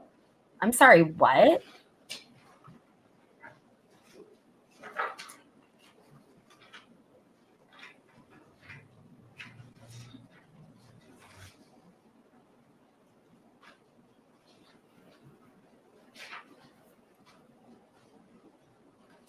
Thank you for the sub.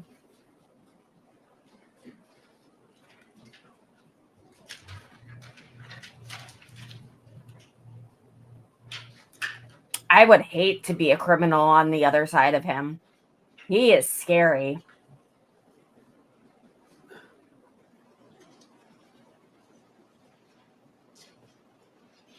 And they're like, ooh, that's an interesting article.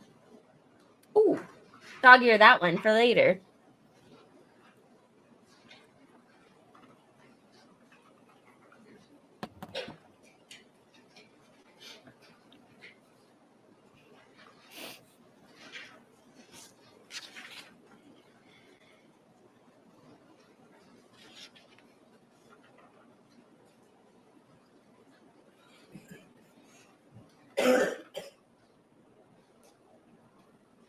my God.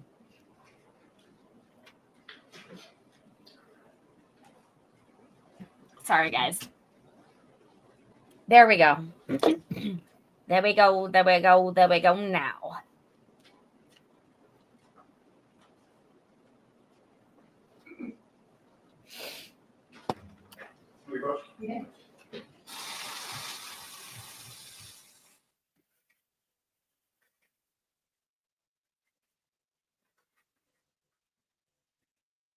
On August 4th, isn't it true that an individual by the name of Ann Campbell came to visit you? Yes. And she came by and she started to visit. The visitation began at 1:36, but for you roughly around 1:30 in the afternoon, right? Yeah, it was in the afternoon. And that conversation between you and Ann Campbell lasted approximately an hour, correct? It lasted a long time, from what I remember. And as part of the process, while you were there, one of the things that, as part of the visitation, one of the things that you wanted to do was to give 2 magazines to Ms. Campbell, correct? Yes. And the way it works is that before you give that magazine, it has to go through a guard so that they can give it out to the person, right? It has to go through a sergeant. And in this case, that's what happened with this magazine, correct? Yeah, it goes through, I'm sorry, it goes through an officer, then a sergeant, then another officer. But you, and bottom line though, is you wanted to give this magazine to Ann Campbell, right? That one and another one. Right, the Star magazine, correct? Yes, the start. Well, let's look at the other magazine.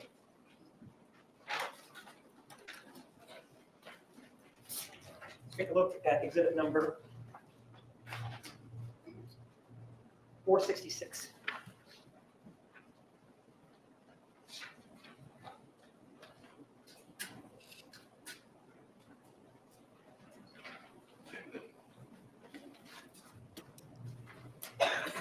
Is this the magazine that you wanted to give to Ann Campbell, 466? It was okay. Well, it's got your name as the addressee, right? Yes. And it is a Star magazine, correct? Yes, that's the one. Oh my God. And this Headphones is the one on. that went along with the photography magazine, correct? Yes. I move the admission of exhibit 466.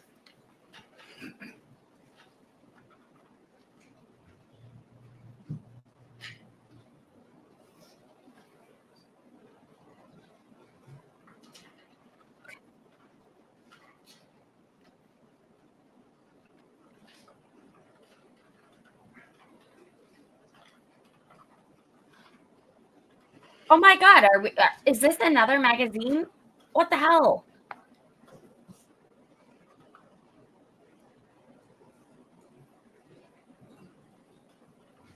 I'm just checking to see if there are any other magazines that I have to be prepared for. Oy vey.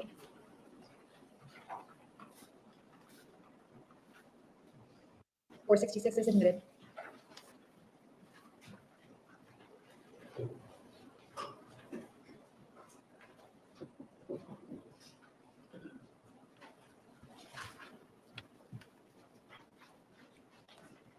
Exhibit 465 is called Okay.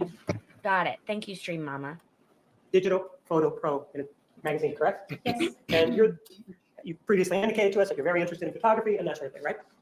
Yes, I was. And that for many years prior to your arrest, that you were involved in that sort of thing, right? Yes. You took photographs at weddings and all that, and other kinds of photographs, right? Yes. And here is the tag that's on there. It does have your name on there, right? Yes. Now, inside this magazine, on page 6, you just look at it, leave the printed numbers to the side and the red numbers to the side. There is some writing in pencil. Can you see it? Yes. And can you tell us, if you can, what that says? Mark Stanek, 520-256-1178, ABC in parentheses. And you know who Mark Stanek is, right? Yes. Mark Stanek is a producer or at that time was a producer for ABC News, right? Yes. Well, I don't know if he was a producer at that time. But he had visited you on occasion, right? Yes, about 4 years ago. Right about the same time that this was going on. Wow. Let me just show you exhibit number.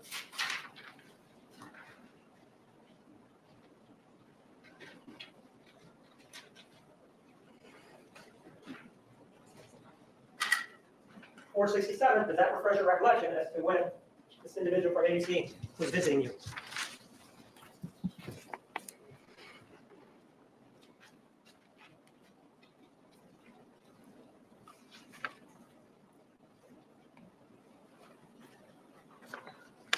Yes. And what dates did he visit you? July 8th, 2009 and September 17th, 2009. Okay. And that's the same individual that's mentioned there, right? Yes.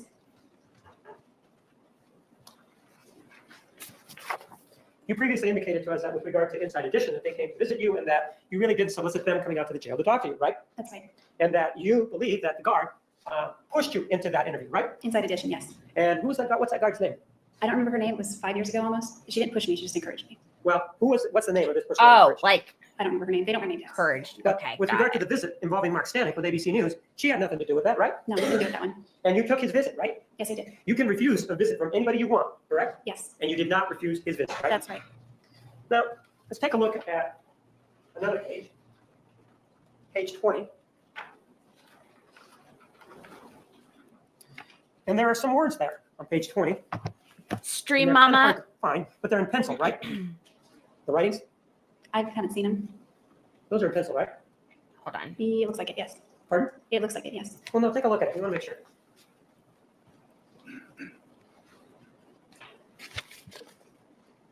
Yes, it is. And where you are living currently, that you're not allowed pens, right? That's right. They only allow pencils, right? Yes.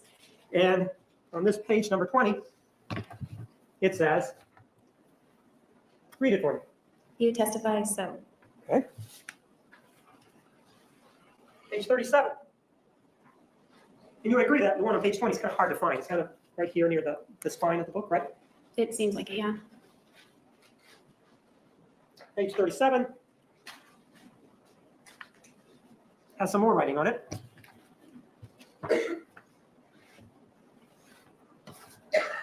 Gotta like Google this. See that right there?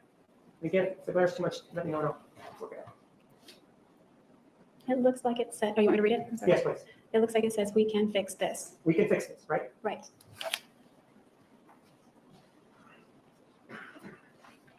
Page 40.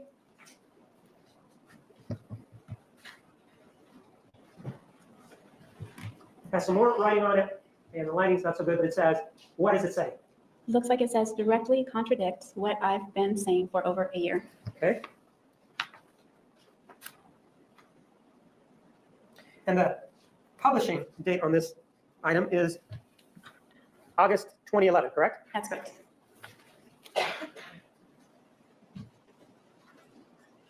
Page 43 says what? It says, you fucked up what you told my attorney the next day. Okay. Then page 54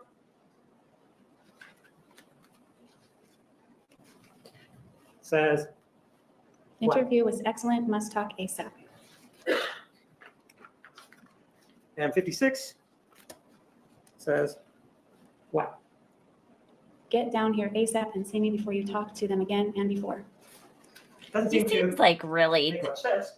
demanding. Let me mark an exhibit for you.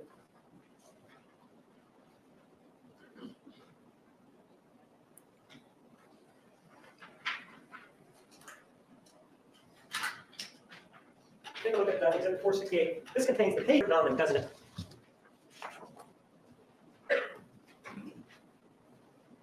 And if you need the book, let me know. Yes.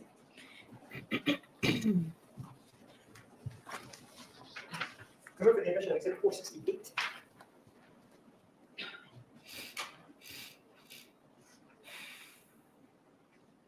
Objections to foundation.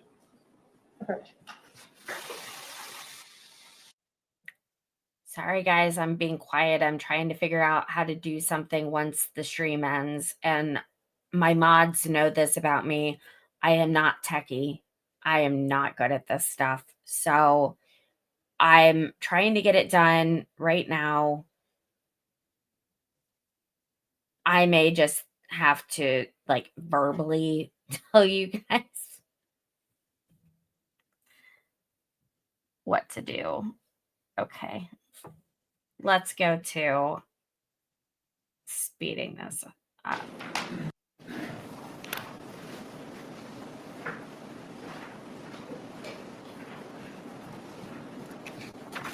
In summary, this is what we've just covered, correct, in the magazine? That's correct.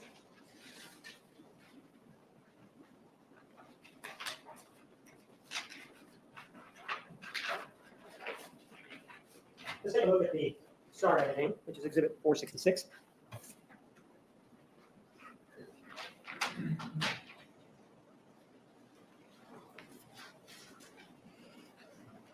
And this is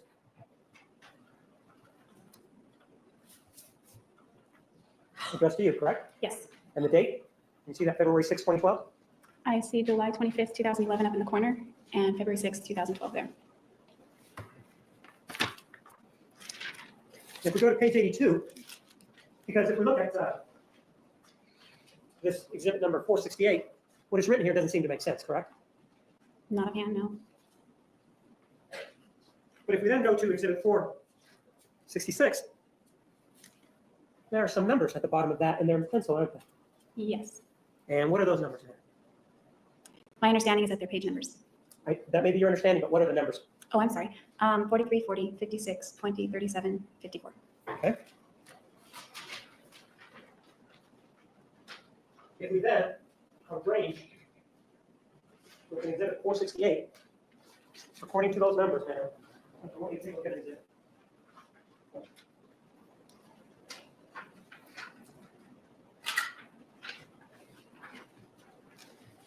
$469.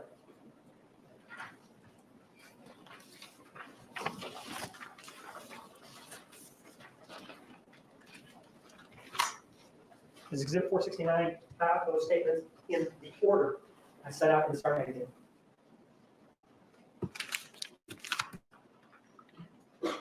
Yes.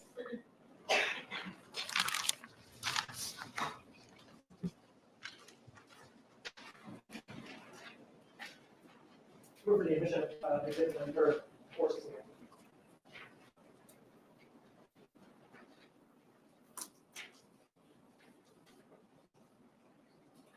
Objection, Your Honor. Overruled. Exhibit 469 is admitted.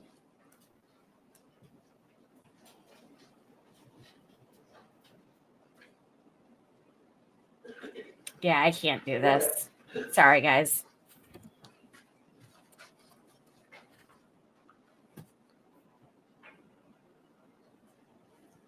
Read it, please.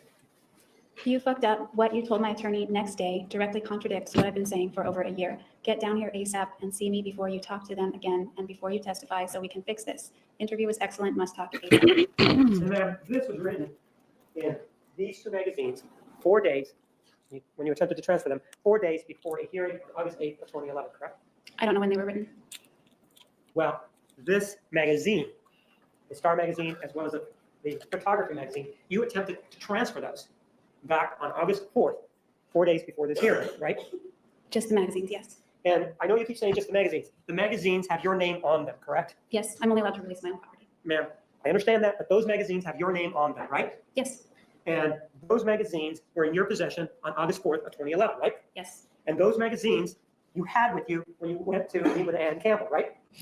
I brought them almost to the visit, but they don't go with me to see her. Excuse me? They don't go with me to see her. They get passed off to several different I officers. understand, but you brought them from your cell, correct? Yes, And you, at that point, at some point during the visit, requested that these magazines be given to Ann Campbell, right? yes, These two magazines that we're talking about here, correct? correct. And that was actually done. You're trying to tell us about the process. Why don't you tell us what the process is?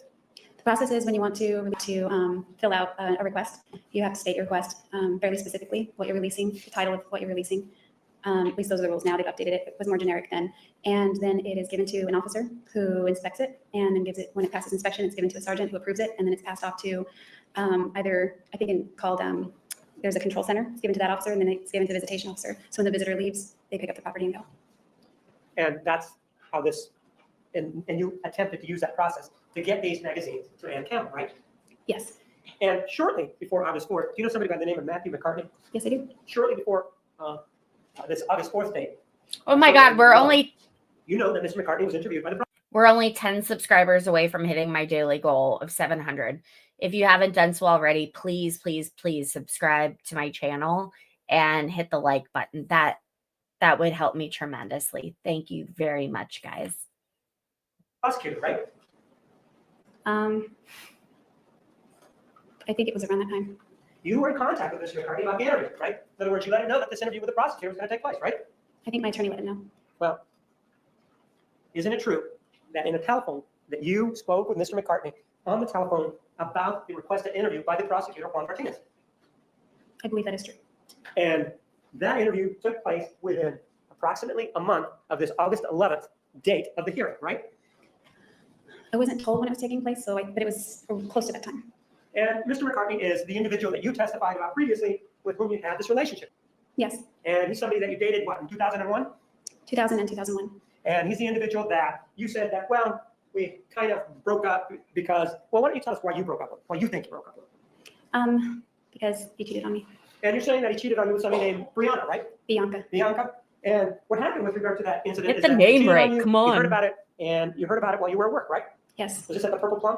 this was at Applebee's. Applebee's, and you decided to drive about an hour and a half to confront Bianca, right? Yes, Because you needed to find out, right? I needed to know, yes. You needed to know. Isn't that sort of the same thing that you did with Mr. Alexander? Saw him kissing with somebody that you went and you asked him about what was going on the night before because you needed to know, right? Yes, And so you went up to, was it Crater Lake? yes, And you went up to Crater Lake, and this is the place where they have people living in not subsidized housing, but housing that is provided by the employer, right? yes, they're like dorms. And you were able to find where this Bianca was, right? Yes. How was it that you were able to find this Bianca if you had never had contact with her? I asked a mutual friend, and he told me what room she was in. So Which I knocked mutual on friend it. did, go ahead, I'm sorry. So I just went and knocked on that door. Which mutual friend did you ask? I believe his name was Steve. And is this the individual that you said that acted really gay, right? He was gay, and he was acting very frantic. Right. And you indicated that when you came over there, he started to act really frantic, right? Yes. And he started to act really frantic just to the side of you, right? I think because I was asking about Bianca, and he knew about the affair. Well, he saw you and you started to talk to him, right? Yes. When you started to talk to him, did you immediately indicate to him that you wanted to talk about Bianca? Don't bite. Not about, but to. So you indicated you wanted to talk to Bianca, right? Yes. And immediately, or shortly thereafter, he started to get all flustered, right? Would that be correct or not? Not when I saw him, but when I went to her room to knock. So you start talking to him about Bianca, and he tells you what place, the room she's staying in, right? Yes. And he goes with you, right? No, he told me the wrong room. He gave, initially, when you went to see him, he gave you the wrong room, right? Yes. And you went to that wrong room. Yes. And when you went to that wrong room, did you speak to the people there? I knocked, nobody answered. In the meantime, Steve had gone somewhere else, right? Yes. He had gone to where Bianca was, right? Yes. But you didn't tell Steve Steve's why you were bad. there, right? Just that I wanted to talk to Bianca. Right, but you didn't tell him why you wanted to talk to her, right? No, not why. And it was kind of an unannounced visit, right? Yes. And so he took it upon himself without any prompting from you. Say to go hello. to the wrong place and then go and talk to Bianca, right? Yes. And then you went, and how is it that you were able to find Bianca's room? I thought maybe I misheard him and transposed the number, so I reversed to the two last numbers. It was a three-digit dorm, and I had the right floor, but I just went to the opposite number. So do you remember the number? No.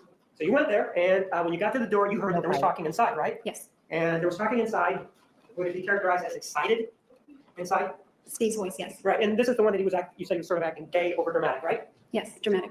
And you attributed Gay that to over he was gay, dramatic. right? It was a feminine tone, so yes. Well, no, I mean, part of what you told us before was that, well, he's kind of gay and he's kind of that Yes. way, and so that he was being dramatic, right? He is gay and he was acting dramatic. And that's what you told us, right? Yes. It could have also been that it wasn't because he was gay, it was because he was concerned that you were there, that he was excited, right? Well, I never said that he was, Overall, you may answer. I never said he was acting that way because he's gay. I just said the tone of voice, I remember it because it was very feminine and very frantic, almost like a woman. But you're the one that brought up the fact that he was gay, right? Yes. And it explains to us, right? Yeah, when I was describing it. Right. And so you were able to hear his voice through the door, right? Yes. And it was an excited tone. Yes, And that excited tone could be for a myriad of reasons, but one of them was that you were there unannounced, right? that's right. And it could be that he was, for whatever reason, excited, or that term, he was excited that you were there, right? Yeah, that's also speculation. We don't know why he's excited. Rephrase the question. He had his demeanor when you arrived changed after you asked for Bianca, right? I didn't notice it change. I just noticed it different after I went to knock on her door. And his demeanor changed to the fact that he was more excited, for lack of a better term. Yes. right? Frantic. And you began to knock on the door, right? Yes. Nobody answered, right? No, they answered. Initially, right? Bianca answered. Oh, Well, the first not door? initially. Do you mean the The first second door? door. Didn't you say before that you went to that door, you knocked on that door, and nobody answered initially? You heard them talking. For a second before she came to the door, yeah. So, so you were there long enough to hear them excitedly talking, right? Not her, just him. And how long were you standing there before the door was open? I'd say 5 seconds or less. She opened the door, right? Yes. And did you recognize her? Well, you did recognize her from her photograph, right? It looked to be the same person. Right. And you began to talk to her, right? Yeah, I asked if she was Bianca. Right. You began to talk to her, right? Yes. And you started to talk to her, and you brought up the subject of Matt McCartney, right? Yes, She didn't bring it up, right? that's right. And you started to talk to her, and you started to ask her whether or not they had a relationship, right? Yes, And you were able to determine that they did, in fact, have a relationship, right? yes. And you were able to determine that they, in fact, had been intimate, right? She indicated they had not had sex, but intimate somewhat, yes. And ma'am, at that time, when this was going on, you weren't living with Mr. McCartney, right? No, I was in Yeah. Ashland. Pardon? I was in Ashland. And he was where? He lived at, well, he had moved away from Crater Lake. He had lived at Crater Lake that summer, and now he moved back to Phoenix with his dad at that point. And your belief was that you and he were still boyfriend and girlfriend at the time, right? That was my belief.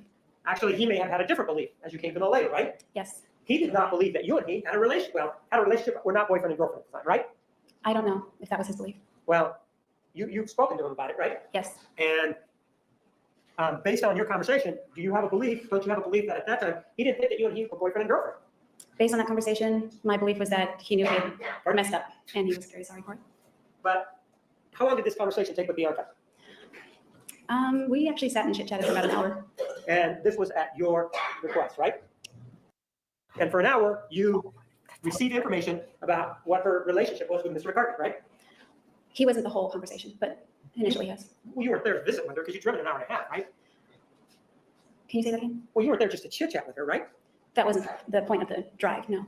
I mean, you wanted to find out what the heck was going on with Mr. McCartney, right? Absolutely. And so it's fair to say that this wasn't a situation where you were just sitting there chit-chatting about a job or anything like that. It was because you were interested in finding out what was going on, right? Yes. And you were satisfied after speaking to her for about an hour what was going on.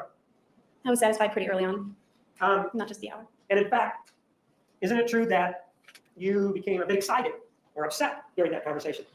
No, At any time did you raise your voice to Bianca? definitely not. I was in her home. And in this place, Crater Lake, was what, an hour and a half from where you were living in Ashland, right? About 70 miles. But it's an hour and a half driving, right? I think so, yes, about an hour and a half. And then after that, where did you go? After that, it was very late. I didn't want to drive the hour and a half back because I fell asleep. So I went and stayed at a mutual friend's dorm. There were two. And what's that friend's name? Eddie. Eddie what? Eddie Lee. And how did you know Eddie? I knew him because his parents also owned a restaurant in Wairika, as did my parents at that time. And How We old just- were you when this was happening? how old was I? Yes. I believe I just turned 21. And your parents still own a restaurant, right? No, not at that time. They had owned one up to how old were you when? I think I was 16 when they closed it the first time, 16 or 17. Right about the time you moved out of their home. I moved out after they closed it. And growing up, they had more than one restaurant, though, right? Yes. And how many restaurants did your family have? Total that I know of, 6 or 7. And growing up, there really wasn't any financial problem, was there? Please Early on, vote in the poll. And early on, there were trips to Disneyland, for example, right? Yes, when I was very young, And when you say very young, we're talking up to 6, 7, or 8, right? under 10. And during that time, it was what has been described as what you've described as an idyllic sort of environment, right? Yes, somewhat. And then at some point, the restaurant issue started. There became an issue with the restaurants, right? Yes, I believe it. My understanding is it was an issue. And Mr. McCartney, where was he living at the time that you went to see Bianca? He was living in Phoenix, Oregon with his dad. And he had a room there, correct? I believe he had his own room there, yes. And sometimes when Mr. McCartney, what town did he live in? Phoenix, Oregon? And after this conversation, you and he broke up, right? Yes, after he got back from Borrego Springs. Pardon? After he returned from Borrego Springs, that's where he was that night. Okay, he came up, and what town did you meet in Phoenix? Is that where you met? Yes. And that's when you decided that was the end of it, right? You decided that, right? I don't remember. It was just a lot of tears, and it was obvious that the trust was gone and there was not any kind of relationship anymore. And basically, that's the same reason why you and Mr. Alexander broke up, because according to you, the trust was gone, right? That's right. And so after the trust is gone with Mr. McCartney, though, you still continue sort of seeing him, don't you? There were some blurred boundaries, but we were not boyfriend girlfriend. And in fact, you even stayed together at Crater Lake or Ventana Inn together after this, right? After you broke up, right? We crashed in a tent for 2 weeks, but we were not together after Ventana. But you did have intercourse with him after this breakup, didn't you? Do you remember telling us that on direct Yes, one examination? time. One time, but you did, though, right? Yes. And he continued, He moved down to Ventana to find work also. He was looking for seasonal work. right? And at Ventana, this is where they have the places to stay as part of the job, right? Yes, more employee housing. And where were you when he was at Ventana? I was hired at Ventana first, and then he applied for a job right after me, and he was hired also. And you and he were not sharing, were you sharing the same bed or not? After I got housing, no, we were not. Isn't it true that after you got housing, though, you would, when he wasn't around, go over to wherever he was staying and stay in his bed? He didn't have a bed, he lived in a tent, and no, that's not true. How long did you continue to see him? Well, we were no longer romantic. We just hung out more like friends. But you continue to be friends up to this day, haven't you? We've sort of lost contact, but yeah, we're still friends. And, well, you at least had contact with him involving the interview with the prosecutor, though, right? I I believe I did, but I know my attorneys did for sure. I'm not interested in what your attorney did. I'm interested in what you did. Is it true that you had contact with them, right? Yes, And when you made your trip down from Wairika to kill Mr. Alexander, you stopped in the Monterey area, didn't you? What do you want, Christmas kitten? I can't answer your question the way it's phrased. You didn't stop in the Monterey, didn't drive through the Monterey area? I did stop in the Monterey area. And one of the people that you saw in the area was Matthew McCartney, right? Yes, And did he live in Seaside then? I believe he lived in Pacific Grove And that's the or same. Monterey. I mean, the border is like, they were right next to each other. And so you actually stopped to see him back on June 3rd of 2008, right? Yes, Don't And in bite fact, me. you spent the night with him June 2nd to the morning of June 3rd, right? yes, I crashed on the floor. You spent the night with him, right? Not with him, no. Okay, you spent the night at his apartment, right? Him and his roommate, yes. I Okay, love he and his roommate Zofran. had an apartment. You spent the night there, correct? It was like a house. I stayed the night there in the room that they shared. In the house, they had a room together, both of them, right? Yes. And you stayed in the same room with these two individuals, right? Yes, on the floor. All right. And the three of you were in the room, though, is the point, then, right? Yes, when we slept, yes. And you guys went to sleep around midnight, and you got up at what time the next morning, which would have made it the 3rd. What time did you get up? I don't know what time we went to sleep, and I woke up sometime in the morning. And did he go with you to see Mr. Brewer or not? No. And so you, after seeing him go there, you parted ways, and you left, right? And went to Salinas, right? Yes, I did. Yes, went to Salinas. Pardon? I went to Salinas. And how far is Salinas from Pacific Grove, Seaside, Monterey, whatever the area is? How far is it? My recollection is that it's between 20 and 30 minutes, depending on the traffic. And you were sort of detouring to Salinas for some cosmetic work, right? Well, I had to go to Salinas anyway to get on the road because I have to take Highway 1 south. I mean, Oh, one to way. get her nails done. But you did go, when you went to Salinas, you did get some cosmetic work, right? Yes, my nails. Right, and you said it took a long time, right? Yes.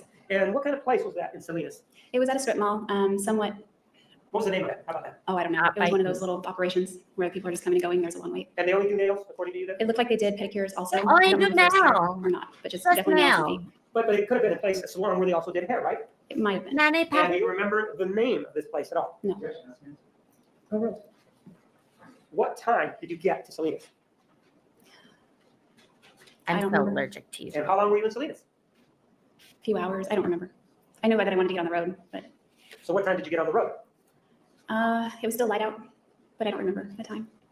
This was after you had been over to Mr. Brewer's house, right? Yes. You were there for a time and then you left Mr. Brewer's house, right? Yes. And then you went back to return something, right? If I remember from his recollection, I kind of remember. Well, I'm not asking for his, I'm asking for your recollection. Do you remember coming back and giving him something? I remember. I don't actually remember it. Then I but don't want you to tell me if you don't remember anything. Judge? Yes, all right, ladies and gentlemen, Monday, 10:30. Please remember Monday, the Monday, admonition. Have a nice Monday. weekend. You are excused. All right. All right, guys. We've thanks for the jewels. I don't know what the jewels mean. All right. We are at 68% right now to move to keep going. So this is what I'm going to do. I take that as a like non-committal but committed. We're going to go a little bit longer. A little bit longer now. A little bit longer now. A little bit longer now. I'm starting to get delirious. That's what's happening. If you haven't done so already, please make sure to subscribe to the channel. It's free, as is liking this stream. It does a lot. It helps the algorithm and puts it in front of other people. So we appreciate you. We being me, my mods, my family, and I'm sure that Travis's family appreciates the message of Jodi getting out as well, because we do not need guys falling for the crazy chicks, right? Like, what is up with that? Anyways, we're going to start it. Let me know if you all have questions. No, this is not a new trial. No, this isn't a new hearing. As a matter of fact, she seems very happy in jail. She's making money. It's the whole thing. So if you, last thing, thank you. if you want to support the stream, we have memberships available, which I know you can see on your screen, whether you're on your phone or your laptop, where you can join or you can send super chats. Or if you're like me and like to send money directly and not have a middleman, you can search for my Venmo info or Cash App, which is on the scrolling ticker on the screen. So I'm going to shut up now. We're going to watch this. Let's do it. And let's reassess in 30 minutes where we're at. Okay. I love you guys. Mr. Nerman, you want to make a record? We do, Your Honor. We see Husband present is in the courtroom making today here is tacos. Mr. Dave Hall. According to what we've seen on Yay! television, the Glam network, Mr. Hall provided a video of Mr. Alexander at a shooting range shooting guns. What we would ask now that he is here, subject to the power of the Arizona courts, that he be asked to provide the court and or both parties with a copy of said video, that he be ordered to do so by the end of this week. This has a ton of views. I think this might be like the most viewed day, just FYI. And if you hear noises in the background, taco making. So buck up. Mr. Hall, where are you, sir? Do you have any objection to providing a copy video to the attorneys? When can you do that, sir?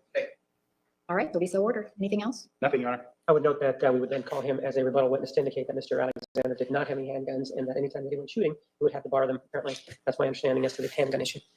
In light of that, I suppose there's a request to have him leave the courtroom.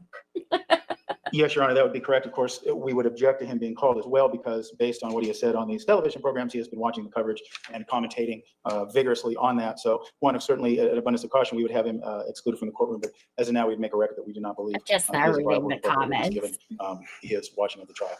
Mr. Nerman, was Mr. Hall under subpoena to your knowledge prior to today? No, it's not that he violated his subpoena, it's just his viability as a witness because he has watched the trial. Well, that's certainly something you could cross-examine in the event that he is called. Mr. Hall, in light of the state's indication that you will be called as a witness during the rebuttal case, I'm going to ask that you leave the courtroom.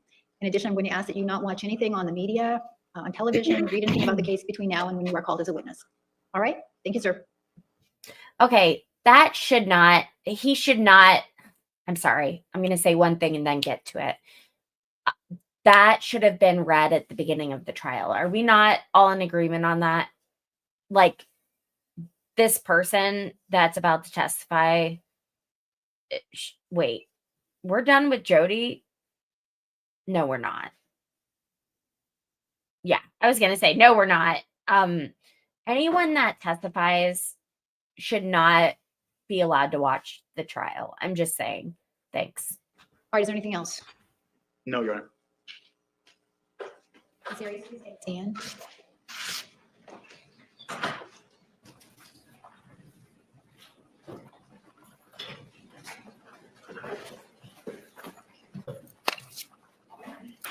All right, let's bring in the jury.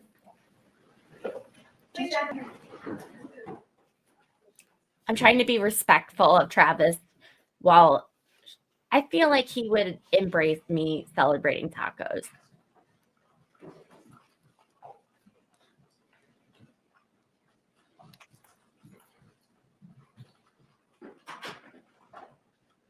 Please be seated. The record will show the presence of the jury, the defendant, and all counsel. Good morning, ladies and gentlemen. Did any of you see or hear anything about this case in the media in the past week? I see no hands. The person that was in here earlier trolling about like justice and what I'm actually doing to impact like trials, whatever they said, I can't even remember at this point. That's like, these are the safeguards. Like, don't let people watch things about the trial. Don't let them watch live streams. Make sure that they know well ahead of time that they will be in contempt and thrown in jail if they watch stuff, you know? Gosh. Did anyone attempt to discuss this case with you during the past week or at any time? I see no hands. Ms. Arias, you are still under oath. Do you understand? Yes. Mr. Martinez, you may continue with cross-examination. I Ma'am, agree. you have a problem with the truth, telling the truth, don't you? Overruled. Not typically. Well, when it's to your benefit, you will lie, right? Objection, argumentative. The state. Ma'am, you remember having a conversation with Detective Flores of the Mesa Police Department back on July 15th of 2008? Yes, And this was the day that you were arrested, right? yes. And during that time, you told him something, and let's take a look at it right now. This is Exhibit 378.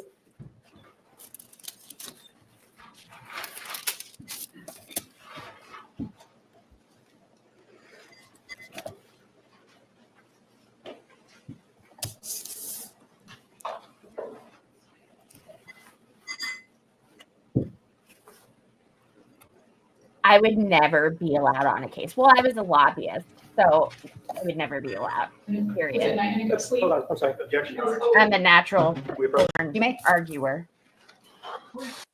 Yeah, I would never be allowed on a case. And then mentioning that I have a YouTube channel with 702 subscribers. Frankie, I got 100 subscribers today. Damn. The non-robot kind? There may be some robots. Well, AI. we'll have to see tomorrow, but That's still I have spousal support. Obviously. Okay, so what was I saying? I got 100 yesterday too. So we're just gonna keep going. We're gonna keep pushing this, y'all. So come back tomorrow. Bring a friggin' friend. Let's go. Right? Gentlemen, you should disregard what you just saw on the screen. You may continue. What? How is that not a mistrial? I don't even know what was on the screen. But how can they do that? Once you see something, it's imprinted on your memory, right? Like, I want her locked up, but I want her locked up the right way. Just saying. And this is exhibit 348. So happy.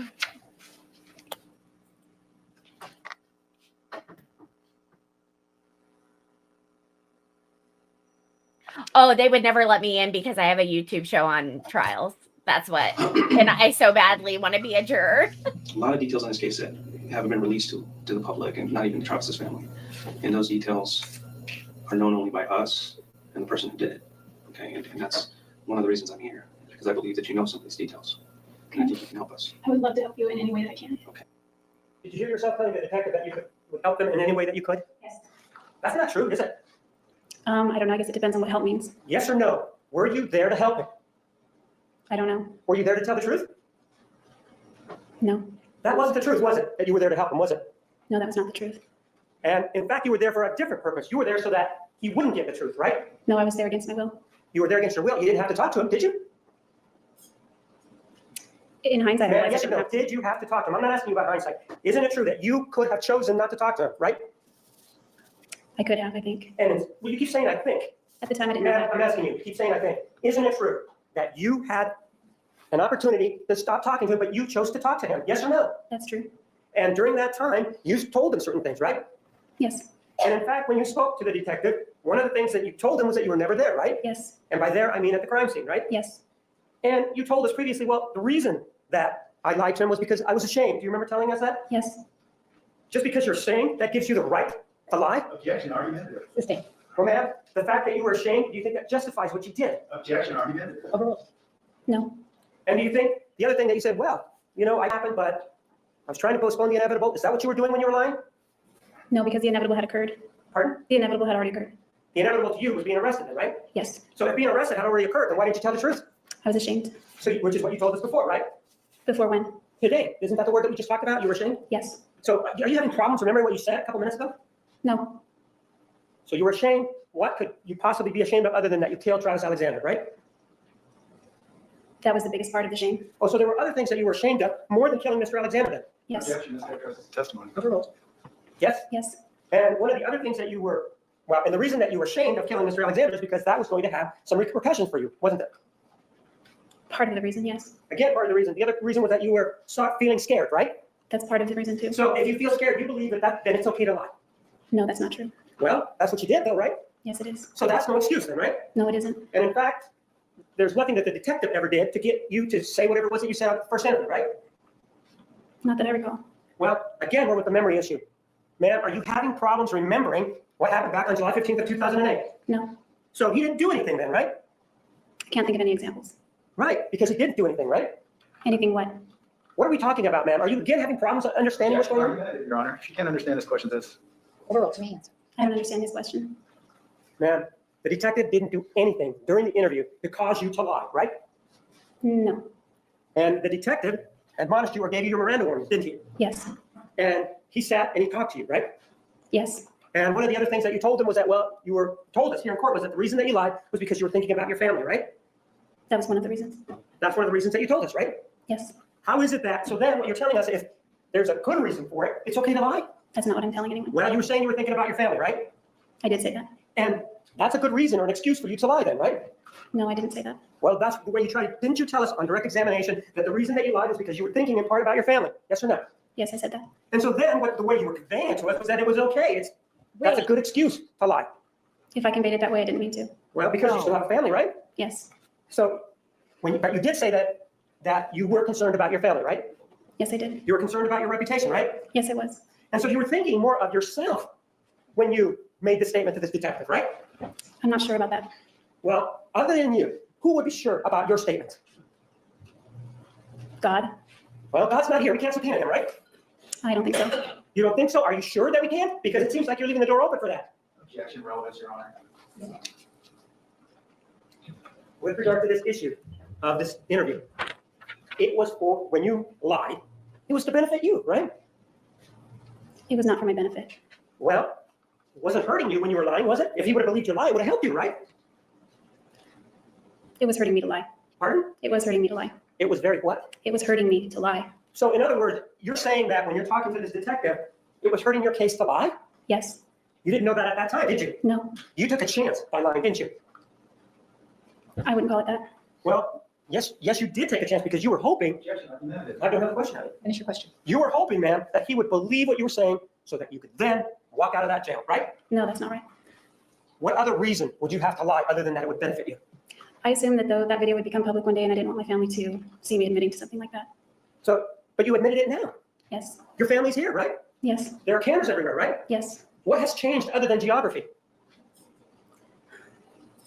Time. Time has changed. Also, a lie back then can be morphed into the truth now because time has changed, right? Oh, Nothing's been no. morphed. Well, you're saying that time has made the change that allows you to say something here, right? That you didn't say before. An internal change, yes.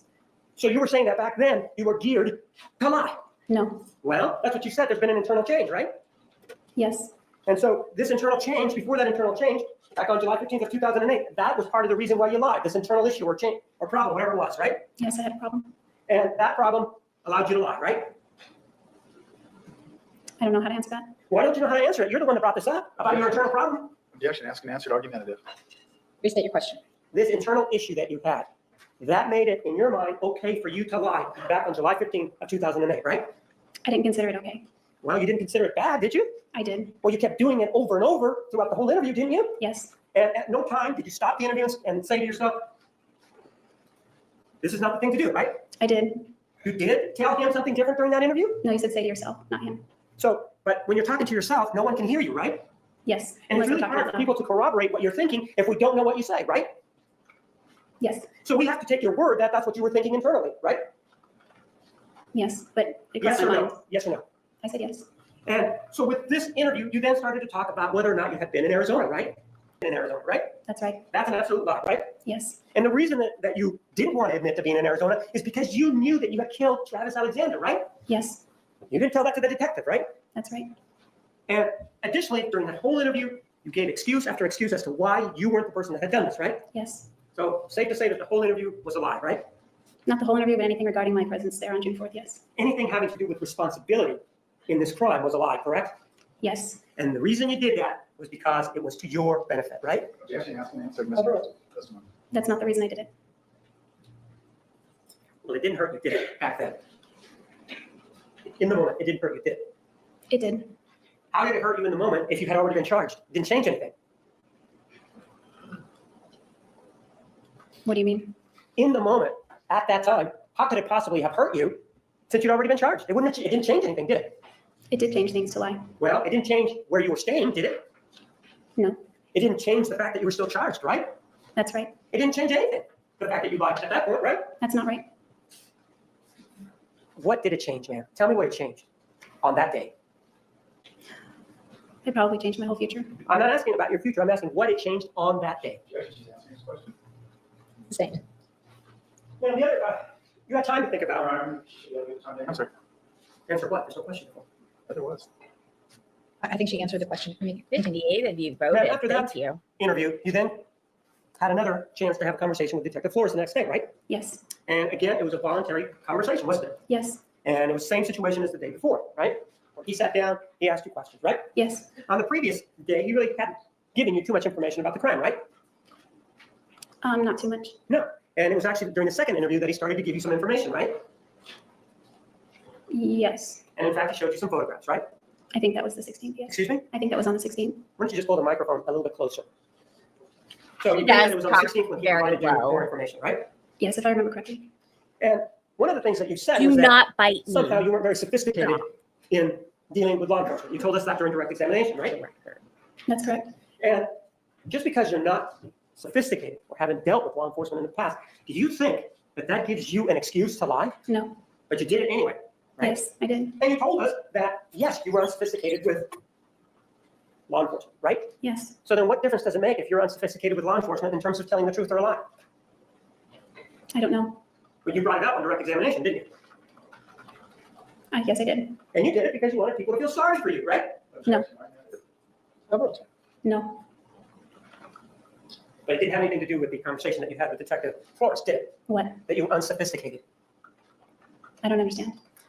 He asked you questions, ma'am, and you gave him answers on July 16th of 2008, right? That's right. The fact that you may not have dealt with another police officer before didn't change the fact that he was asking you questions and you were answering, right? Yes, It didn't change the fact that he was speaking English to you, right? that's right. And you understood what he was asking, right? Mostly, yes. Are you saying that you didn't understand what Detective Flores was asking you during that interview? That's not what I'm saying. Well, I'm asking you whether or not you understood what he was asking you if he was speaking English.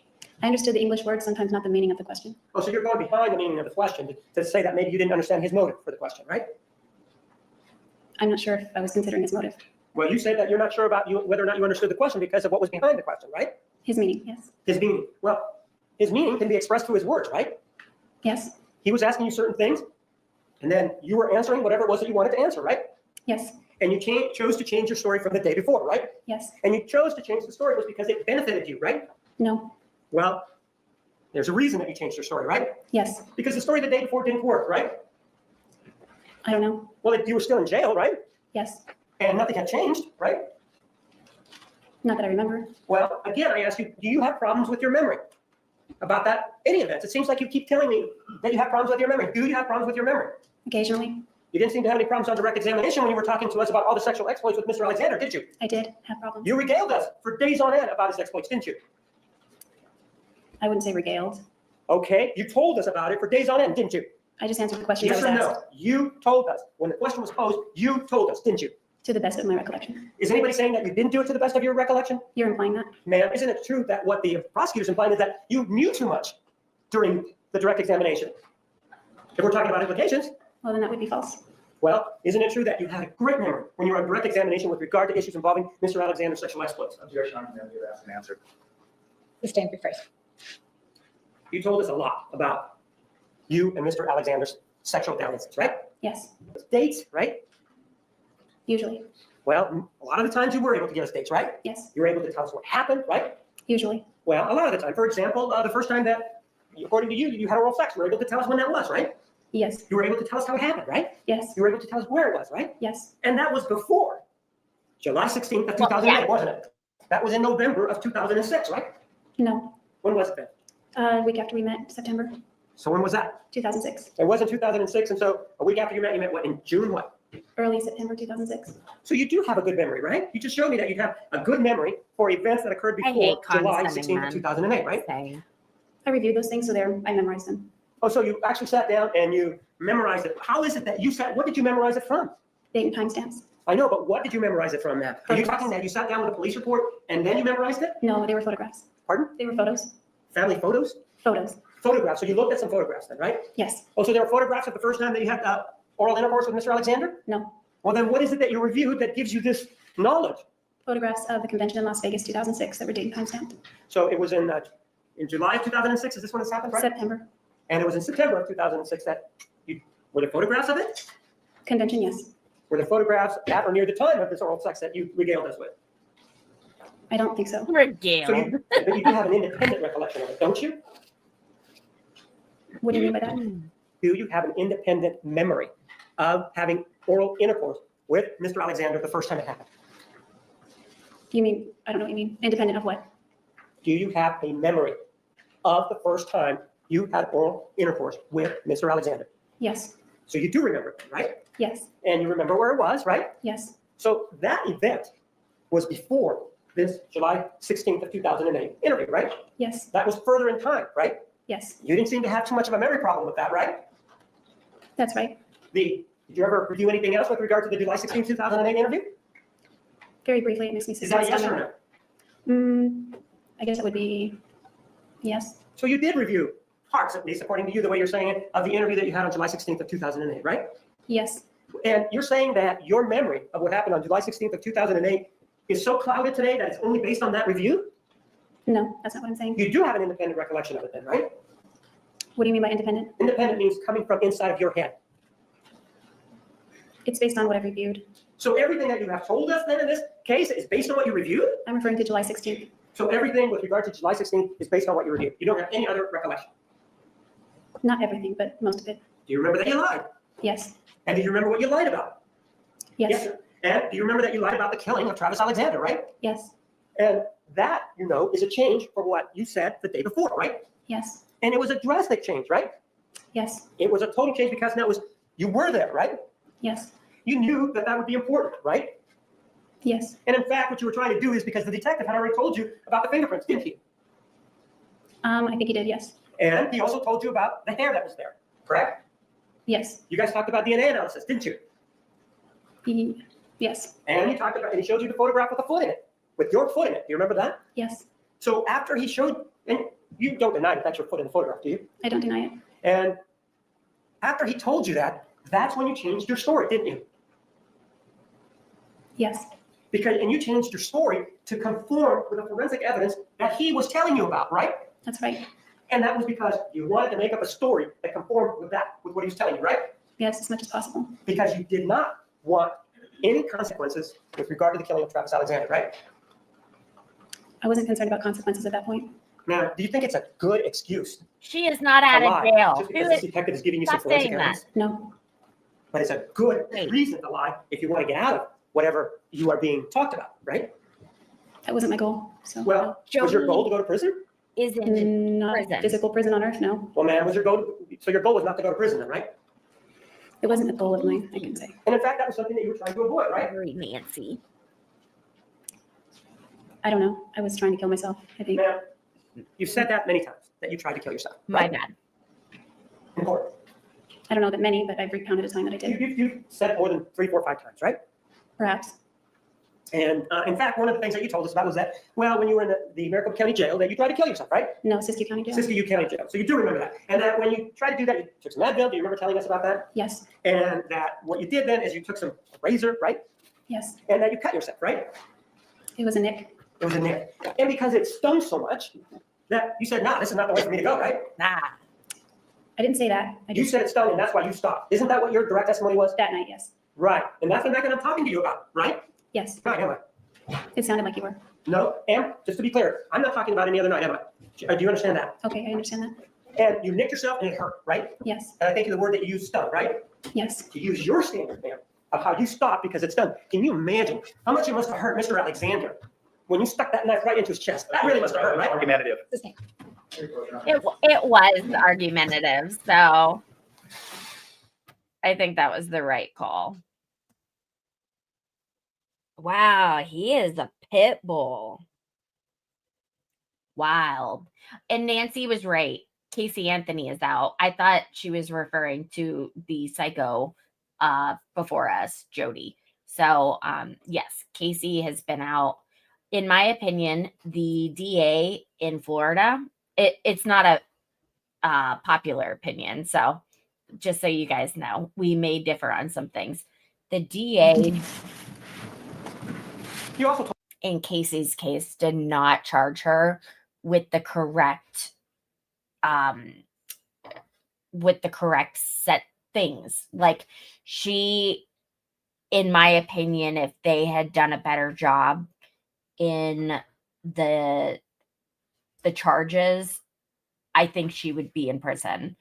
But with what she was charged with, that allowed for some loopholes in there. So that's just my 2 cents. a story, right? To the Yes. detective, right? Yes, And your story was that there was 2 individuals that came in, right? Yes, And one individual was a male, right? yes, And another one was a female, right? yes. And you know that the police are going to follow up on that, right? No, I didn't know that. Do you think that police don't investigate crimes, that if somebody provides them a lead, do you think that they don't go out and try to find out if it's true or not? Objection, Mr. Rollins. Rich.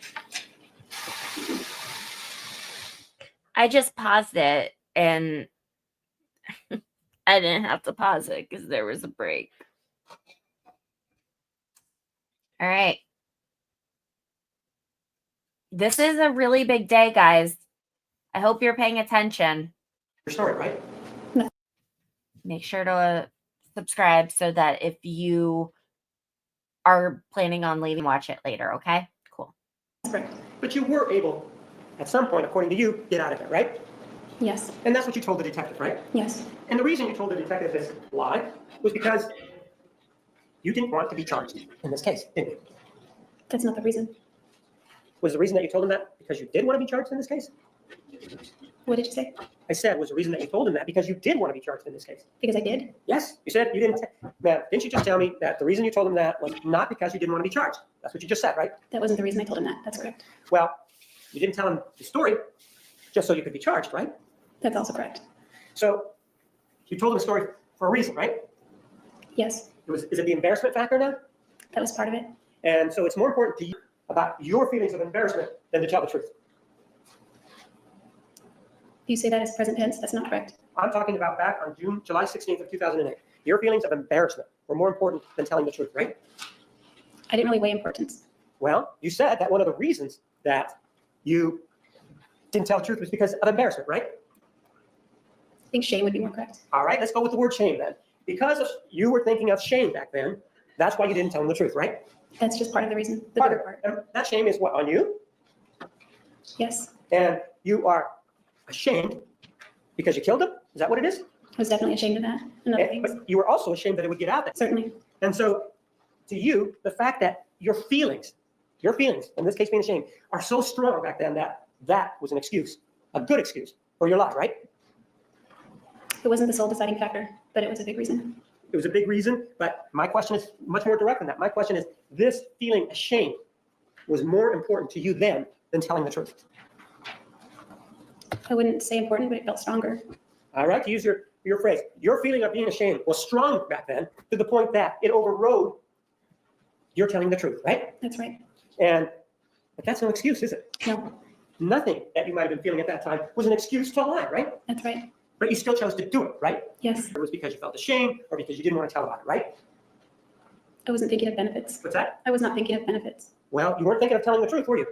I was thinking about it. But you didn't do it. No, I didn't. And this factor of being ashamed. What other factors did you consider now? I considered if I told the truth, then I would have to explain why. And if I had to explain why, then I would have to go back through our whole history, back to things that he was very ashamed of, that I was ashamed of, that I just didn't want All to right. get out.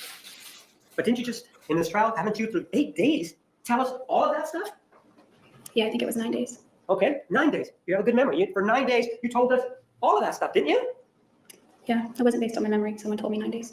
What? What do you mean? What did you just say? Somebody told you what? You said I had a good memory because I corrected you, but it wasn't based on my memory. Someone had said I was on the stand for 9 days, so that's why I said 9. So it isn't. So what you're testifying to isn't necessarily what you know, and it's what you're telling us, right? That's what I believe.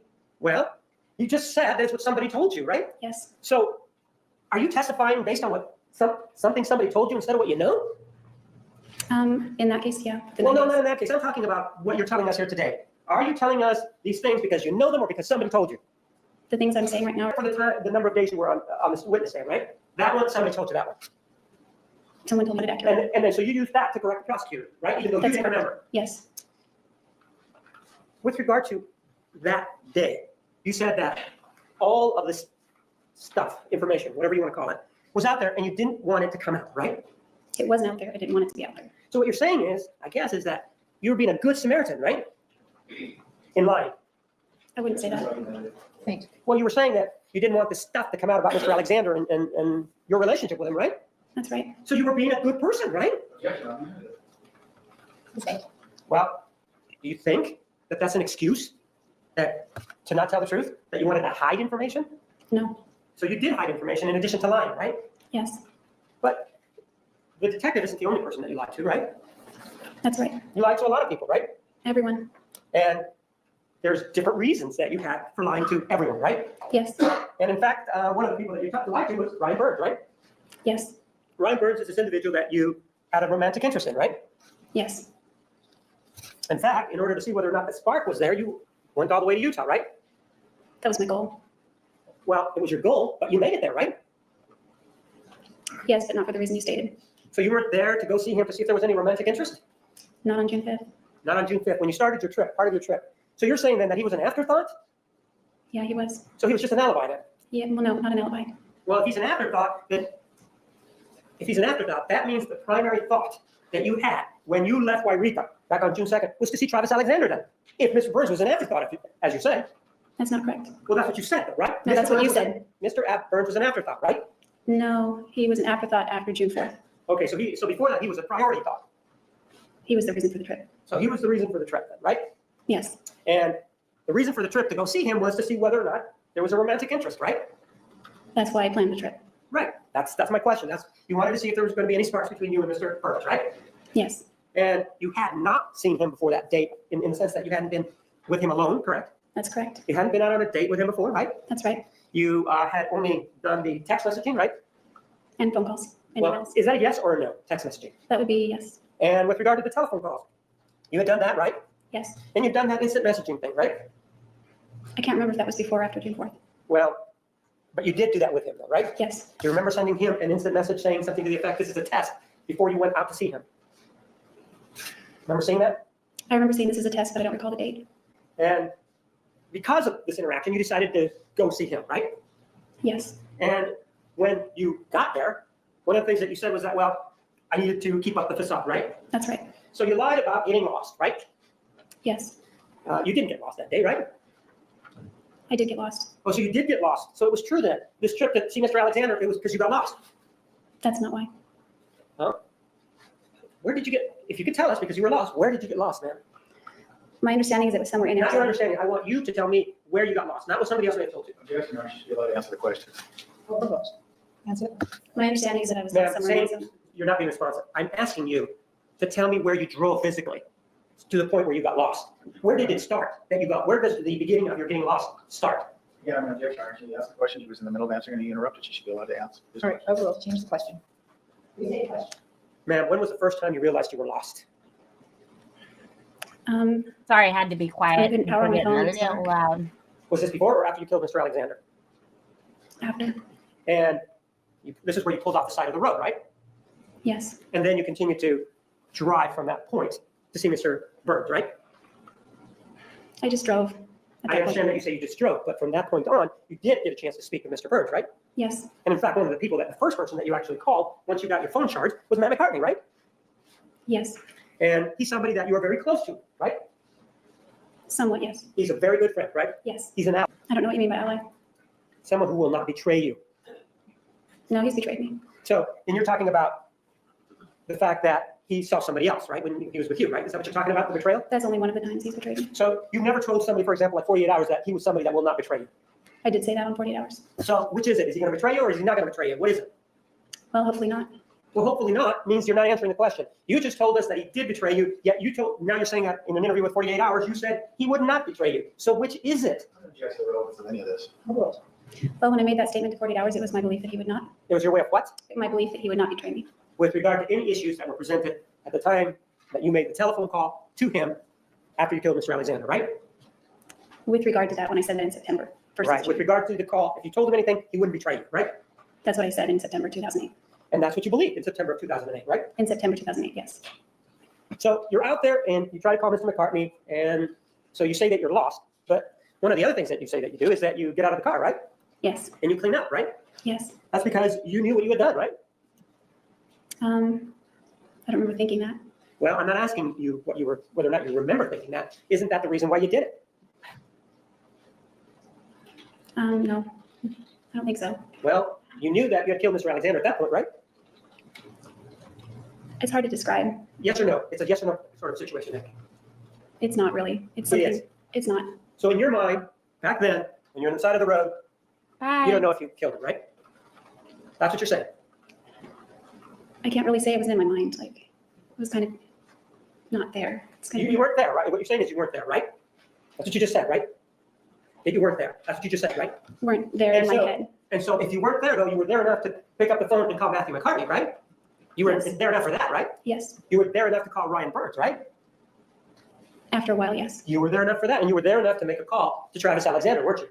Yes. So you were there for those purposes, but you weren't there to tell me about what you were thinking, though, right? Is that what you're saying? It depends on the time period. How about the time when you got out and you started to wash your hands? By then, I wasn't thinking that. I just knew something awful had happened because I had blood on my hands and my feet. And so you knew that those were for Mr. Alexander, didn't you? I think I did, yes. You think you did, but again, you're telling us you're not sure, right? I'm not telling you that. Well, you had blood on your hands, right? That's right. And you had been driving, Literally right? and figuratively. Yes. According to you, you had been at Mr. Alexander's house, right? Yes. There had been a fight, right? Yes. And you had done something, right? Yes. And this doing something had caused Mr. Alexander to bleed, right? Yes. And so if that's the case and you have blood on your hands, wouldn't you think that the blood came from Mr. Alexander? I had cuts too, so So you're thinking that the cuts could have come from you stabbing him? I didn't have any recall of stabbing him at that Well then, time. so you don't have any idea where your cuts come from then, at that point? No, I cut myself on June 4th, early in the morning before I went to bed. So you cut yourself on the glass, is that what you're saying? Yes. Is this the situation where you're saying that you cut yourself on your right hand, right? Yes. You're left-handed, right? I'm both. You know who, Mark, you're ambidextrous, is that? First of all, the comment I pinned right now, I love that. I love that with time, we can see things a little bit more clearly, right?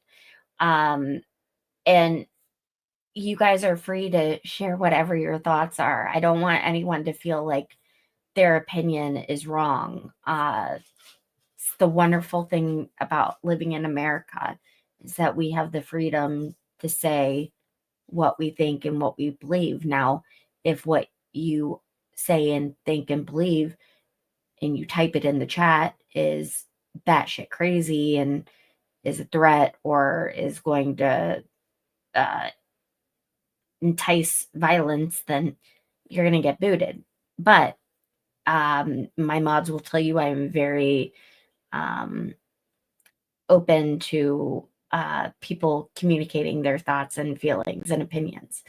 With that being said, Stream Mama is in charge for like 3 to 4 to 5 minutes. I am dancing in my pants because I gotta go use the restroom. So I will be right back. What you say? Yes, depending on the activity. Well, do you remember indicating to 48 hours that you're lefty? Yes. So what is it? Are you left or right? Depends on the activity. And what activity do you write left-handed? I write with both, but I'm more proficient with my left. And so with regard to this being out there, so you're out there and you've made these calls, you've got out and you find your charger, right? Is that- Over, yes. And at some point you're able to make a telephone call to Mr. Burns, right? Yes. And then starts the line to him, right? Yes. And so at some point then you drive all the way up to see him and you get there around 11 o'clock in the morning, right? I think so, yes. Well, in between 11 and noon, would that be accurate? I believe it was before noon. And after 11, right? I think so. I wasn't paying attention to the time, but it was late morning. And you go up there, you have this meeting, and when you go up there to see him, you're telling us that you still don't know if Mr. Alexander is dead, right? You're telling us, right? That's not what I'm saying. Well, so you do know that he's dead then. I have a,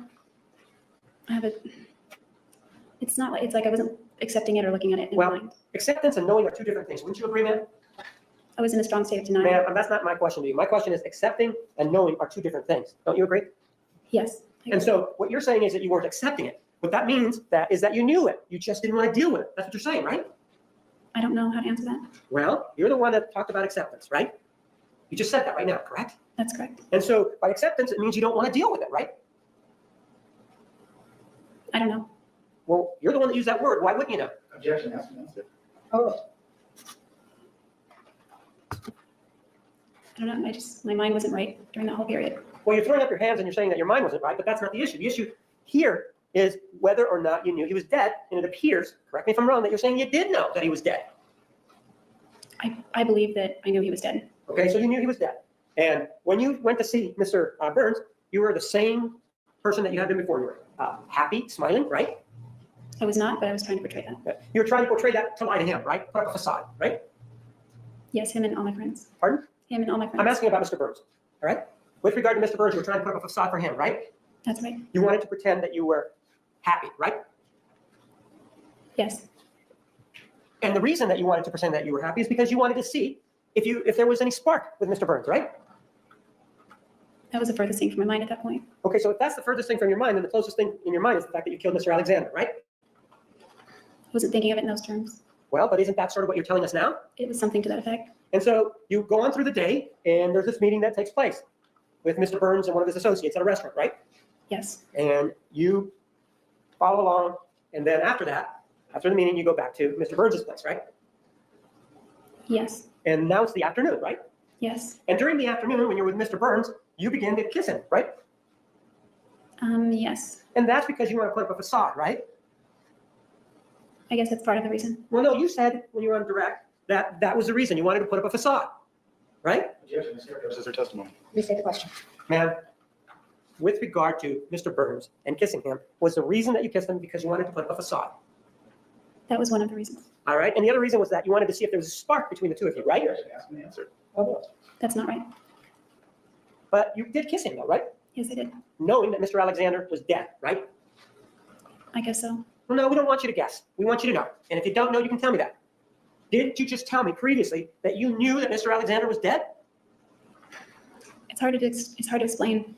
Man, what is hard to explain about a person breathing or not breathing? What is so difficult? Why is that a difficult concept for you?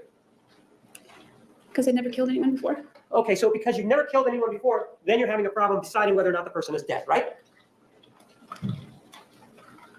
I'm having a hard time describing what my state of mind was during that time. If you hadn't killed anybody before and you didn't know if he was dead, then why did you just leave him to die? Objection is irrelevant. I don't think I did that. Well, sure, you just told us that you've never killed anybody before and you didn't know. So what you're telling us is that you left them to die, didn't you? I don't believe that. Okay, so then you did know he was dead. Can't have it both ways. Which one is it? Objection, Your Honor, argument. She's already explained her state of mind. She's not a psychologist. Sustained as to the question, rephrase. At the time you were kissing Mr. Burns' lips, did you know he was dead, yes or no? And by he, I mean Mr. Alexander. Objection, asked and answered, Judge. I think I did. Okay? And so, but yet you continue kissing Mr. Burns anyway, right? I don't know. You mean you don't remember him, that you guys were continually making out, or not continually, but were making out before you went out for the evening? I don't remember making out with him before we went out for the evening. But you were kissing him, whatever that means, right? We kissed. Then you went to this training that was in the evening, correct? It wasn't a training. It was a business briefing. It was a briefing in the evening, right? Yes. And it was at college, I believe, correct? I don't remember. And is that when you drove with Leslie Jodi or not? I might have followed Ryan to the place where the meeting was. And when you went to this place, that's where you met up with Leslie Jodi, right? Yes. And then after that, there was a meeting where you guys went to Chili's, right? I'm not sure what restaurant it was. All right, so you went to a restaurant, right? That's correct. And when you went to this restaurant, before you went in, you were talking to Leslie Jodi, right? In the car. It was either before we went in or after, but at one point we were in the parking lot discussing things. And you talked to her for about an hour, right? I don't remember how long. It was not 5 minutes, it was longer than 5 minutes, It right? was longer than 5 minutes.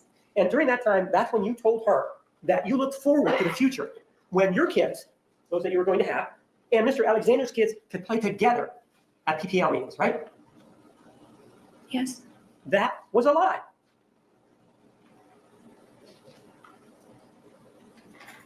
Wasn't it? Objection, Your Honor, this is what she was hoping. It's not a definitive fact. Can you please restate the question? You lied to Leslie Jodi when you told her that it was your hope that your kids and Mr. Alexander's kids played together at PPL events. No, that was a hope of mine. Pardon? That was a hope of mine. Oh, so you're saying that you thought he was alive at that time then, for you to have that hope? That's not what I'm saying. Well, if you're saying that and you know he's dead, why are you lying to her? I had that hope.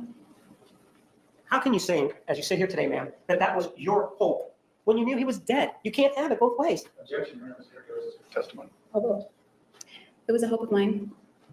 And the fact that he had died didn't change my hope. It just made that hope unrealistic. Oh, so the way you're saying that is the way you phrased it to her was that you hoped that your kids could play with his kids, not that that's what you wanted. Is that what you're saying now? Objection, this characterizes her testimony again. That's not what was said, actually. Well, if you don't know what was said, then why are you telling me that you said hope? That you hoped? I didn't say I don't know what was said. Pardon?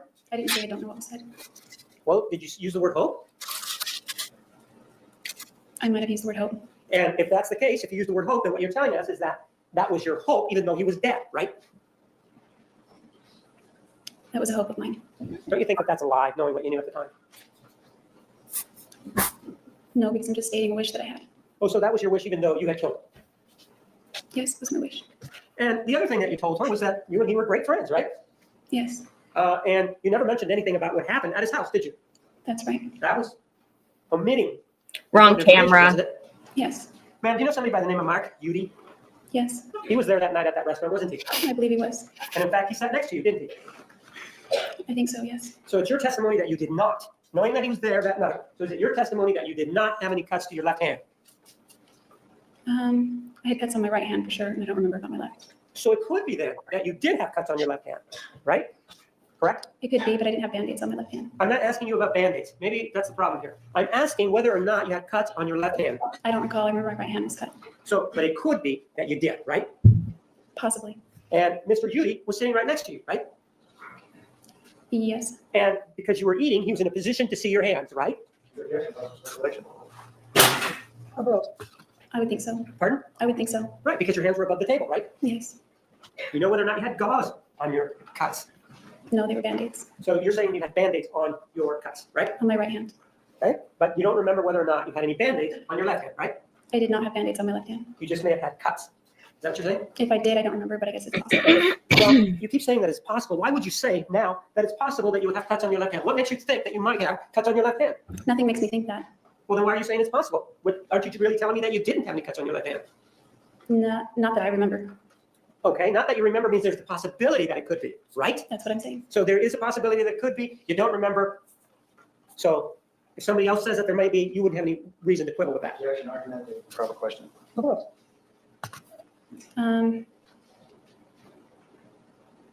I don't know. And you don't know because you don't remember, is that it? I don't know because I didn't have Band-Aids on my left. I had them on my right. Now, one of the other things that happened after that is that at some point you then returned back to Mr. Burns' home, right? Yes, And you returned back to Mr. Burns' house and you guys go to sleep, right? yes, You set your clock, or the clock is set so that you can get up, right? yes, You need to get back to work, right? yes. And you need to get back to work. Margaritaville? No. You never worked at Margaritaville at that time, right?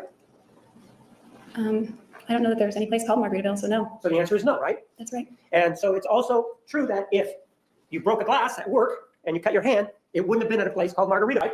That's right. Once you're there with Mr. Burns, you do wake up at some point, right? Yes, There's a movie that you guys were watching at some point also, correct?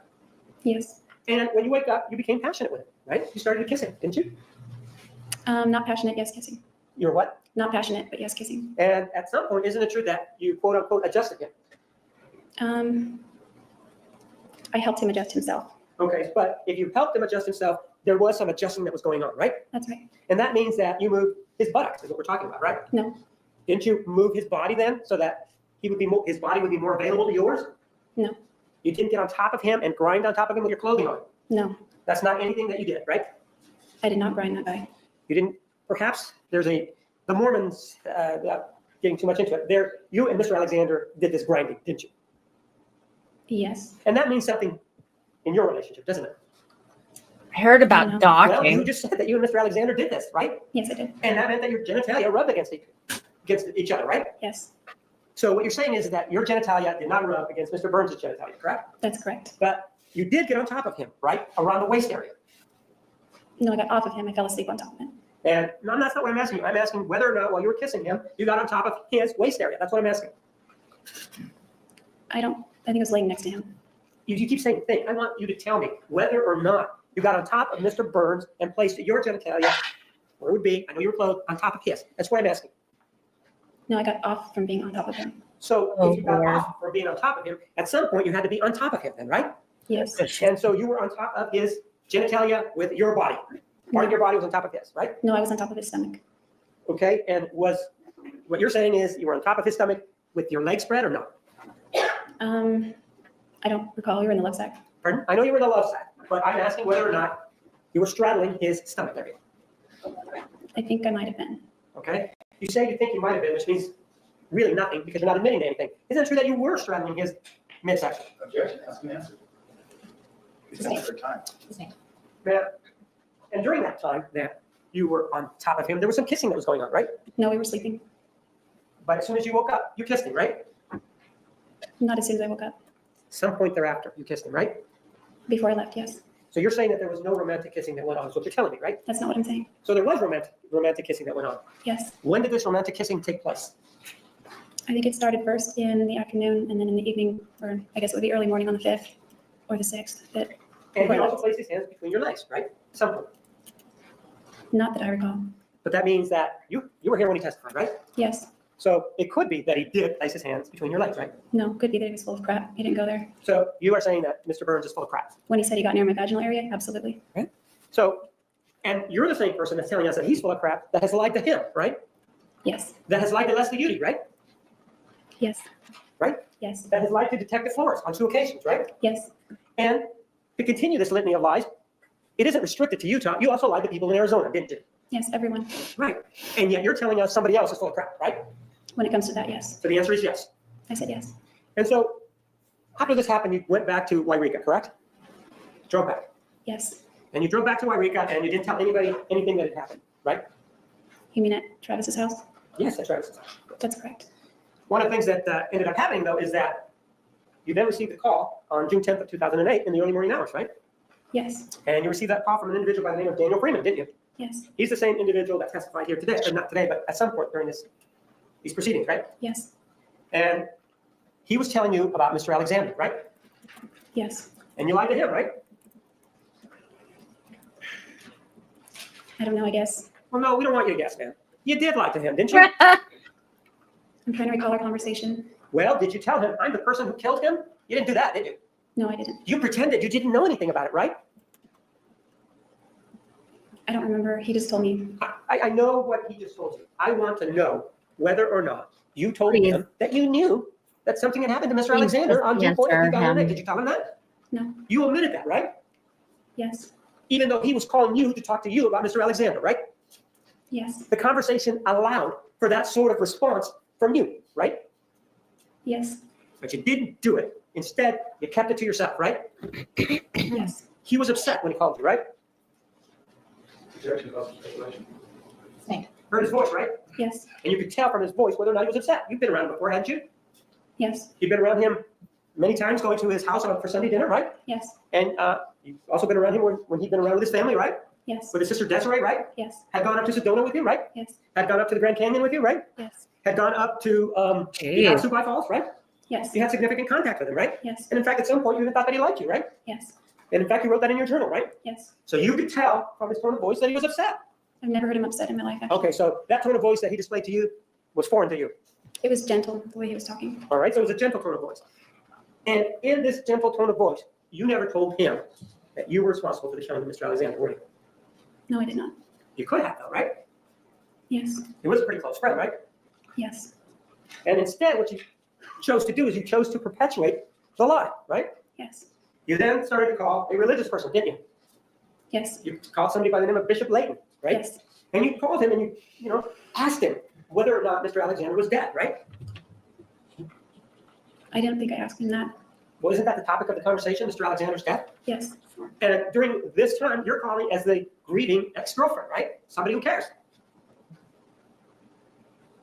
Who's calling as a friend? Okay, if you're calling as a friend, why are you calling if you already know what happened to Mr. Alexander other than to lie about it? There were many things I didn't know. Oh, so you just wanted to get information about the death so you could use it later to lie about it? Is that what it A is? lot of people do that. I just called because I wanted to know what he knew. And the reason you wanted to know what he knew was so that you could see whether or not anybody was onto you, right? Yes, partially. And it wasn't like you cared about Mr. Alexander. It was you just wanted to see what it was that you needed to do to make sure that you weren't charged with a crime, right? Sustained. Now, you wanted to see what he knew is what you told us, right? Yes. What purpose would there be for that information, knowing what he knows about it, other than to benefit you?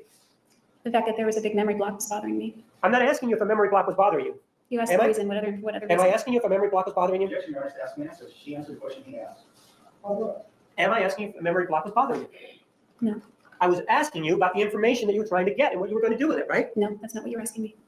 And isn't it true that I asked you the purpose for calling Bishop Layton, right? No. I asked you that. Why did you call This Bishop is Layton? Did I not ask the you that? person I would fuck around Well, with. this is part of the same conversation, isn't it? Yes. And you do agree that you called Bishop Layton, right? Yes. In the middle of the night, right? Yes. 3 a.m., I think, right? Yeah, it was late. And you called Bishop Layton and you spoke to him because you wanted to get information about what he knew about the investigation, right? That was part of it. Yes, that part. Let's talk about that part. The part that you wanted to know about the investigation, that was going to help you should something come of this, right? Objection, can I? That wasn't my thought, really. Very vague. That wasn't your thought. Then why do you even want to know about it? I couldn't remember much or anything from that day. Well, you remembered that you had been there, didn't you? Yes, You remembered that there had been this confrontation, right? I do remember that. Yes, and you remember that you didn't call 911, right? Yes. So why is it that you even need to know about the investigation since you have firsthand knowledge? Why are you asking for somebody who has secondhand knowledge?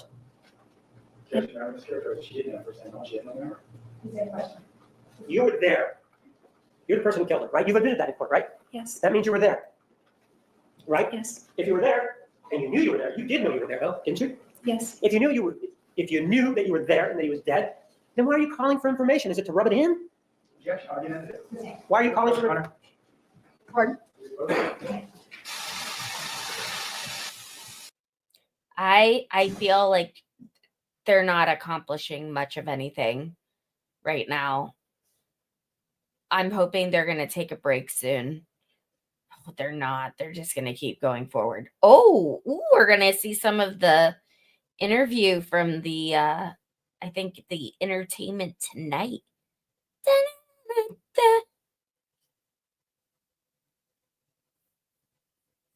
Feel free to share the stream with a friend if you are enjoying this, or just make sure, double check that you are liked and subscribed on the channel. You can share by just share a link on social media. Thanks, guys. I think I called Beth seriously at one point. Didn't you also call Leslie Udy?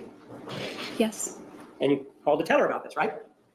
Yes. And this was after you had received confirmation that he was dead, right? I believe it was, yes. You never told her again during this conversation about the fact that you had been there on June 4th of 2008, correct? That's correct. Now, in addition to making statements to those people, you went out of your way to contact Mr. Alexander's family, didn't you? I can't argument out of his way. I made contact, yes. Well, do you know who Mumums is? Yes. What is Mumums' name? Norma Sarby. And Norma Sarby is Mr. Alexander's grandmother, right? That's right. And in fact, that's the person who raised Mr. Alexander, correct? I believe so. Well, when you say you believe so, it sounds like you don't know. You did have a relationship with Mr. Alexander, right? Yes. And on direct examination, you told us about a time that you went over to his grandmother's house, right? Yes. And you and Mr. Alexander talked about his upbringing in the Rubidoux area of Southern California, right? Briefly. Pardon? Briefly means you did talk about it, right? Yes. And so one of the things that you did was that you actually sent Miss Sarby irises, right? Yes. And you sent her 20 of them, right? Yes. And in addition to that, you attached a note, right? Yes. And in it, you indicated that she was in your prayers, right? Yes. You did this, ma'am. That's a lie, right? When you say that you felt sympathy for her, isn't it? No, that wasn't a lie. Oh, so you felt badly for her? Yes. You felt badly for her. Is this just sort of a way for you to assuage your guilt? Is that what it is? Assuage. That wasn't my thought. Pardon? That wasn't my thought. Well, you say that wasn't your thought, but if you're the person that has done this, she actually received them on June 13th of 2008, didn't you? I don't know. Objection, tell us your speculation. Okay. Ma'am, didn't you write in your journal that she received them on June 13th of 2008? Yes. So you weren't speculating about that, were you? I was going off my email confirmation. Right. So she received these, and you included this message telling her that you were sorry for what had happened, right? Yes. That was for your benefit, wasn't it? No. Well, it wasn't for your benefit? No. Even though you had done it? You still were sending this out, right? Sending what? The flowers. The irises, Yes. the flowers. That's what we're talking about. And you knew she was an older woman, didn't you? Oh, Yes. shit. Sorry. And you knew guys. that she was very tight with Mr. Alexander, right? Yes. And so you, as her killer, then, are sending these items to her. Objection, Your Honor.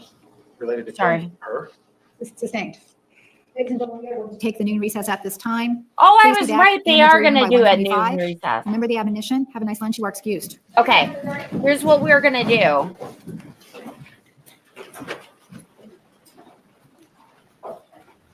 Okay, so I am interested to see if she rebounds a little bit, and we still have some viewers here. So let's go till 9 o'clock because I said we were going to be doing this every 30 minutes. I know that my mod has to be somewhere at 9:30, and we are trying to figure out a thing. Sorry, a direct link for you guys so that when I finish this this stream, you can directly go to another stream. So she's trying to help me with that, and that's what I've been doing. I finally figured out how to make her give her the privileges to do that. So now I'm more focused. All right, guys. Hopefully Jodi is.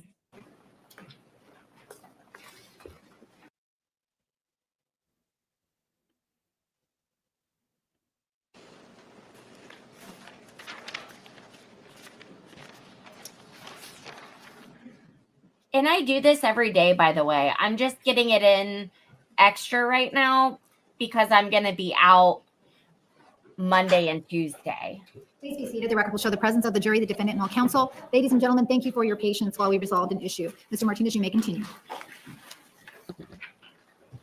Ma'am, in Please addition feel to free to share, sending by the the flowers, way, you actually sent a again. letter to the brother, sister, or family of Travis Alexander, correct? I sent it to his grandparents' address. But you sent it to the family, didn't you? Yes. And the letter was dated July 28th, 2008, correct? Yes, that's when I wrote it. Pardon? Yes, that's when I wrote it. And that's Travis Alexander's birthday, isn't it? Yes. Ma'am, I'm going to play Exhibit 470, which talks about these particular issues, and then I'll ask whether or not that is you on this particular excerpt, okay? Okay. You did grant interviews to people from 48 Hours, did you? Yes. There were 2 interviews, right? Yes. There was one in Wairika, correct? Yes. With Jonathan Leach was the person asking the questions, right? Right. And then there was another here at the jail, correct? Yes. And the person asking the questions was Maureen Mara, correct? Yes. The date of the interview out in Wairika was August 5th of 2008, correct? I don't remember the date. That sounds right. Okay.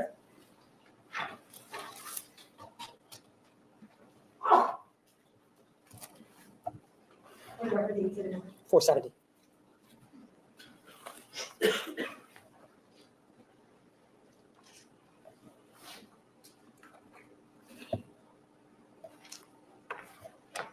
Travis's family deserves to know what happened. And because I may be the only person that will ever be able to say what happened that day, at least for now, I believe that one day all things will be made known. And so they'll know who did this, and they'll know what exactly went down, and they'll know what happened. But I just know that if it were my brother, I would want to know. And I feel that above all things, they deserve to know what happened. And they deserve to hear how things went down. If it were my brother, I'd want to know what his last minutes were like and what was being said and things like that. Did you ever communicate to them or try to reach out and tell them? Yes, but not until I got into here. I wrote them a letter. I don't know if it'll ever make it to them. I don't know if they'll even read it. But that's the only attempt that I've made. Other than I called his grandmother and I expressed my sympathies to her and I sent flowers to her. I sent her 20 white irises. And the reason I chose irises was because when Travis and I were discussing baby names, he said of girls' names, he liked the name Iris. He liked the name Hinckley and Megan and Reagan. And I thought Hinckley was an interesting name for a girl's name. It's actually a last name. But Iris was among those. And I thought, well, at the flower, and I'll just do that. Sort of, it was my own symbology. A meaning meant something to me. I didn't tell them that. I don't think that they realized that. But Do you that's remember okay. what you wrote them in the letter? It was something very simple, short and sweet. I don't remember exactly. But I did leave my phone number, and I told them that if they ever need anything, to please call me. And I told them that they're in my prayers now and always. Ma'am, that letter that you wrote, as we said, was 18 pages long, correct?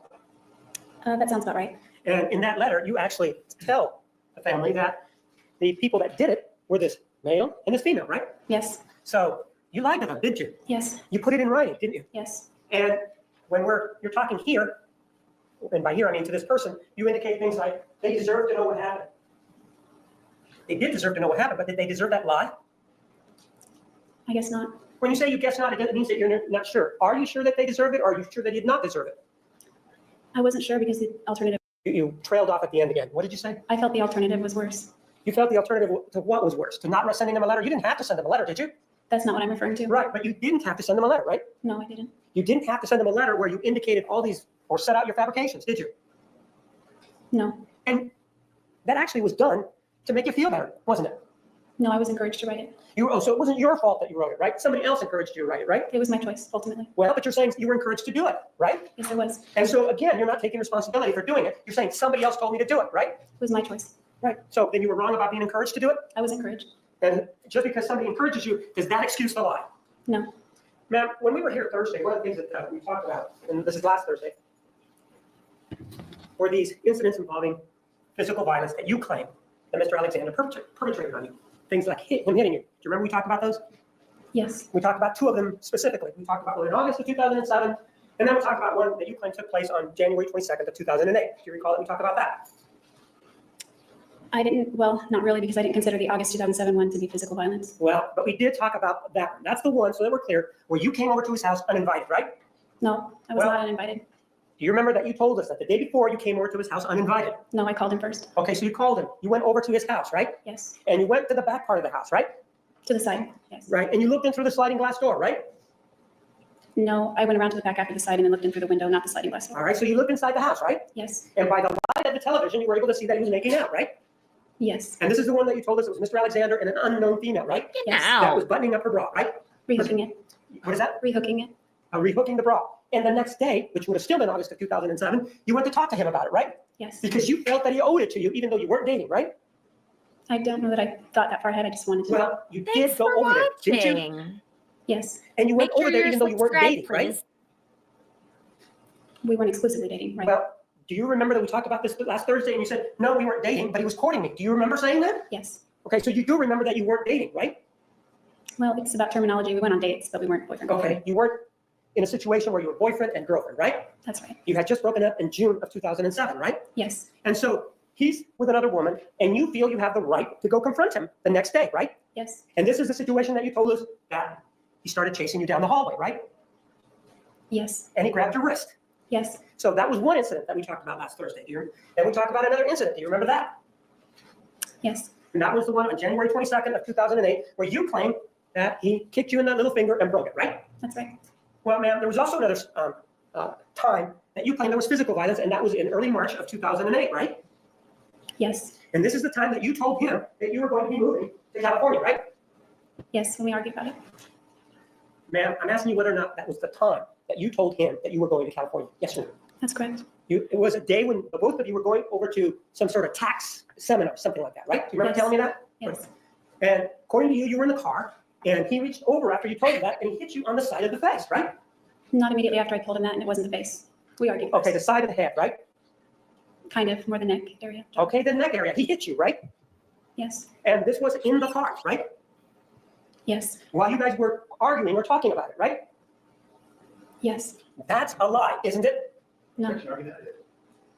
Oh, really? Isn't it? Isn't it? No. Well, do you remember that you had a journal for that day, Ann? Yes, I do. And do you remember, I'm gonna have it marked. That's that entry. Yes.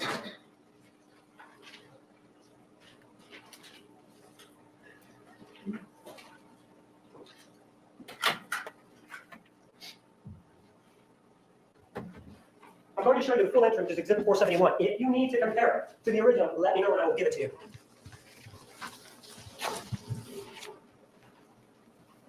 Just a little decorating going on.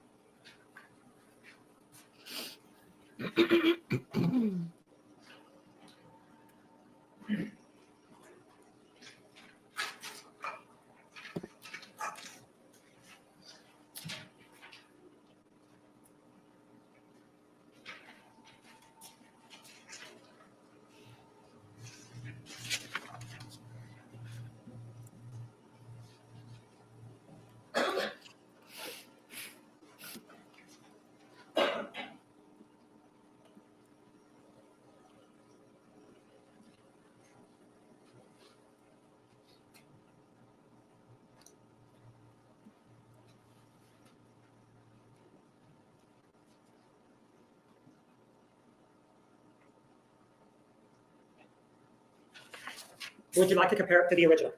No, thank you. That is a true and accurate copy of the entry of March 2nd, 2008 in your journal, correct? Yes, It was a Sunday, right? yes. I move for the admission of the Sunday. We'd like to see the original and see what was removed from this exhibit. Yes.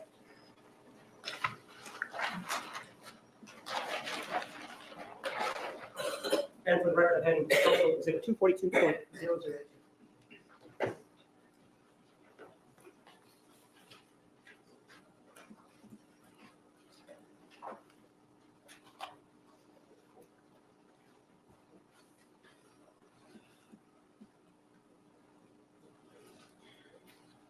Oh, I love having you here. Thank you.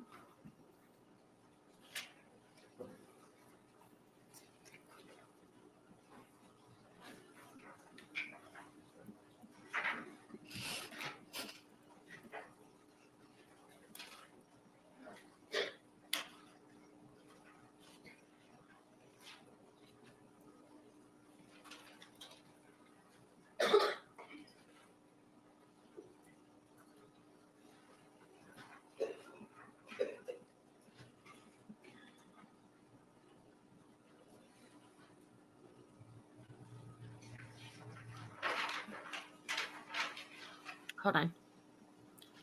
I don't want to forget. So I haven't posted this information like in a comment tonight.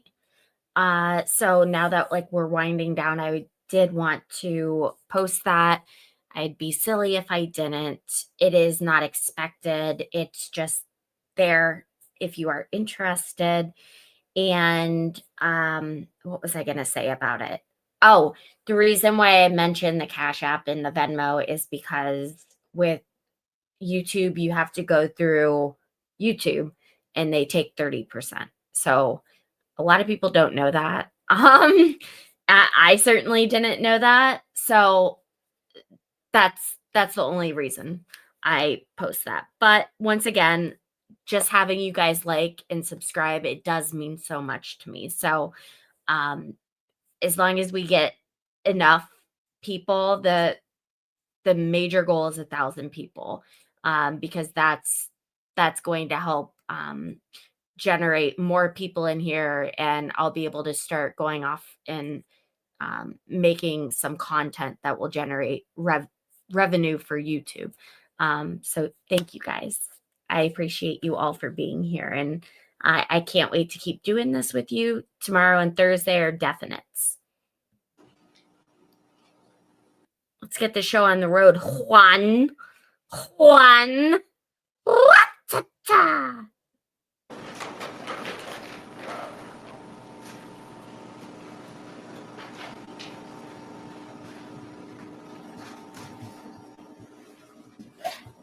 Judge, I think we have to turn monitor on.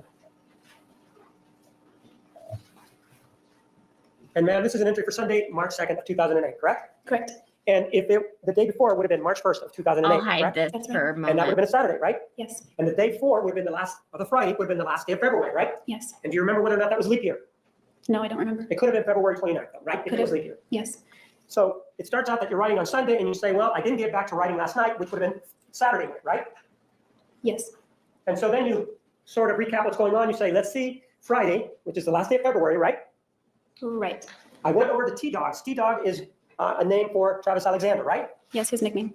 For a while to clean, right? And then it says shortly thereafter, he went out to go rock climbing with Mimi Hall. Their third date, second and a half date, really no third, right?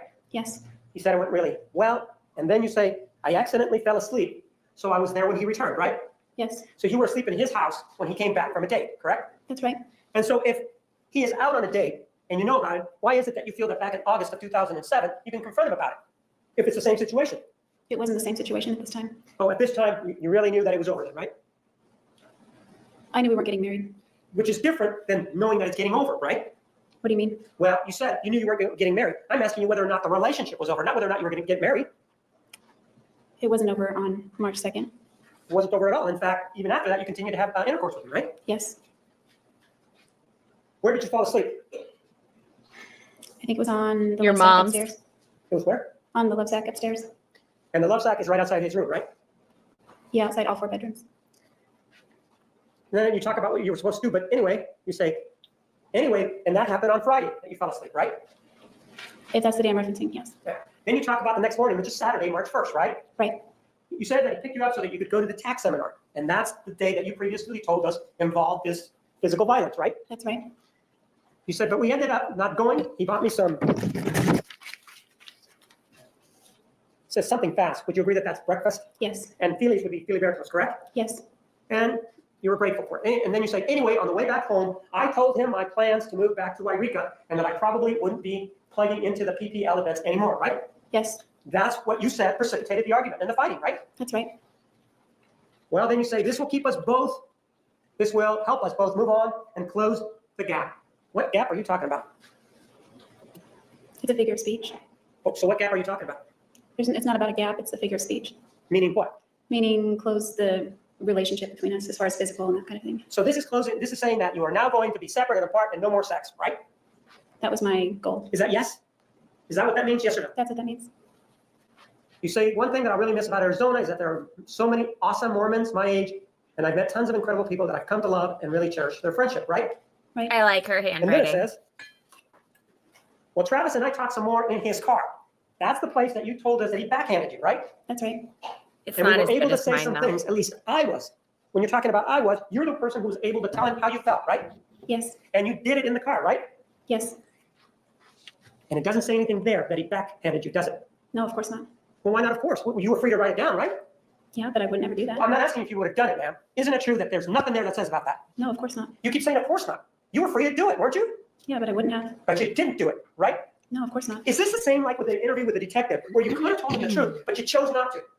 No, this is different, but that's It's what the it same said. sort of circumstance with the detective, right? You could have told Detective Flores everything, right? That much is true, yes, But you had a reason why you didn't tell the detective that, right? yes. And so now you're telling me, well, I could have written more here, but you have a different reason, right? A similar reason, but different.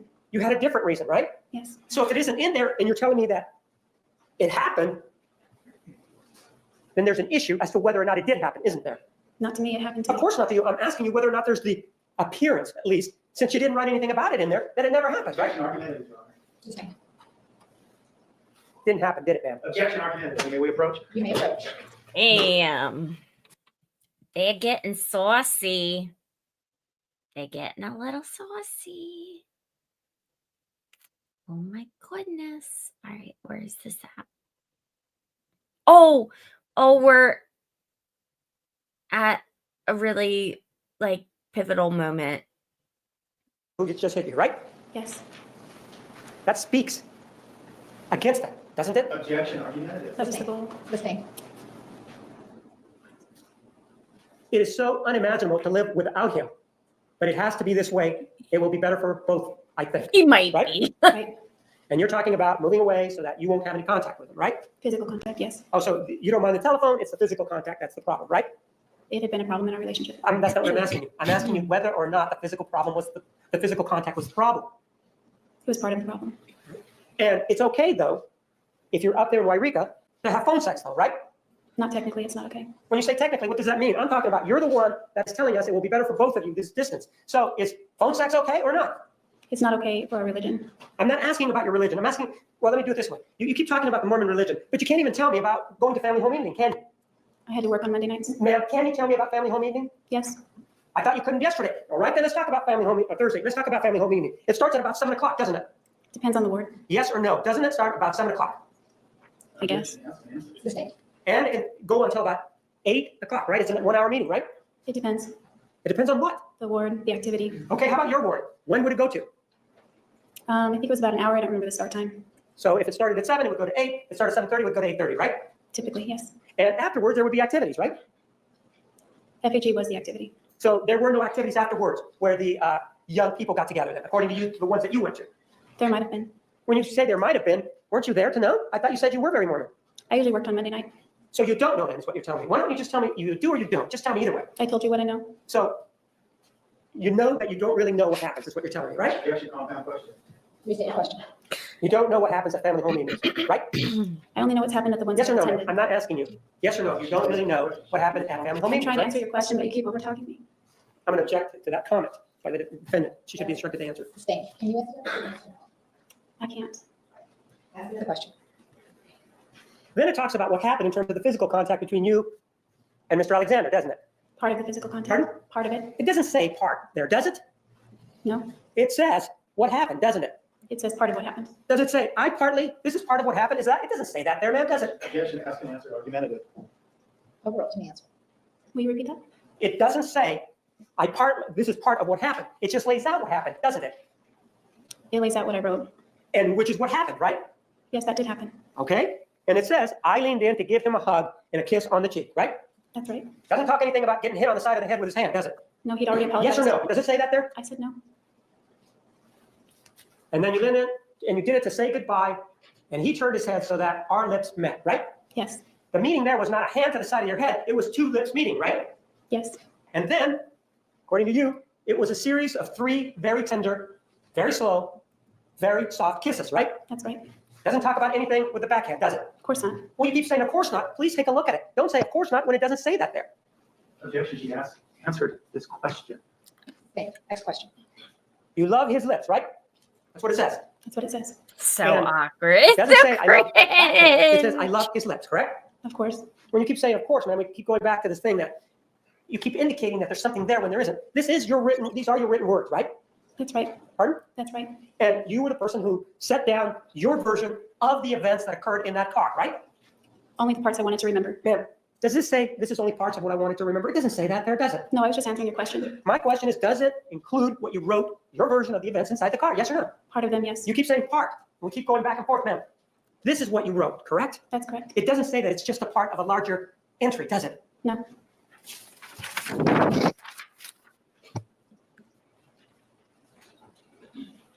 Then you say that you went inside, you fixed your makeup, and you went to Starbucks, got Travis a Frappuccino. You are now out of the car, right? Yes. And you're going to get Mr. Alexander a Frappuccino, right? That's correct. Cookies and And cream. then you took it to his house, right? She had a He strawberry. drove, right? Yes. He dropped you off at your house, right? Yes. And the purpose of going back was so that you could pick up some items that he had been storing, right? And so Yes. that you could load them in your car, right? Yes. But instead of that, you ended up being naughty again, right? That's right. So much for closing that gap, right? Yeah. And this was as part of the same event, if you will, where your lips met and you had 3 kisses, right? Yes, part of the makeup. Right. Our lips met. And then you talk about that being another advantage to you moving away since you guys can't stay away from each other, right? That's right. Seems like you were into the sex as much as he was, right? Yes. Says that you helped him clean up a little bit more for his UFC party, right? That's right. That UFC party would have been that Saturday night, right? Yes. And you say that you've never really been into that kind of activity, but you appreciate it, right? That's right. And then we have an issue or an individual by the name of Lonnie that's mentioned in the next paragraph, right? Yes. And Lonnie is the same individual that we discussed Thursday involving his baptism and the fact that you missed it because you went to have sex with Mr. Alexander, right? Yes, the same Lonnie. You actually saw the UFC party at Lonnie's house, right? The UFC event, yes. Right.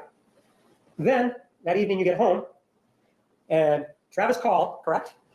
That's correct. What time did he call? I don't remember. And you spoke, according to that, for an hour and a half until both of you were sleepy, right? That's right. Well, it does say that, right? That's right. And you made some jokes about Facebook. You talked about how it was if you guys would have children and how their lips would be such that Angelina Jolie would cry, right? Right. And it was just funny, fun talk, right? Yes. No indication that you talked about moving there, right? No. No indication at all that you talked about any physical violence whatsoever, right? That's right. And then you write, I love it, right? That's right. And that, at the very bottom, is your signature, right? Yes. So this entry does not corroborate what you told us happened in the car, right? Right. That's the goal. That's the what? The goal. Did I ask you if it was the goal? No. I asked you whether or not it corroborated it. It doesn't, does it? No. With to that supposed injury that you claim that you received, you didn't call the police, did you? No. You didn't tell anybody about it, right? No. There is no corroboration anywhere, including your journal, that it even happened, right? That's right. All we have is your word, right? That's right. And my injuries. Pardon? My injuries. And your injuries? Right. Let me see a photograph of it, ma'am, so that we can put this to bed. What are you talking about? Well, you said that your injuries. Did you take a photograph of the injuries when he hit you? No, I was referring to other injuries. I'm talking about that day. Do you have any problem acknowledging that we're talking about this particular day when you're in the car? I don't have a problem with that. Okay. Are there photographs of them that we don't know about? No. There is no photographic evidence, there's no documentary evidence, and there's no anecdotal evidence. Are you talking to anybody about it? Is there? I would hope not, not to my Well, I'm knowledge. not asking you what you hope. I'm asking you whether or not there is. There Not isn't, to is my there? knowledge. Pardon? Not to my knowledge. Well, your knowledge is what's important to us. Is there any such items out there that we can look at? Items, no, but as far as telling So the other answer is people, no, right? as far as items go, I'm that's the talking about, answer. are there any photographs? No photos. Aside from this writing, are there any other writings? No, Is there a police report? no, Is there a medical report? no. But we do have some text messages, don't we? Just take a look at them about what happened that night.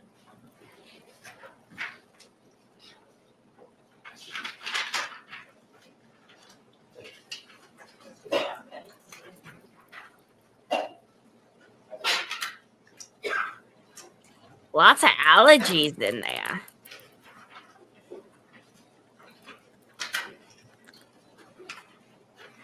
Take a look at exhibit 473 and 472.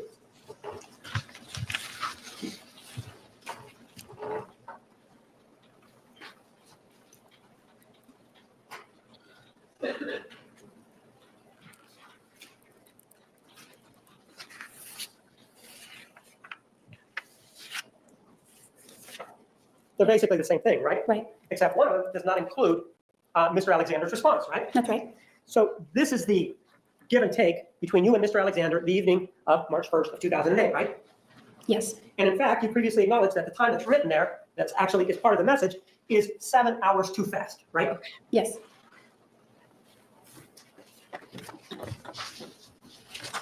Move the admission exhibit 472.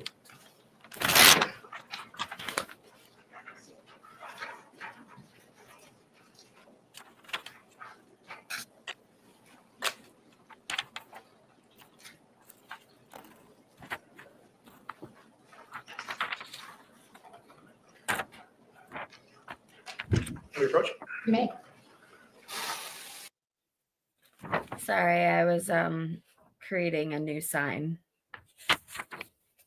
I don't know where our numbers went, Stream Mama. I was really into the creative element of what I was doing. I need to like get these laminated. I actually need to do these so they're done better. You know what I'm saying? Like I need to spend some time with my placards. These were on the fly yesterday. This is my favorite. That's actually in the process of being made into a shirt.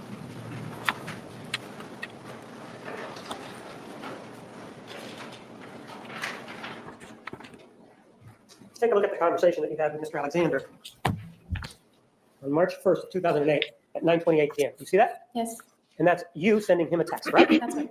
And you say, "Hi, sweetie," correct? Yes, And this is supposedly after he popped you in the side of the head, right? it was. We'd already made up. Ma'am, this is after you claim that he popped you in the side of the head, right? Yes, And then you say, "I hope you're enjoying your party." You're talking about the UFC party that you previously referenced in exhibit number 471, which is your journal entry, right? yes, At least we know that those correspond and are corroborated, right? yes, And when you say sweetie, that also corresponds to the tone of exhibit number 471, where you talk about his lips and how much you love him, right? that's right. And then you're I asking agree. to borrow the BMW for church tomorrow, right? Yes. Why are you asking to borrow his car? I can't remember that particular reason, but we were swapping cars back and forth during that time. Same thing with regard to January 21st of 2008, when you were driving his car, right? I think I was driving my car that day. Pardon? I believe I was driving my car that Do day. you remember that the text messages talked about the family home evening and how Yes, you needed to it go pick up was. the car? Do you remember that? Yes, So it's sort of the same issue, right? sort of. And if you drove his BMW to church, that would mean that he would be without a car, right? No, he would drive mine. Okay, so why is it that you want to drive his BMW to church? Is it just to show off or what? No, my car was better than his, so no, that wasn't why. Well, then what's the reason why you want to drive the BMW? It's possible that while I used to Well, I'm drive, not asking you what's possible. I want you to tell me what. We asked her why, and she answered. Objection, speculation. No. All right, restate your question. Ma'am, why did you want to borrow his BMW, if you know? the only time I borrowed his BMW for church or Monday nights or evenings was so that I could drive the sister missionaries around because my car didn't fit everyone. So is that what you're saying then, that you wanted to drive the missionaries around? That would have been why. Okay, so I wanted to know. I only need it for that day, and I'll bring it back before the day is over, right? Yes. What time did the services start the next day? I think my ward started at, well, it was always changing. It changed twice that year. So it was either 12 or 1 o'clock p.m. And how long did it go? 3 hours, Then his response is at 9:32, which is what? of course. And then at 9:58, what do you say to him? I say, thanks, baby. You're the best. And he was the best, wasn't he? Best at what? I don't know. You're the one that wrote it. Why don't you tell me? I wrote that because it made him feel good. Oh, so you're lying to him now. He's not the best. You just want to make him feel good. I wasn't lying to him. Well, didn't you just tell me that you wrote that because you wanted him to feel good, right? That's right. The implication with that is that he wasn't the best, that you did not believe that he was the best. The best at what? I don't know. You wrote it, right? Yes. So why don't you tell me what you meant? I wanted him to feel good. Okay, I know you wanted him to feel good. So the only thing that we can take from that, given what you've answered, is that you were lying to him. He was not the best. The same. And if you do tell him that he's the best, isn't this the same individual that you claim has just hit you in the side of the head, right? More the neck, but that's right. Okay, he's the same individual that hit you on the side of the neck, right? Yes. And now you're telling him that he's the best, right? Yes. Do you see how that's inconsistent or no? It wasn't inconsistent with our pattern. I'm not asking you if it was inconsistent with your pattern. I'm asking whether or not you can see that you're telling him he's the best after you claim he's hit you on the side of the neck. Just answer the same question. Overruled, you may answer. It wasn't inconsistent with the apology that followed. I'm not asking about the apology that followed after this or that may have followed. I'm asking, isn't it true that it doesn't make sense that you're telling him the best after he hit you at the side of the neck? It doesn't make sense, does it? Objection, Your Honor. Ask and answer. Overruled, you may answer. It makes sense because he apologized. So is there an apology that came afterwards? Is that what you're saying? Yes. And are you saying it's part of these text messages that the apology came afterwards? No, but it was part of the 3 tender kisses. It's what? Part of the 3 tender kisses that I wrote about. Oh, I see. So when you write that there were 3 tender kisses, which is exhibit number 471, you're telling us that, yeah, well, that's right there, but I just didn't include the fact that he hit me on the side of the neck, right? Of course not. Of course not. What? You did not include it in there, did you? No. Now, with the same thing with regard to, now we're just talking about the injuries that you claim that you've received. With regard to the injury to the finger, you claim that that happened on January 22nd of 2008, right? That's right. The photograph shows that you don't have an injury to the finger as of May 15th of 2008, doesn't it? That's not what the photograph shows. So you're claiming that that photograph shows, and let me just show it to you so that we know what we're talking about.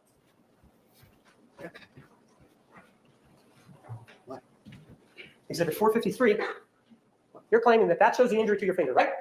They're bent, yes. So you're saying that, yes, it does show the injury to your left ring finger like you showed us here in court, right? Yeah, yes or no, ma'am? You put up the finger in court, remember you did that? And you're saying that this is the same finger with the same injury, right? That is the same. Do you remember, again, talking about whether or not there's anything that's corroborated? You didn't call the police on this, right? The That's finger right. issue, right? Of course. Of course, yes or of course not? Of course not. So you didn't, that's a no, right? No, I did not. And you didn't go to the hospital to get any medical care, so there's no paperwork to show us on it, right? That's right. But there is some other evidence that points to the fact that it happened after January 21 of 2008, right? Objection, argumentative. Overruled. I don't think so. Well, you had a conversation with Detective Flores. Do you remember that? Yes. And do you remember that he looked at your hand? Yes. And remember what you told him? Yes. And you told him that it happened during the time that these 2 people came in, right? Yes. And that then you showed him your finger that was bent, right? Yes. It was bent just like you showed us here in court, right? Yes. So your prior statements indicate that this injury to your finger didn't happen on January 21 of 2008. It happened on June 4th of 2008, right? Yes. And in terms of the injury that you claim, or the physical violence that occurred in August of 2007, you claim all he did was grab your hand, right? After he chased you, right? Yeah, he got my wrist. He grabbed you in the wrist, right? Yes. And other than minor pain, there's nothing else associated with it, right? It wasn't painful at all. And in fact, you were scared though, right? Yes. And in fact, that's one of the things that you related to June 4th when you killed him. You sort of flashed back to that, right? It was a split-second decision. Is that yes or no? I can't say I had a flashback. Well, can you say that when you testified here in court that you referenced that specific incident as a triggering point involving the murder? That's correct. And so that means that you thought about it, right? I must have. Pardon? Yeah, it went through my mind, but it wasn't a flashback. Okay, so you have a problem with the word flashback, right? Yes. So it went through your mind, right? Yes. You thought about it, right? Yes. And however, the incident in August of 2007, you said didn't hurt, right? That's right. And he stopped once he grabbed your wrist, right? Stop what? Whatever he was doing. Can you be more specific? No, can you be more specific? What happened after he grabbed your wrist? After he grabbed my wrist, he pulled me close to him and he apologized and he put me in his arms and squeezed me. Okay, so this event where you're going down the hallway, he grabs you by the wrist, he then apologizes to you, right? Yes, And you're saying that just because there's this event where he goes down the hall and he grabs you and he apologizes to you is the event that you're thinking about at the time that he's coming after you on June 4th of 2008, as you claim? it's the event I thought about when I decided to go right instead of left. But isn't this the event where he is screaming, according to you, very loudly, right? Which event? The June 4th, 2008 event, right? I'm sorry, say that again. On June 4th of 2008, you claim he was very angry with you, right? Very. And he was nude, right? Yes, He was coming after you, right? yes, And he's going after you down the hallway, right, as you're running, right? yes, And this event, on June 4th of 2008, you say, as he's doing that, you remember the event of August of 2007, right? yes. And in August of 2007, the consequence of that was that he hugged you and he apologized, right? After he grabbed my wrist. Yes. Okay, ma'am, fine. He grabs your wrist, he hugs you, and he apologizes, right? Grabs my wrist and pulls me toward him. Okay, grabs your wrist, pulls you, apologizes, right? Yes, You didn't have any fear when he was apologizing, did you? yes, I was stiff with fear. When he was apologizing? Yes. But nothing happened after that, right? You mean nothing dangerous? I mean, did he hit you after that? No, Did he throw you on the floor? no, Did he injure you in any way, shape, or form? no. He was just angry, according to you, and he was apologizing at the same time, apparently. I don't know about if his contemporaneous was angry and then he apologized. Okay, so he's angry, and he's angry when he grabs your wrist, right? I don't know. Well, you were there. You just told us he was angry, right? Yes, So he was angry. Was he or wasn't he angry when he grabbed your wrist? I don't know what his state of mind was when he chose to grab my wrist. Okay, when you say that he was angry, when do you tell us, or when do you form the opinion that he's angry involving the incident in August of 2007? When do you form that opinion that he's angry? One, when he let out a scream and palmed the wall down in the laundry room. And then two, when he ran upstairs and started banging his head on the linen closet and repeating something over and over about himself. Okay, with regard to that, he actually, in that incident in August of 2007, it started downstairs, right? Yes, And that's something that you're thinking about back on June 4th of 2008, about an incident that happened downstairs, right? no, Well, it's part of the same incident, isn't it? yes, Where he ran away from you, right? no, Well, wait a minute. You said it started downstairs on the washer, right? yes, And then he went upstairs. He ran upstairs. It's your turn, right? yes, You stayed downstairs, right? yes, for a few moments. Yes, you did stay downstairs, didn't you? Yes, You let him go to do whatever he was going to do upstairs, right? yes, You didn't know what he was going to do, right? no, You weren't afraid at that point, were you? a little bit. Well, if you're afraid, then why go after him? I wanted to know what that sound was. Well, again, just because you hear a sound and you're afraid, you still think that you want to go investigate? Yeah, he'd never hit me at that point. Well, I'm not asking you if he hit you at that point. Did I? No, I'm asking you your state of mind, which is what we want to know, right? This is what you've been talking about, right? yes. And you're downstairs, it's your state of mind is that he's angry, right? My state of mind was that I was concerned. My conclusion was that he was angry. Okay. Your state of mind is now different than your conclusion, right? Somewhat, yeah, Okay, so your conclusion that he was angry was formed downstairs, right? yes, And this conclusion that he was angry was with you when you went upstairs, right? yes, This conclusion that he was angry did not instill any fear in you, did it? when he palmed the wall, it scared me. Pardon? When he hit the door frame, with his palm, it scared me. Was this downstairs? Yes, in the laundry room. All right, and when you were downstairs and he strikes his palm against something inanimate, you get scared, right? Yeah, the impact. So now your state of mind is that you are scared and that he's angry, right? Yes, I'm concerned for him also. You're also concerned, right? You didn't pick up the phone to call 911, did you? No, So there's no corroboration of that incident from that, right? no. What damage did he cause to the door? Which door? The one that he hit, that's the only door that we're talking about, right? Do you know of a different door that he hit? Yes. Didn't you just tell me that he hit one door? I said he palmed the door frame. Okay, so he hit the door frame. Was there any damage to the door frame downstairs when you guys were having this fight back in August of 2007, when you had the state of mind that you were afraid? What? Tell me. Was there a photograph of it? No, So we don't have any corroboration of that, right? that's right. You didn't tell anybody about this incident, did you? No, So nobody knows about it, right? I don't think so. Well, how would they know about it if you didn't tell them? I don't know who he told. So you think he was walking around telling people these things? Did you ever hear anybody say that he was saying these things? I think I did. Okay, give me a name. They were in his agree text with messages. Who's that? They were in his text In his messages. text messages to you, he said, I hit the door? No. In his text messages to who then? Oh, I didn't say hit the door. I meant referencing that event. I'm talking about hitting the door. We having problems communicating here? I'm talking about hitting Yes. the door. He did tell that to somebody? No, yes, we're having problems communicating Did he tell somebody about it? Yes or no? about hitting the The door. door, yes, that's what we're talking about. Because he didn't hit the door downstairs. He hit the door frame. The door was open. And I All don't right. know if he told anyone or not. Hitting the door frame. do you have a name of somebody Mr. Alexander told that he hit the door frame? No. So there's no corroboration there, right? That's right. And you never told anybody that you were scared or anything like that, right? No. So we don't have any corroboration there, though, right? That's right. But you were not scared enough to stay downstairs, right? That's right. You decided to go upstairs, right? Yes. And you go upstairs, and you're hearing a thump, thump, thump noise, right? Yes. And the curiosity gets the better of you, right? Concern. Okay, the concern gets the better of you, even though you are what? Are you mildly scared or no? I'm alarmed. I'm stunned. Okay, you're alarmed and stunned. As you go upstairs, you're alarmed and you're stunned. Why are you Sure, alarmed you and know stunned why. if you don't know what's going on upstairs? Because the only other thing he'd ever hit before was my car. Okay. So you're alarmed and you're stunned, and you're in this house where you're hearing this thump, thump, thump, right? That's right. It never occurred to you to call 911, did it? No. And so then you go upstairs, and he's not any danger to you up there, is he? Objection, officer stipulation. Did you perceive any danger to you? Not immediately. I'm asking when you got there, did you perceive any danger to you? After I got there, yes. When you got there is my question, ma'am. Did you perceive any danger to you? Objection, that's an answer. Sustained. So Not you- immediately. Oh, So I'm you sorry. get there, right? And he's thumping his head against what? The linen closet door. And this is the door that is next to this is the closet that's next to the sink, right? That's right. And if we're using the directional, that's north of the sink, right? Yes. And it's down the hallway where he ended up finally with his throat slashed, right? That's the same hallway we're talking about, right? I don't know. It's the same hallway, but I don't know about the other part of your question. So you don't know about where you've seen the photographs, haven't you? Yes, part of them. You were here in court when we showed them, right? Yes. Do you have any doubt, or do you have a reason to doubt that those photographs are not true and accurate depictions of Mr. Alexander?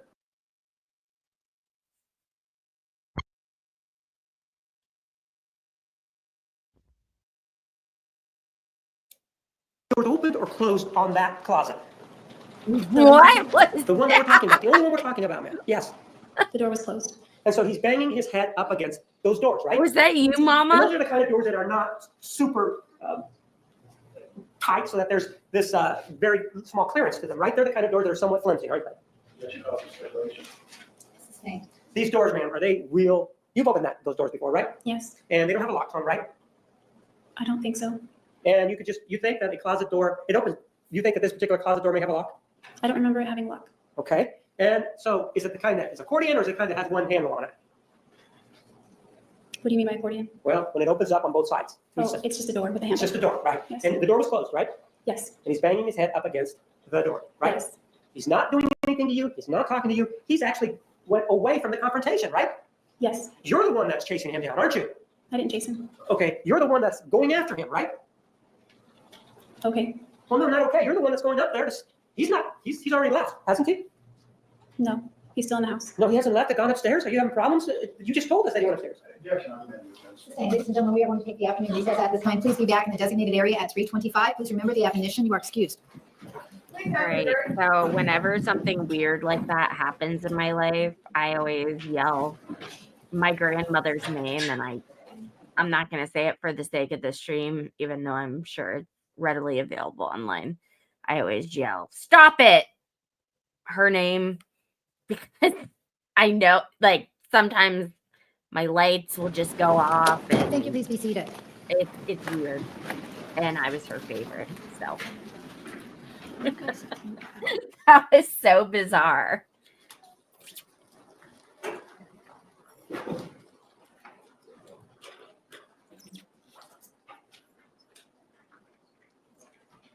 It's Tuesday night. What?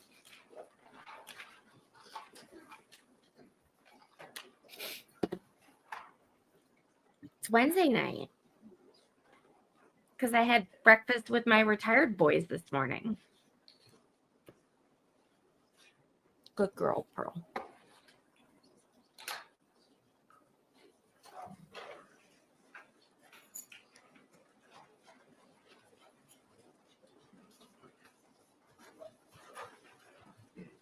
Stream Mama, you do what you got to do. Just whenever you have to go.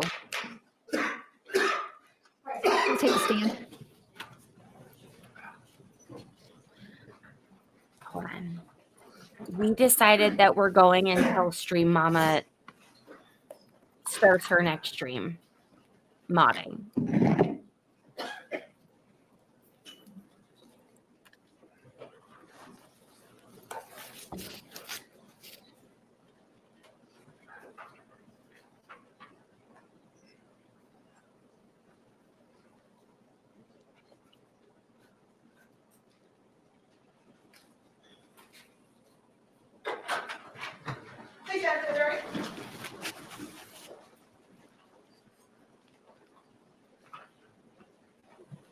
if you're just now watching, make sure to hit the like button. And if you aren't already subscribed, why not? It's free.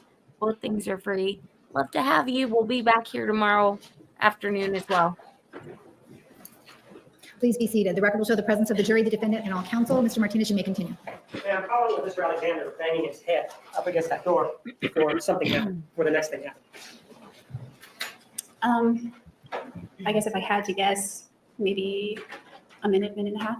So for a minute and a half, he's doing this, and you're just standing there, right? No, I was sitting on the washing machine downstairs when it began. I see. So for a minute and a half, you hear it, and then you go upstairs? Is that No, I right? stayed from the time he stopped. I heard the sound, then I jumped off the washing machine and went upstairs to find out what was going on. Found him from Well, the let me do it bedroom. this way. As you're walking up the stairs, do you still hear him banging his head up against the door? Yeah, I'm following the As sound. you go into his room, do you still hear Yes. him banging his head up against the door? And then as you take a right and go down the hallway, is he still banging his head up against the door? Yes, Do you get close to him when he's doing this? yes. How far away do you get? I'd say pretty close, maybe from here to this thermos right here. And while you're standing there, he continues to bang his head. From the time he stood there, how long did he continue to bang his head? Till I said his name. I know. How long in terms of time? I couldn't say exact seconds, but I tentatively walked up to him. I'd never seen him act When you like said that. tentatively, Yes, you walk up to him, and from the time that you get near him to where that pitcher of water is, how much time elapses from the time that you get to where the pitcher is to the time that he stops banging his head? I'm talking in terms of time. I didn't let it go on long before I said his name and he stopped. Pardon? I didn't let it go on for a prolonged period of time before I said his name. I wanted him to stop. Okay, so how long before you said his name? I don't know as far as seconds. It wasn't long. It was what? It wasn't long. I know, but you said seconds, and I didn't hear the first part. I said I don't know as far as seconds. Oh, okay. And so you said his name, and at that point, what does he do? He spun and faced me. He had the eyes of a madman and he screamed what? Really loud. Right. And so this is what you're telling us is the same thing that you saw back on June 4th of 2008. You sort of almost described it the same way, and he had the eyes of a madman, right? Objection, Mr. Addresses the testimony. Rephrase. Ma'am, you told us that he was in the shower, right? On June 4th of 2008. Yes, Right? That you dropped the camera, right? yes, And that he got very, very upset, right? yes, And he said some things to you, right? yes, And you were able to see his face, right?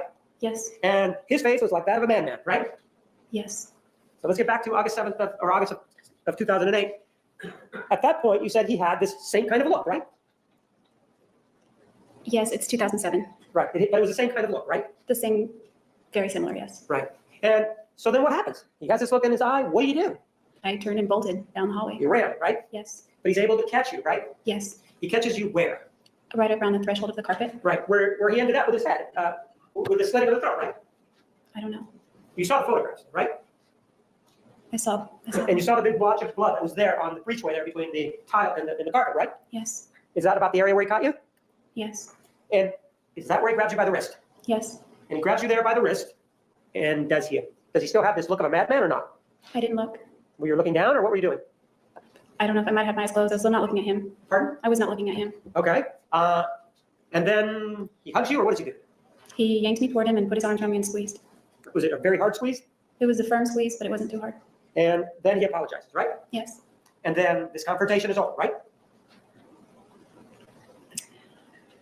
no, In terms of the physical aspect, the confrontation is over, right? yes, So there may be some arguing afterwards, or there may be some words exchanged, but in terms of him being physical, according to you, that's where it is, right? that's right. And this is the event that you tell us goes through your head as you're running down the hallway in 2008, right? Well, when I went Yes or to no? him, I just, no, Yes or no? no, Okay, didn't you testify in direct examination that that's what you were thinking about when he was after you on June 4th of 2008? Isn't that what you said? Mr. Addresses the testimony. Oh, didn't he answer? at one point, yes. Okay, so if this is the, and I know you don't like the word flashback or the thought, but if this is the flashback or the thought that you have on June 4th of 2008, then you know nothing's going to happen because nothing happened before, right?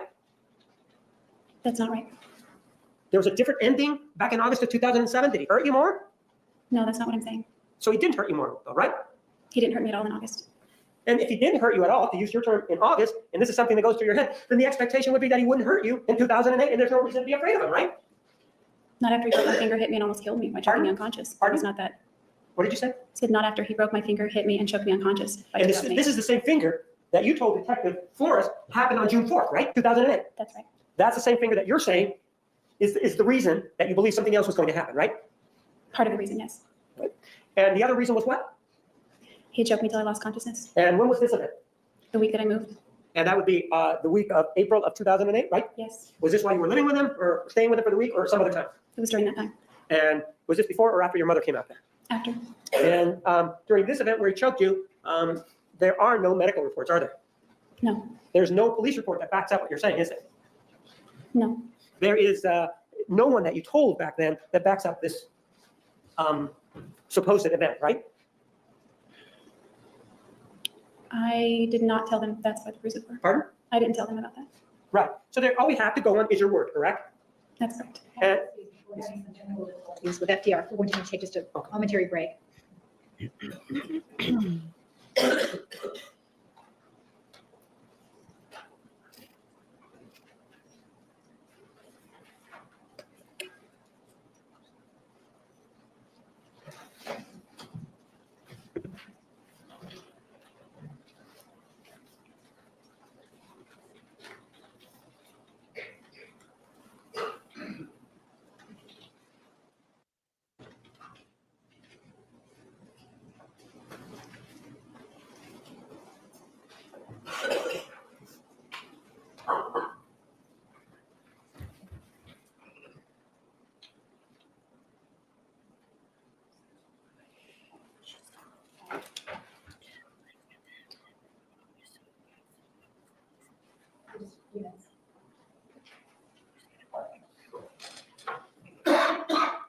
Wait, did she really hide under his Christmas tree? Like, I'm the present. It's me. My oven is definitely on.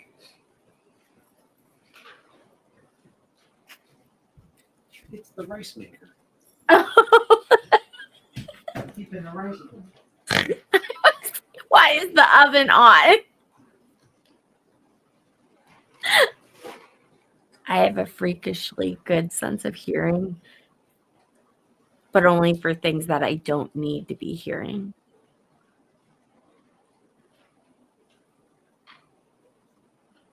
Oh my God, she's so crazy.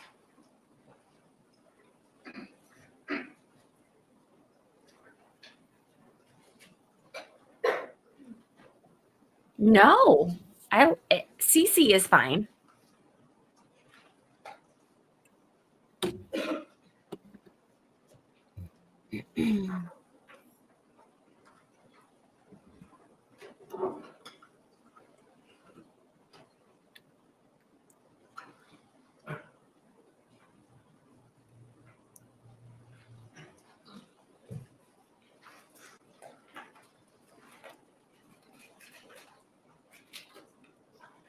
I can't wait for Brian Walsh to be over. Whoops.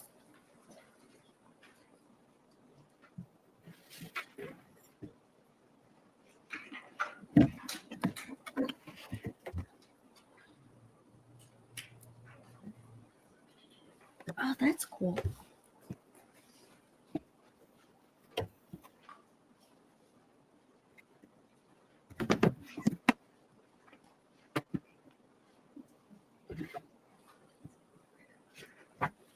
I never actually looked at the box because I was so excited when I got the gift that I didn't check out the box. you were telling us, ma'am, about the incident where you claimed that he choked you before you left to move back to Wairika, correct? Yes, And when did that happen? it would have been the first week of April 2008. And you were at his house? Yes. And what were you doing? We were having a discussion that led to an argument, and then it led to that. What were you having a discussion about? Several things. We were first discussing his dating life, and then we were discussing my dating life. And then prior to that, he was a little bit upset because I had reemphasized the pamphlet that I gave him. Because I'm not asking you about his demeanor. She's asking what the discussion was about. She's explaining it. Objection, non-responsive. I just want the topic. Ask another question. And during this discussion, where was it that it took place? in his bedroom.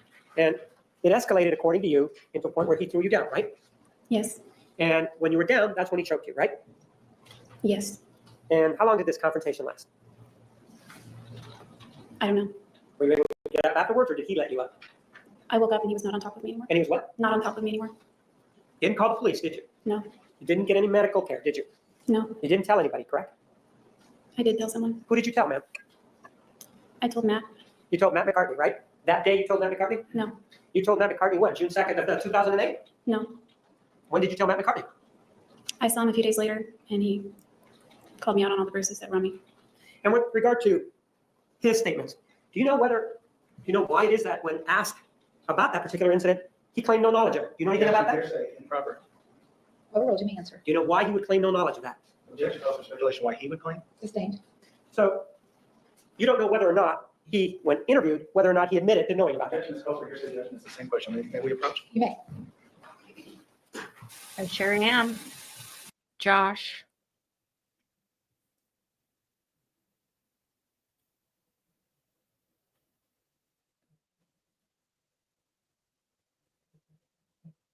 And in fact, you and he have discussed this issue about whether or not you had bruising around the neck, right?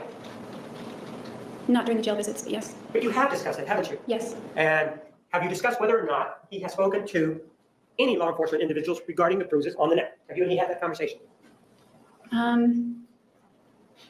What was the question? Whether you and Mr. McCartney have discussed whether or not he has told anyone about this supposed bruising around the neck? I believe we had a discussion somewhat like that. And when was that discussion? I don't remember. After the incident. Pardon? After the incident. Where was this conversation? Was it over the phone? Was it in person? It was over the phone. And how much time after the incident was this conversation? Just days, I think. And so if it was over the telephone, then you would agree that he would not be able to see whether or not there would be any makeup that was applied to these supposed injuries, right? No, not for that conversation. No, I'm not talking about any other conversation. We're talking about one conversation on the telephone, right? Yes. And you said that was 2 to 3 days after this alleged incident happened, right? No, it was after he called me out on the bruises. Pardon? It was after he confronted me about them.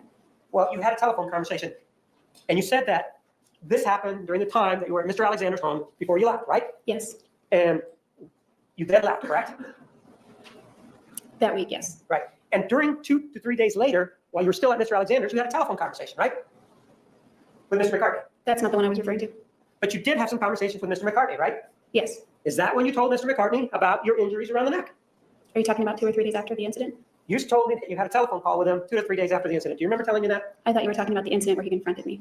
I'm asking you about a telephone conversation, ma'am. That's all I'm asking you about. Are we clear now? Yes. This telephone conversation that you told me about, you indicated that you told Mr. McCartney about this bruising, right? Yes. And my question to you is, if you have this telephone conversation with him 2 to 3 days after this supposed choking, he would not have been able to see any marks on your neck, right? No, I was in Wairika by then. Ma'am, if it's a telephone conversation and you call Mr. McCartney, isn't it true that he wouldn't be able to see your injuries because it's over the telephone? Yes. So then you leave to go to Wairika, right? When? When you left. When was that? Left from where? From Arizona. Good When was night, that? No, I went Peggy. to see We Matt are after about to call it a night as You well. went to see Just Mr. so you McCartney. know, you won't be I missing stopped much at assisting all. Matt after I left Arizona with the U-Haul truck. I understand that, but when did you leave Arizona? Stream let's Mama, see. I was talking to Josh. I believe it was 2 or 3 days after he did that. Hopefully, so we'll see about you the time of the tomorrow, telephone call. Peggy. Is the time that you leave Arizona, right? No, you're still fixated on the phone call. I misinterpreted what you had said earlier. There was no phone call 2 or 3 days later with the discussion of bruises. There was no telephone call now, right? No, Okay, so why did you tell me there was a telephone call before? I was referring to a few days after he confronted me about the bruises, which would put it many days after the fact. So you're saying that there was no telephone call to Mr. McCartney while you were here in Arizona, correct? I'm not saying that. I'm saying there's no discussion. There was a telephone call, but there was no discussion, right? I'm not saying there was a telephone call either. I'm just saying there was no discussion. Well, you did reference a telephone call for me previously, right? Yes. And this telephone call you told me was 2 or 3 days later, right? Do you remember telling me that earlier in this conversation? Yes, but I'm confused about what Yes. later you mean. Okay, so you did tell me about it then, right? Yes. But now you're telling me that no, there was no telephone call 2 or 3 days later to Mr. McCartney after the supposed choking incident, right? That's correct. But you did leave Arizona some days after the choking incident, right? Yes. And that would have been what, April 7th, April 8th? Is that when you left? I remember by days of the week, but not. Tomorrow, it'll either be it'll be sometime between 3 and 3:30. Those seem to be the times that work best for me. So, and that's Eastern time. So wherever you live, it's 3 to 3:30 p.m. Eastern time for me when I will be starting up the stream. So I can't wait to see you then. Thanks, Peggy. I appreciate your support tonight. Dates. Okay, what day of the week was it? It occurred on a Tuesday, the choking, and you, I Josh. think I left town on Thursday or Friday. All right, so you left 2 or 3 days later, right? I believe so, yes. Well, when you keep saying you believe so, it sort of leads me to believe that when you said Wednesday or Thursday that you really don't know. So did you leave Wednesday or Thursday? Wednesday, Thursday, or Friday, it was after the event, but I didn't stay like a whole week beyond that or anything. So then you drive, and is this the time that you turn around and come back, or this is the time you actually leave? That part, I don't remember. I'd have to look at dates, text messages, things like that. So you don't remember if that's when you came back then, right? I just know that, So the answer is no, right? no, that's not, I'm thinking probably not, But you don't know, not for sure. okay? So if you did come back, then you would have stayed more time there at Mr. Alexander's house, right? Yes, And then you do take off and then you go up towards California, right? yes. And you take a 10, First the 60, then the 10. right? And you proceed to Southern California, correct? That's correct. What time of the day did you leave? I don't remember. What time of the day did you get to Southern California? I remember meeting up with Gus Right. in the late afternoon. So what time would that be then? I guess if I had to guess, it would be like 5 or 6. The sun was still up. It's June, or I mean April. I don't know. The sun was still up, but it was like low, like at an angle. So it'd be late afternoon, So 6 o'clock then, right? That be fair? something like that. And then you're there. How long are you there with Mr. Searcy? I don't know, an hour maybe, a couple hours. And then do you go to sleep in the truck? You said that you slept in the truck, right? Right. After that, I drove for a while. And then you slept in the truck, right? I think I drove all the way to Hollister that night. Okay, but at some point you slept in the truck at night, right? Yes. So it wasn't that night then. I don't remember. Could have been the next night? Could have been the next night or the previous night. Well, the previous night, there's only one night when you drive from Arizona to California. It's during the day, right? I might have slept in the truck before arriving in Southern California. I don't During the know. day you slept in the truck. At night, I believe. Well, no, it couldn't be at night because you told us that you got into Southern California at 6 o'clock in the evening or when the sun was going down. There's an argument that she's also left at least twice. Rephrase your question. Right. This is the time that you actually left to go to California. You told us that you don't remember what time you left, but you got to California sometime in the evening or the afternoon when the sun. I'm sorry, everyone. Peggy, I believe what you are looking at is yesterday's stream that I did. So what you're going to want to do is go to, if you're watching me on your, you're watching me on your phone. So you're going to want to click my face and it's going to take you to my YouTube page. And tomorrow between 3 and 3:30, you will see a stream that says live right next to it. That is live right then. And I think I'm explaining this correctly. That will be tomorrow. But what you're looking at right now that says 3 to 3:30 is from yesterday. I haven't created tomorrow's stream yet. I usually create it the day of around 12 o'clock to 1 o'clock my time. So the way to make sure that you don't miss any of my streams is when you click on my face, like I told you to do, you can set up notifications. There's a bell. So I think that maybe Josh, who has a wrench next to his name, or Stream Mama can probably explain how to turn on notifications a little bit better than I can because they're mods. I've modded as well, but I'm not very good with the technical stuff. So if they're in here and they're able to explain, click that bell or subscribe button and it'll give you like the option to be notified whenever I go live. I hope this helps. Okay. Sun was going down, right? Do you remember telling us that just now? The sun was not going down. It was late afternoon. Pardon? The sun was not going down. It was late afternoon. All right, late afternoon then makes it earlier in the day, right? Around 4. Perhaps. I don't remember times. So it was in the afternoon then, right?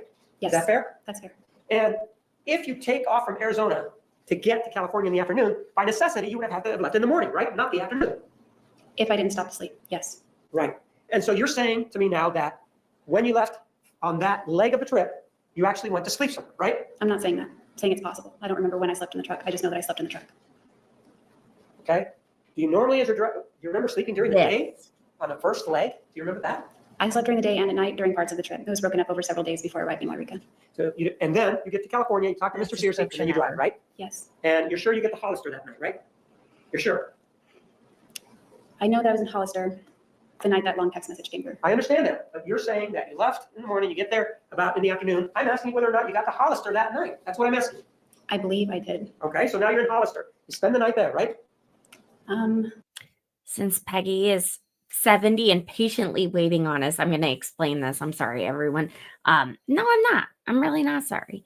After you click the bell or the subscribe button, you're going to want to click it again, and it'll give you the notification option. Once you get the notification option, you click choose all. So once you do that, you'll be notified on your phone whenever I go live. So it's a treat. Once again, click the bell and or the subscribe button, and it'll give you the notification option, and you're going to want to choose all lives. I wasn't kidding when I said I'm so bad with technical stuff on here. I need to do a better job. Hey, I'm still new. I hope this helped. Thank you. Okay, we're going to bounce. This was good. I love you guys. See you tomorrow between 3 to 3:30. Stream Mama, are you taking us? Or are you sending over a link? Here, yes. I want you guys to go here. Let me find it. I can put it in.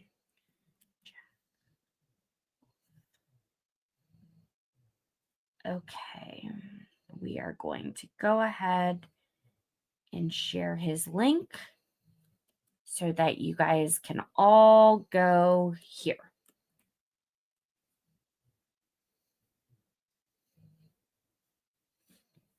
Did that link over correctly?